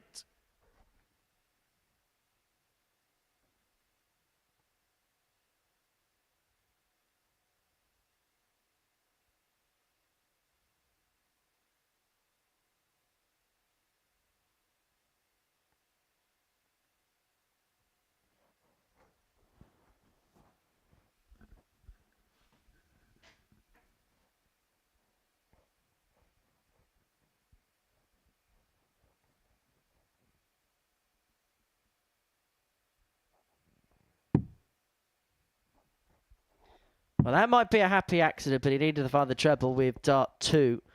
And so Raman will come back. 60. Brian, you Looking at require 2-8 16. to bring it back to 3-1. Game shot, No look, mistake. full flag. Brian Raman. Pim Van Bijnen forced to serve this game out. Fifth flag. It's Pim to throw first.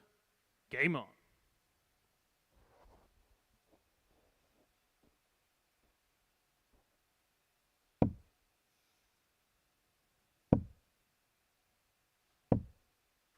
$85.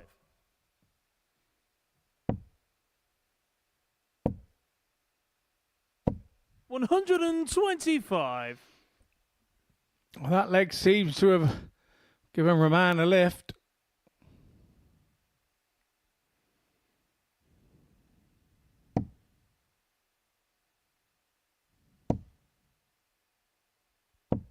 $45.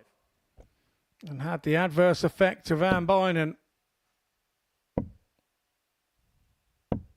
41.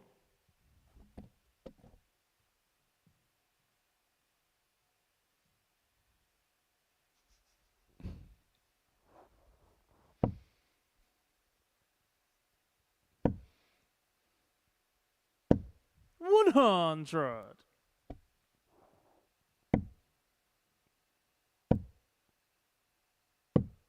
$105.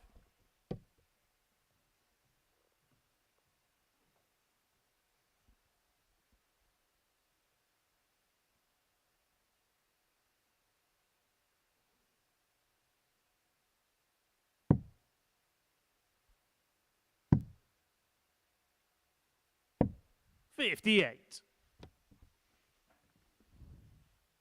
So we're still no closer to knowing where this leg's going to go. 100. Does that help Raman?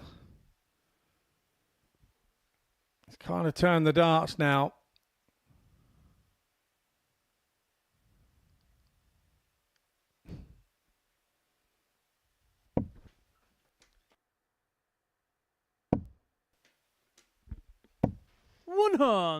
Brian, you require 130. 130 for Raman to bring it back to 3-2. Can he find a way above? Has to shuffle across.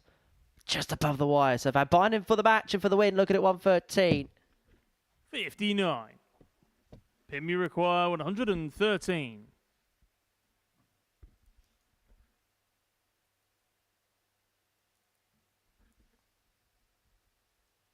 Is he going to save his biggest checkout for his final checkout?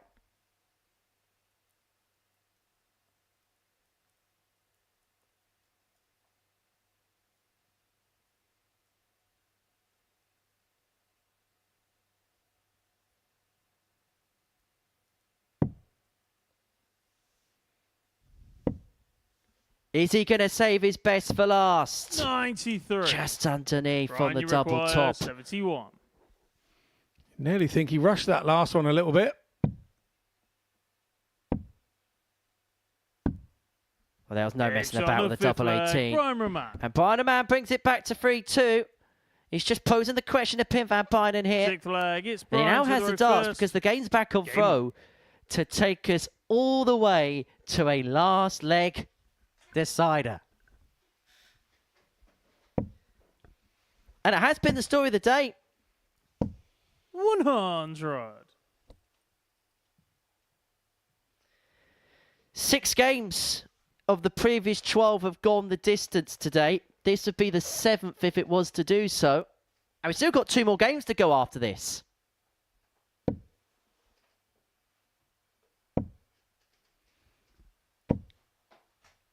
The common denominator in that is Raman has been involved in a few of them.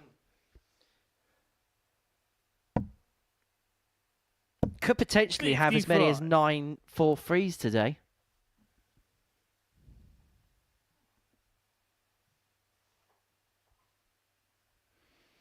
Oh, I could potentially have a hole in my sock if my shoes were too tight.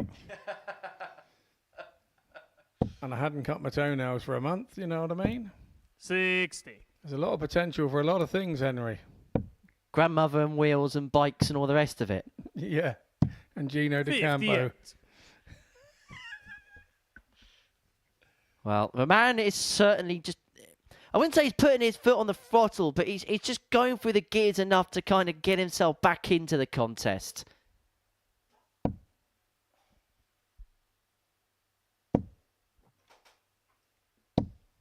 $100.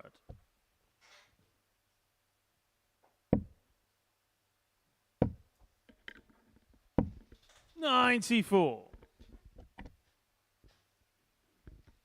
And he's really beginning to force the issue here, Brian, isn't he? Just get the sense that he's just wrestling a bit of control of this match.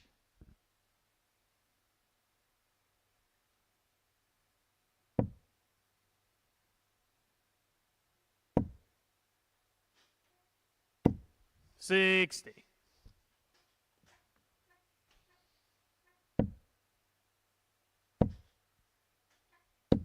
140. Yeah, good stuff from my man.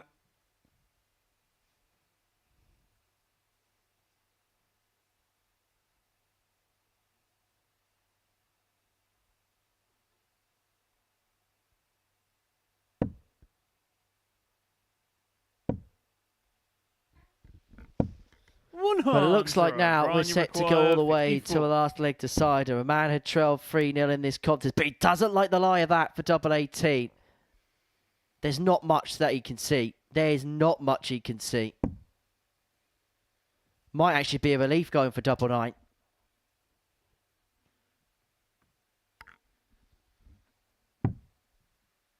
$45. He did pull a few funny faces there, did Raman, and that wasn't going to change the lie or the angle or anything, but he tried.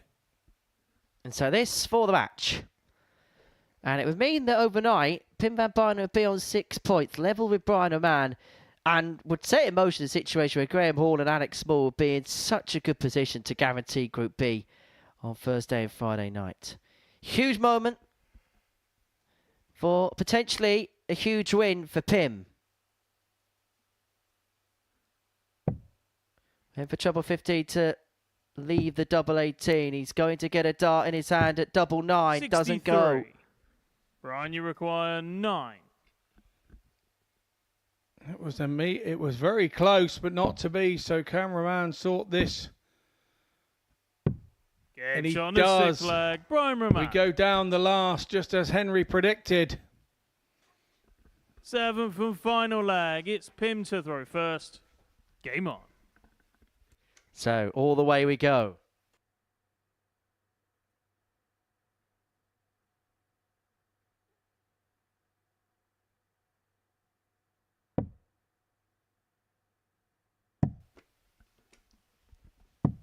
$96.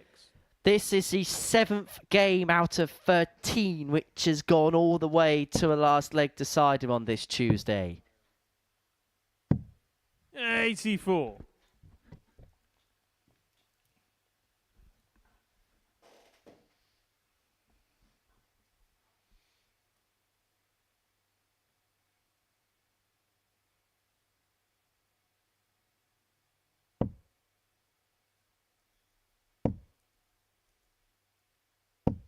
$60. This would hurt Pim, wouldn't it, if he loses this one when you consider the position he was in early on in the game? Looking really comfortable, wasn't he, at 3-0, and then Raman has kind of turned this round. But you have to say, Raman was in a similar situation himself earlier in the day. 3-0 up, absolutely cruising, and somehow managed to lose it.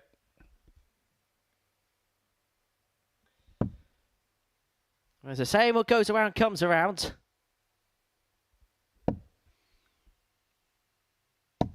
$45. Man may get exactly that here.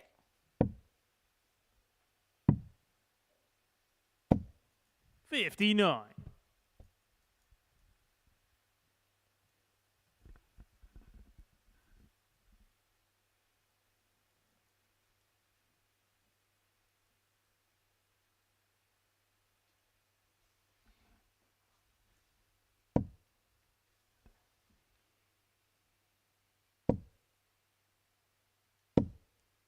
$100. Good visit that livens things up there and puts a little bit of pressure on Raman, but he comes back with a treble visit of his own. So he's effectively turned the throw.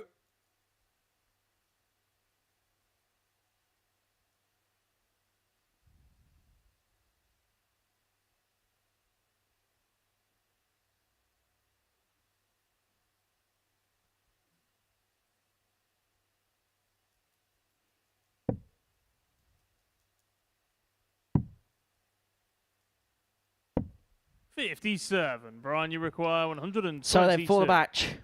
And to seal a comeback career, Brian Raman was 3-0 down in this game. He's not going to take out the 1-2-2. Well, I'll tell you what, that was that violent bounce there. It nearly came past him. Pim, you require 143. I tell you what, that nearly could have been a collision. Did he duck under it? Did he slide round it? I'm not really sure what he did there, but it was coming back sort of shoulder to head height. He managed to get out of the way. Nicely done.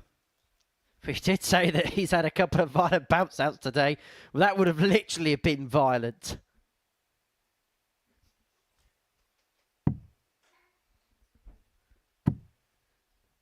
But because of that violent ricochet, 57.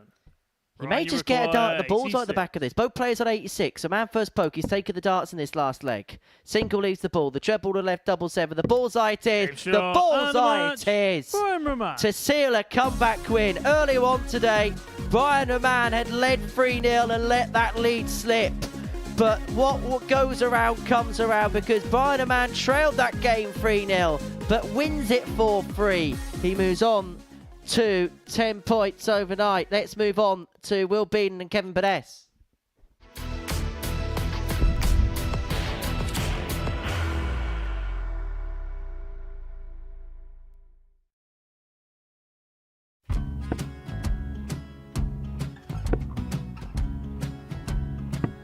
54. Charlie require 164.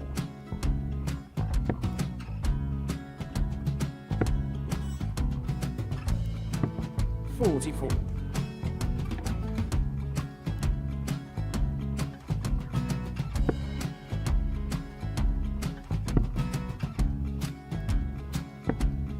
32. Charlie require 120. Well, 120. He's got a fair, at least 2 handfuls at this. Just needs to stay 60. there. That's a good shot. Halves his score. Leaves himself on a 2-darter.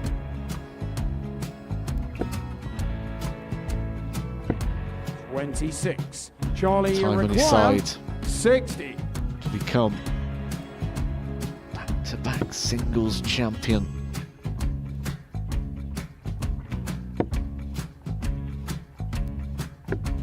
$40. Definitely a couple of nerves in those last 2 darts. But he'll be coming back. It's a moment he's been in before this situation. Standing at the back of the stage, Charlie approaching the require Yoki with a 20. chance to win the title.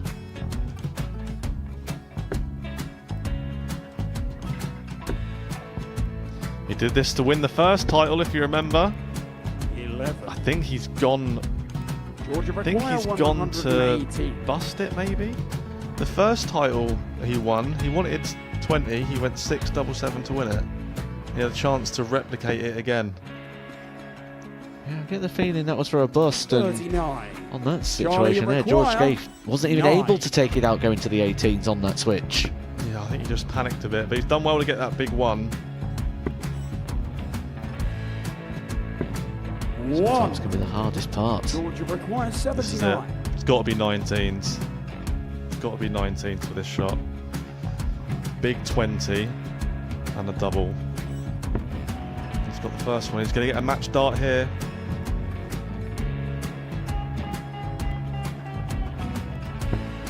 $59. Charlie Threw the entire require body into that 8. one. Just didn't want to let go of the dart.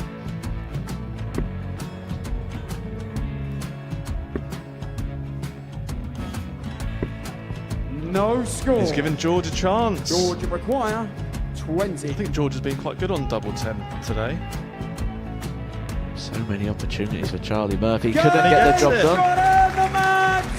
And the Red Dragon George Modus Skate. Super Series Influencers Champion, George Skate!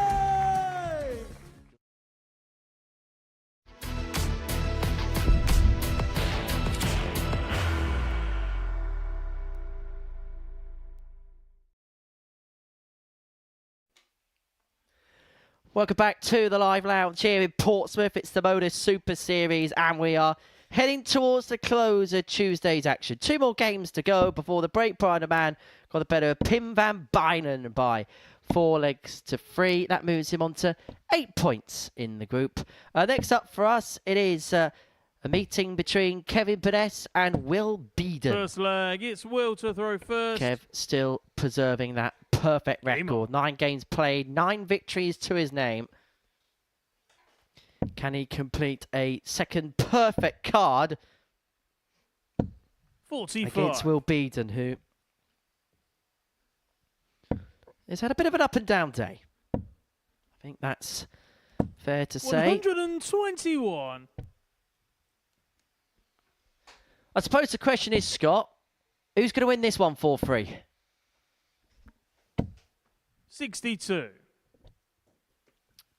Yeah, I'm hoping it won't go that way. I think the way that we've been 98. watching earlier and with the 2 players, you would say that Burness is obviously red hot favourite to take this one, but you never know.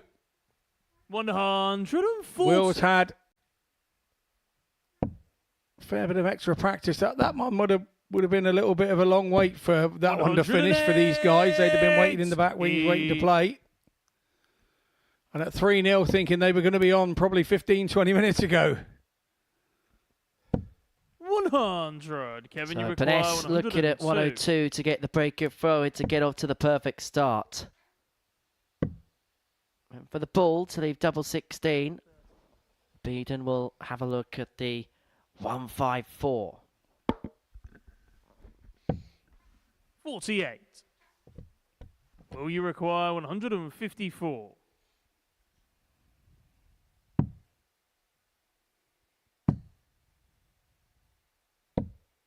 98. Kevin, you require 54.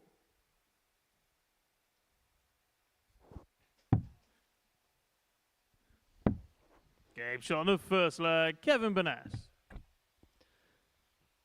Well, that a solid 14 data for Kevin Second Burness leg, to it's get Kevin the to break throw and first. to Game take the opening leg.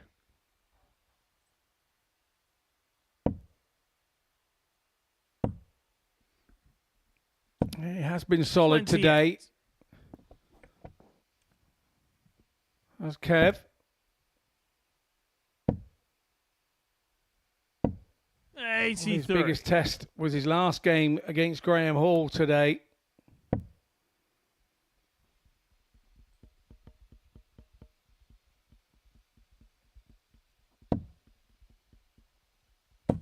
$95.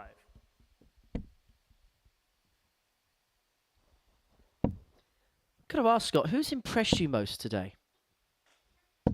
100. I think some of the editing has been marvellous.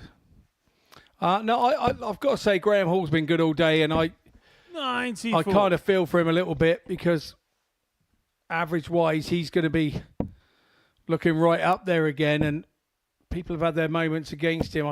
Maybe you feel a little bit hard done by over the 2 days. You can understand that. But I think for me, for Kev to be coming through 60. and sort of dominating the group as he has, you have to say that the easiest thing after the 5 out of 5 yesterday was to capitulate a little bit today with everybody chasing 140. you. And he hasn't done that. He stood up and be counted. The games have probably come maybe in a nice 92. order for him because at the start of the day when he was feeling 118. super fit, that he had a great game against Alex Smallland with a 93 average, and that kind of set him up for the day, really. Although he hasn't kind of repeated that average, he's been really Kevin, you require consistent in that 132. mid-80s, and ironic, his lowest average of the day was an 82 against Graham Hall when Graham Hall was up there on that 40. 90, but we all know You that require averages 58. don't mean you win games, and Kevin had the advantage off the throw in that game against Hall, and that's why you can win the game with a Kevin, you require lower 92. average.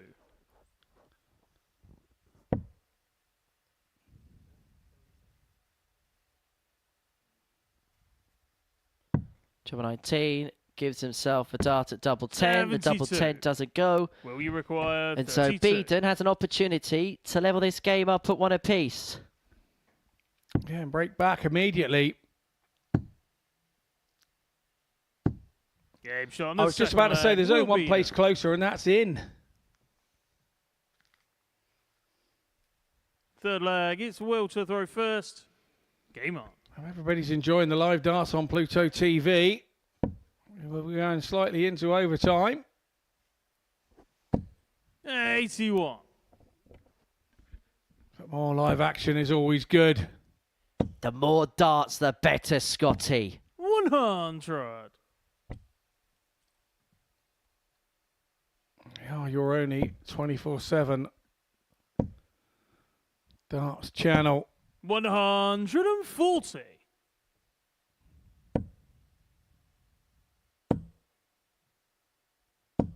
$140. That was a good find from Burness. Nearly stood on tiptoes there, the last one, to try and sneak it over the top of the others.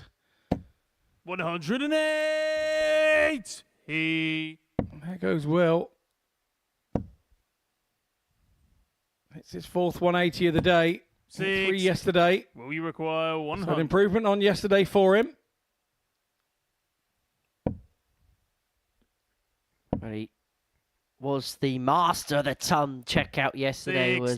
Will Beaden in a couple of them during Monday's session, but he's left himself handy on top to open up a 2-1 lead, but he's going to be put under pressure.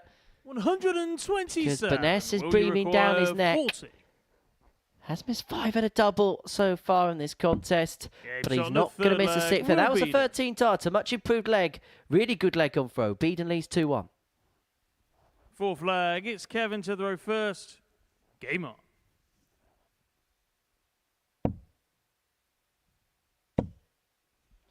Of course, this is week 3 of 137. Series 11. We know the first 2 names that are through to Champions Week. Jeff Smith, Scott Taylor, already a decent looking field for the 81. Champions Week come August.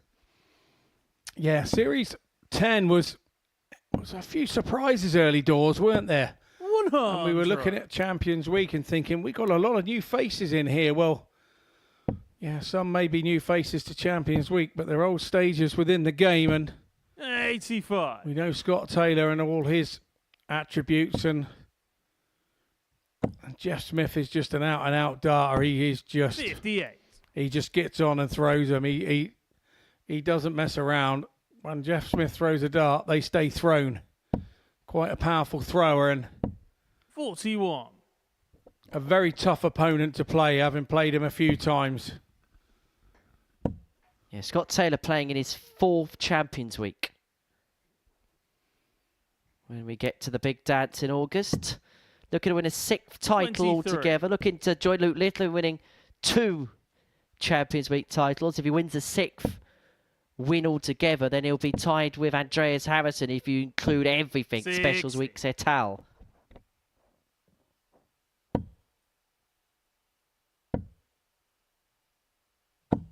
$121.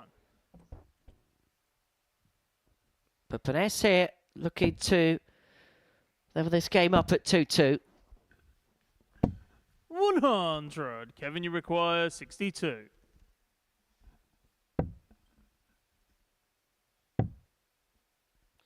And he's going to get a dart at top to do exactly that. Kevin Burness. And we have a level game.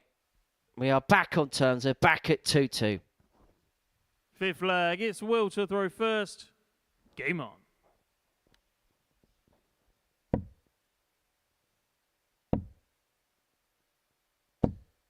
$100.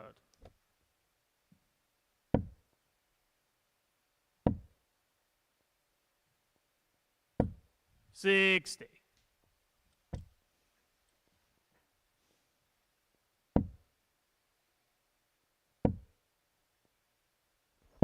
121.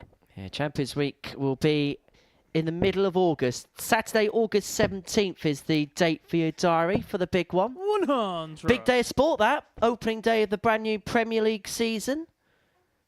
And will also be the final night of Super Series 11. 100. Knowledge is the bomb. Well, I say first day of the Premier League season. I guarantee they'll probably have a game on the Friday night. But well, if they've got these 215 games to fit in, there ain't 215 Saturdays, I know that. 41.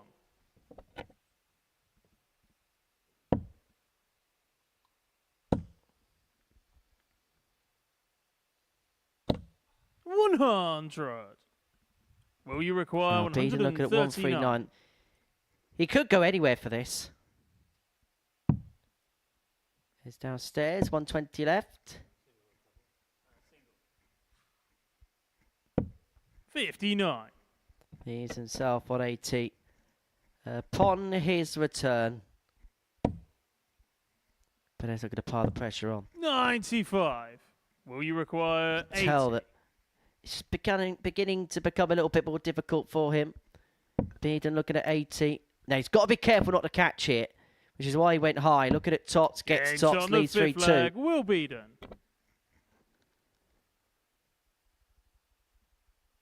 Sixth flag, it's Kevin to throw first. Game on.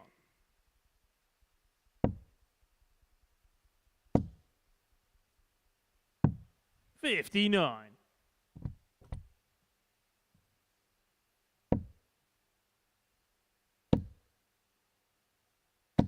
60.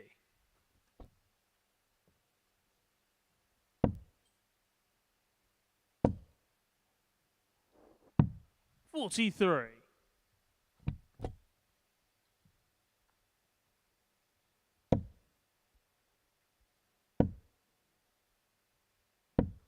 26.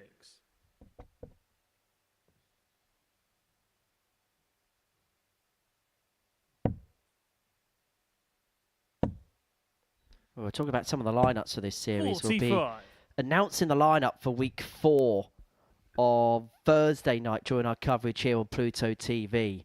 And I would say if you've got nothing planned next week, ensure you've still got nothing planned, because it's going to be worth a watch. I think next week could well be, I'm going to put this out there, I think next week could be the best week of the series.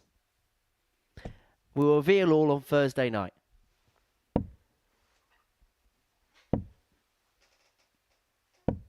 I won't take offence to that. I'm assuming you're not playing in week 4 then, Scott. Absolutely. Correct, I'm not. Although you're in arm's reach, I won't. I won't do it. I won't bring myself to it. 60. But no, I agree. Some big hitters coming there. 59. Yeah, some big names involved next week, and whoever wins that, I think, in my personal view, I think has got a very good chance of then going on and lifting the whole lot. Kevin, you require 150. Burness looking at 150 to take us all the way to a last leg decider, not to be on this particular occasion. 58. Will you require 110? So Beaden, 110 to complete a 4-2 victory. Triple 18 leaves the double. What a way to finish. Will Beaden. Will Beaden saves his best for last, his biggest finish, his final finish, and that finishes off any hopes of Kevin Burness going through this group unbeaten. The 30 for 30 isn't going to happen this week. Will Beaden has put a dent into that, beating Kevin Burness by 4 legs to 2, finishing off with that 110 checkout. Coming up after the break, Graham Hall and Alex Moore will round off the day.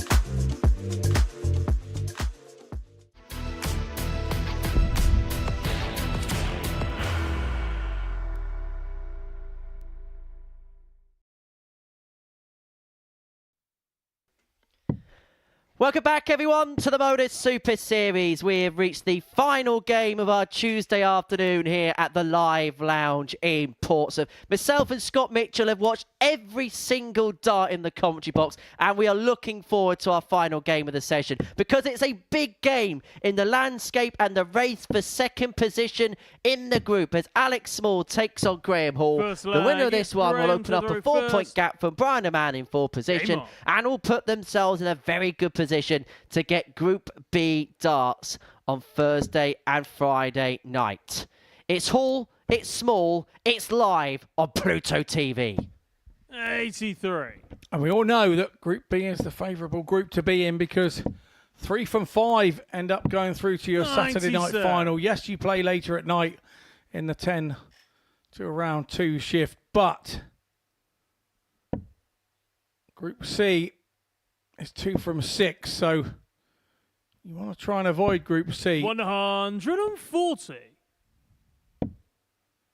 So the winner here will put themselves in a very good position indeed with, well, you're running out of games, aren't you? Just 5 to go tomorrow. It means your opponent will struggle to catch you. Stay with us over the next 10 minutes and I'm sure we'll come to a conclusion here. 140. Well, it's an excellent start from Graham, leaving 138. The meeting yesterday was won by Alec 98. by 4 legs to 3. It was a really good battle. Both players averaging in excess of 93 in that one. Hall looking at 138 to take the first leg. So for treble 20 there to leave himself double 12. A target which he's been fairly prolific on over the course of the day. 90. Yeah, the old 138 known as the Keith Della shot. I've never seen it going that way for, but going backwards at it. Treble 18 first, but there we go. There's 2 ways, the Della way, the Humphreys way. Take your pick and take your choice. Double 16.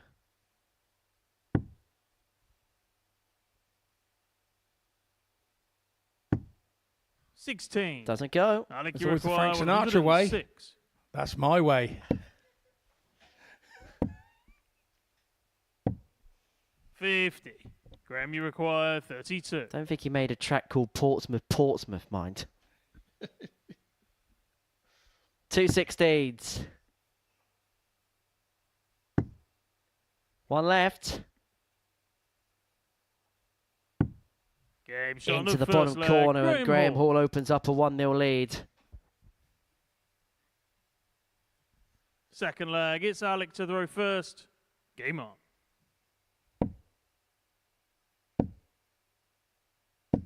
100.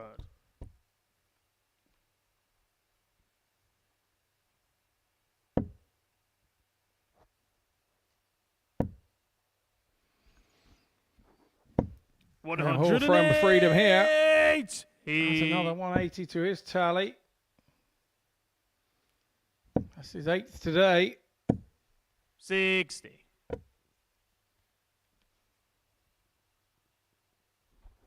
Is there going to be a 9 dart here, Scott?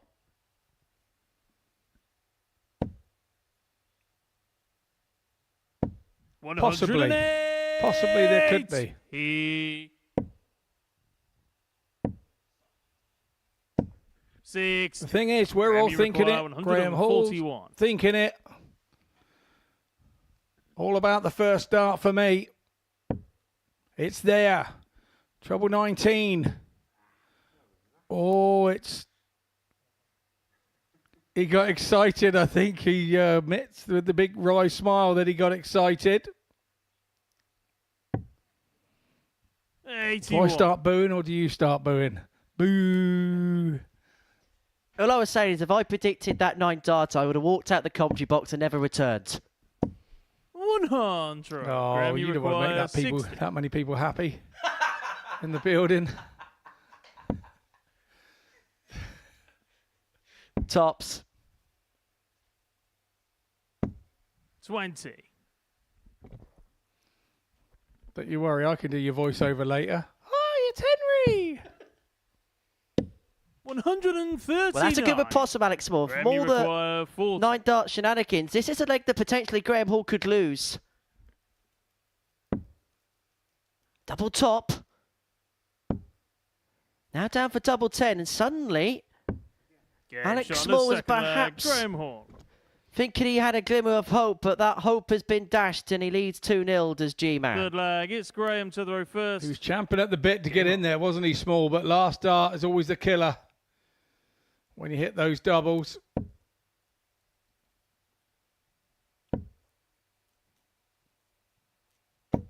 $60.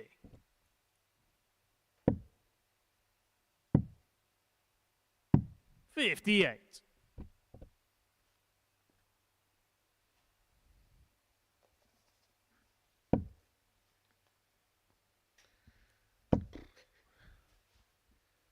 Third of the match. 108. Third of the match. And when he power scores as good as anybody around here. 87.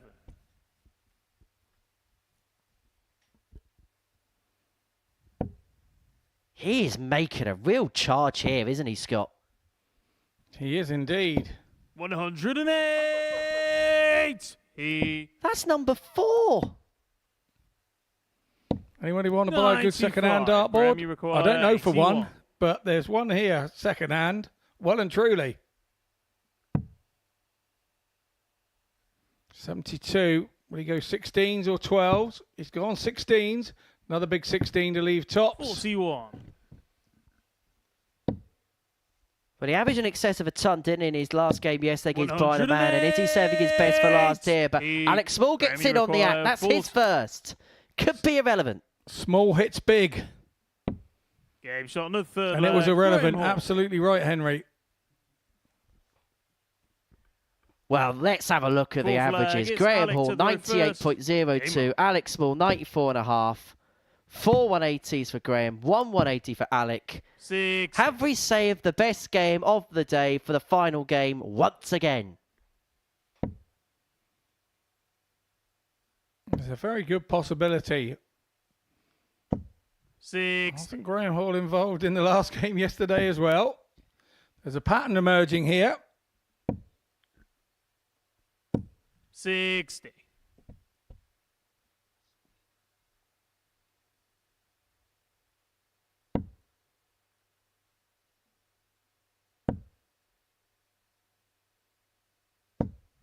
$100.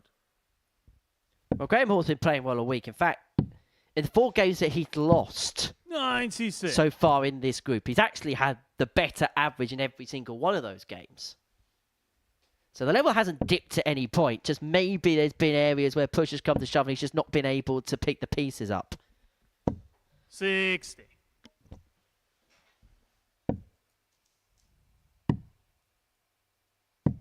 $58.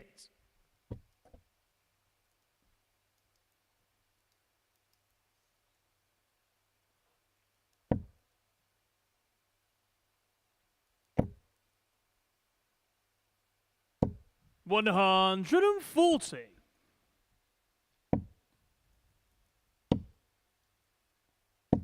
$140. Graham, you require 141. Well, this to wrap it up in some style.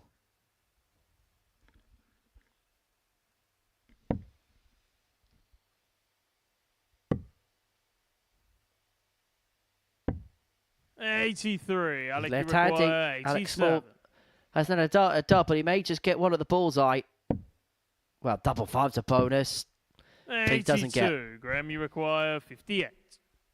Takes the lead in the leg, but it's all could be all over in 2 darts here. Because Graham Hall is looking at tops. And now double 10. And that would have been to 38. finish the day Alec, off you in require immaculate 5. style.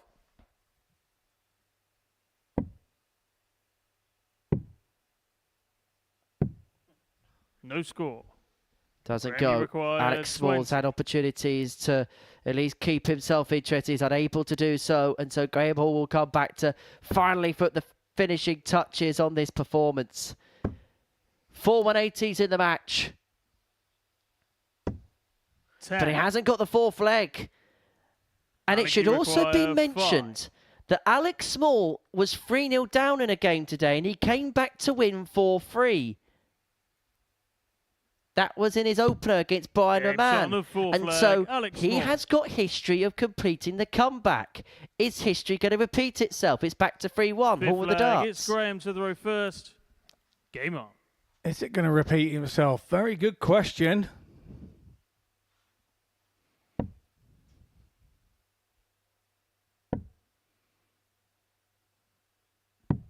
$59. An on-travel visit offers Small the chance to turn the throw nice and early, 45. but he hasn't taken it.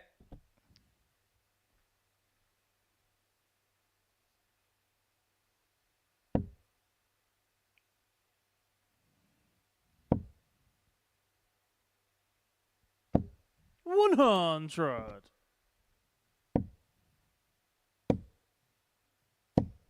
$80.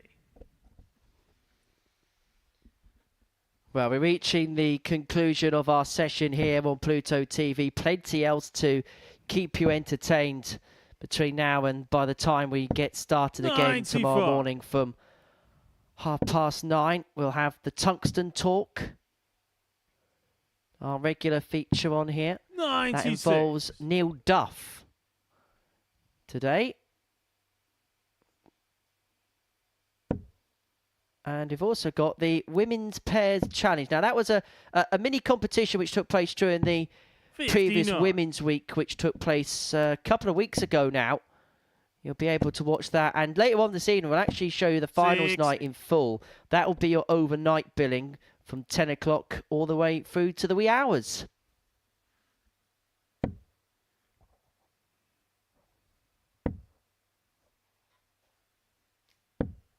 $92. Well, Hall leads himself on a 2-darter to get the job done. Alex Small looking to find another. 100. To left himself on a similar suit. 96. But this could be it. 76 left. Double is his option. Double is it executed. Alec, you require 120. Shanghai for Small. Needs a treble. Oh, it's gone the wrong side. And 46. That could be curtains. 20. For Alex Small. So Graham Hall comes back looking at double 10. And he gets the double 10. And he gets a win, which puts him up to 12 points. And it gives him clear daylight between himself and Brian Raman in 4th position in the group. It looks like he is going to find himself in Group B on Thursday, Friday evening. It's going to take a disastrous day tomorrow to stop him from doing that. That the tail of the tape for the final game of the session. Graham Hall, the 4-1 winner against Alex Small. Reaction and analysis to come in a couple of moments' time.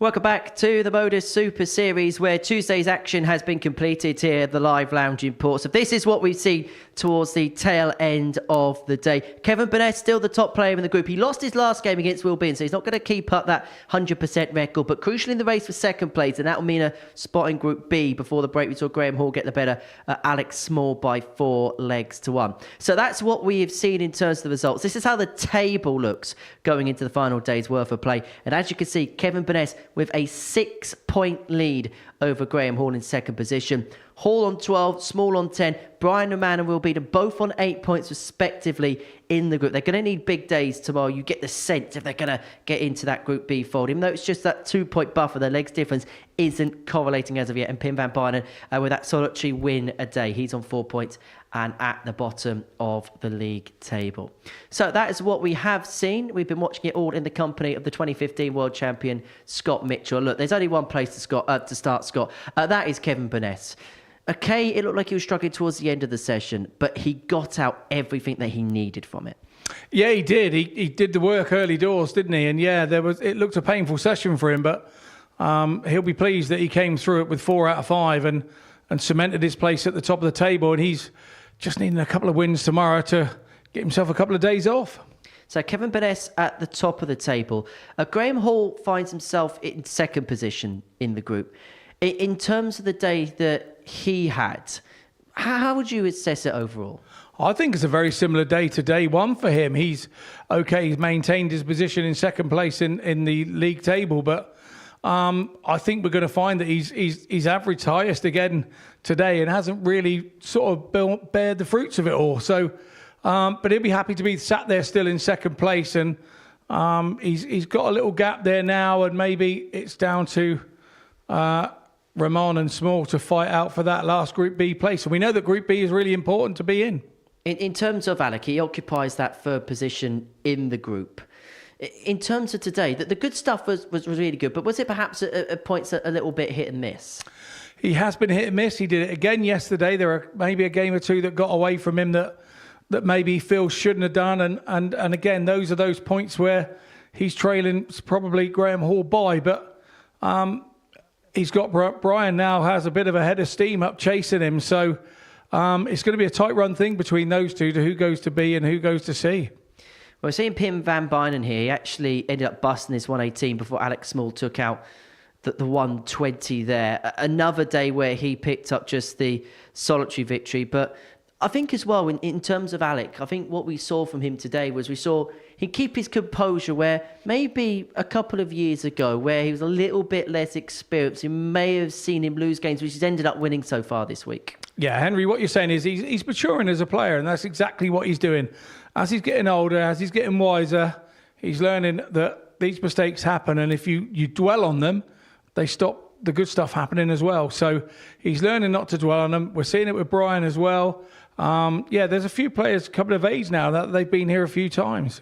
Just a very quick word on Brian Raman today.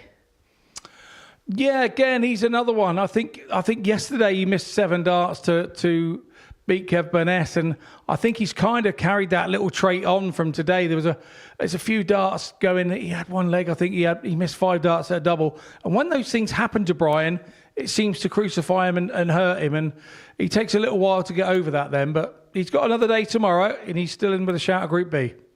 Well, Scott, thank you very much for your company as ever. Always do appreciate it. See you first thing in the morning. Right, plenty coming up across Pluto TV. This is what's coming up over the next few hours or so. Coming up next, it's a special challenge which we filmed during Women's Week. It is the Women's Pairs Challenge. That's coming up next. We've also got the story of Peter Wright coming up from 5:30. The live darts resumes tomorrow from 9:30 a.m. and then we'll be back with finals night Saturday from 7:30. We'll see you tomorrow for the end of Group A. Take care. See you in the morning. Bye-bye for now. What a finish. What a man. No. Drum roll finishes. And the target is... And it comes on finals night and it's a knockout. Dirty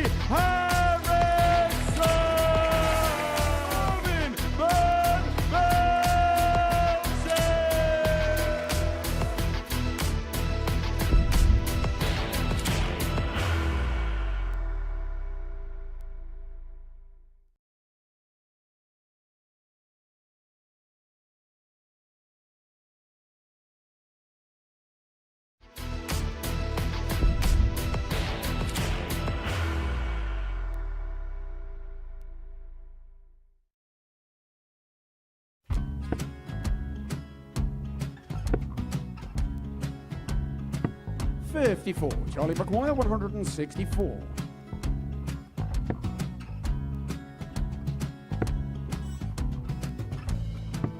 44.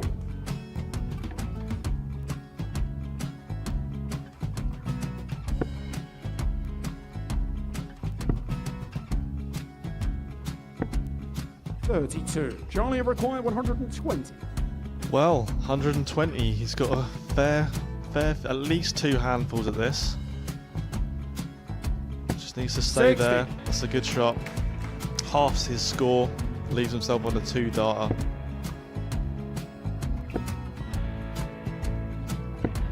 $26. Charlie Time on his required side 60. to become back-to-back singles champion.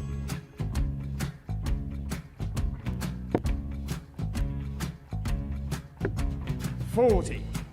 Definitely a couple of nerves in those last 2 darts. But he'll be coming back. The moment he's been in before this situation. Standing at the back of the stage, Charlie approaching the required Yoki with a 20. chance to win the title.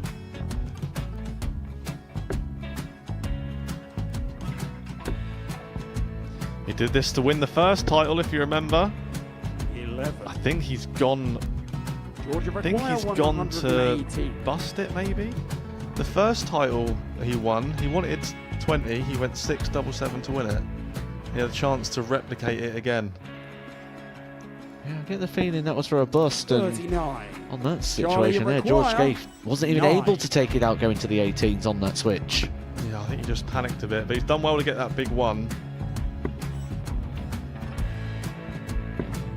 Sometimes can be the hardest part. Georgia requires This is it. 79. It's got to be 19s. It's got to be 19s for this shot. Big 20 and a double. He's got the first one. He's going to get a match dart here.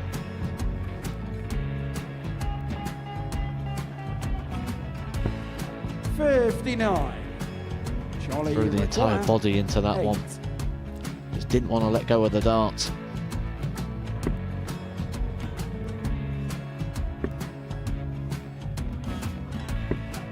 No score. He's giving George a chance. Georgia require 20. I think George has been quite good on double 10 today. So many opportunities for Charlie Murphy. Got Couldn't get the job it. done. Got it, the match. And the Red Dragon George Modus Scaife. Super Series Influencers Champion, George Scaife.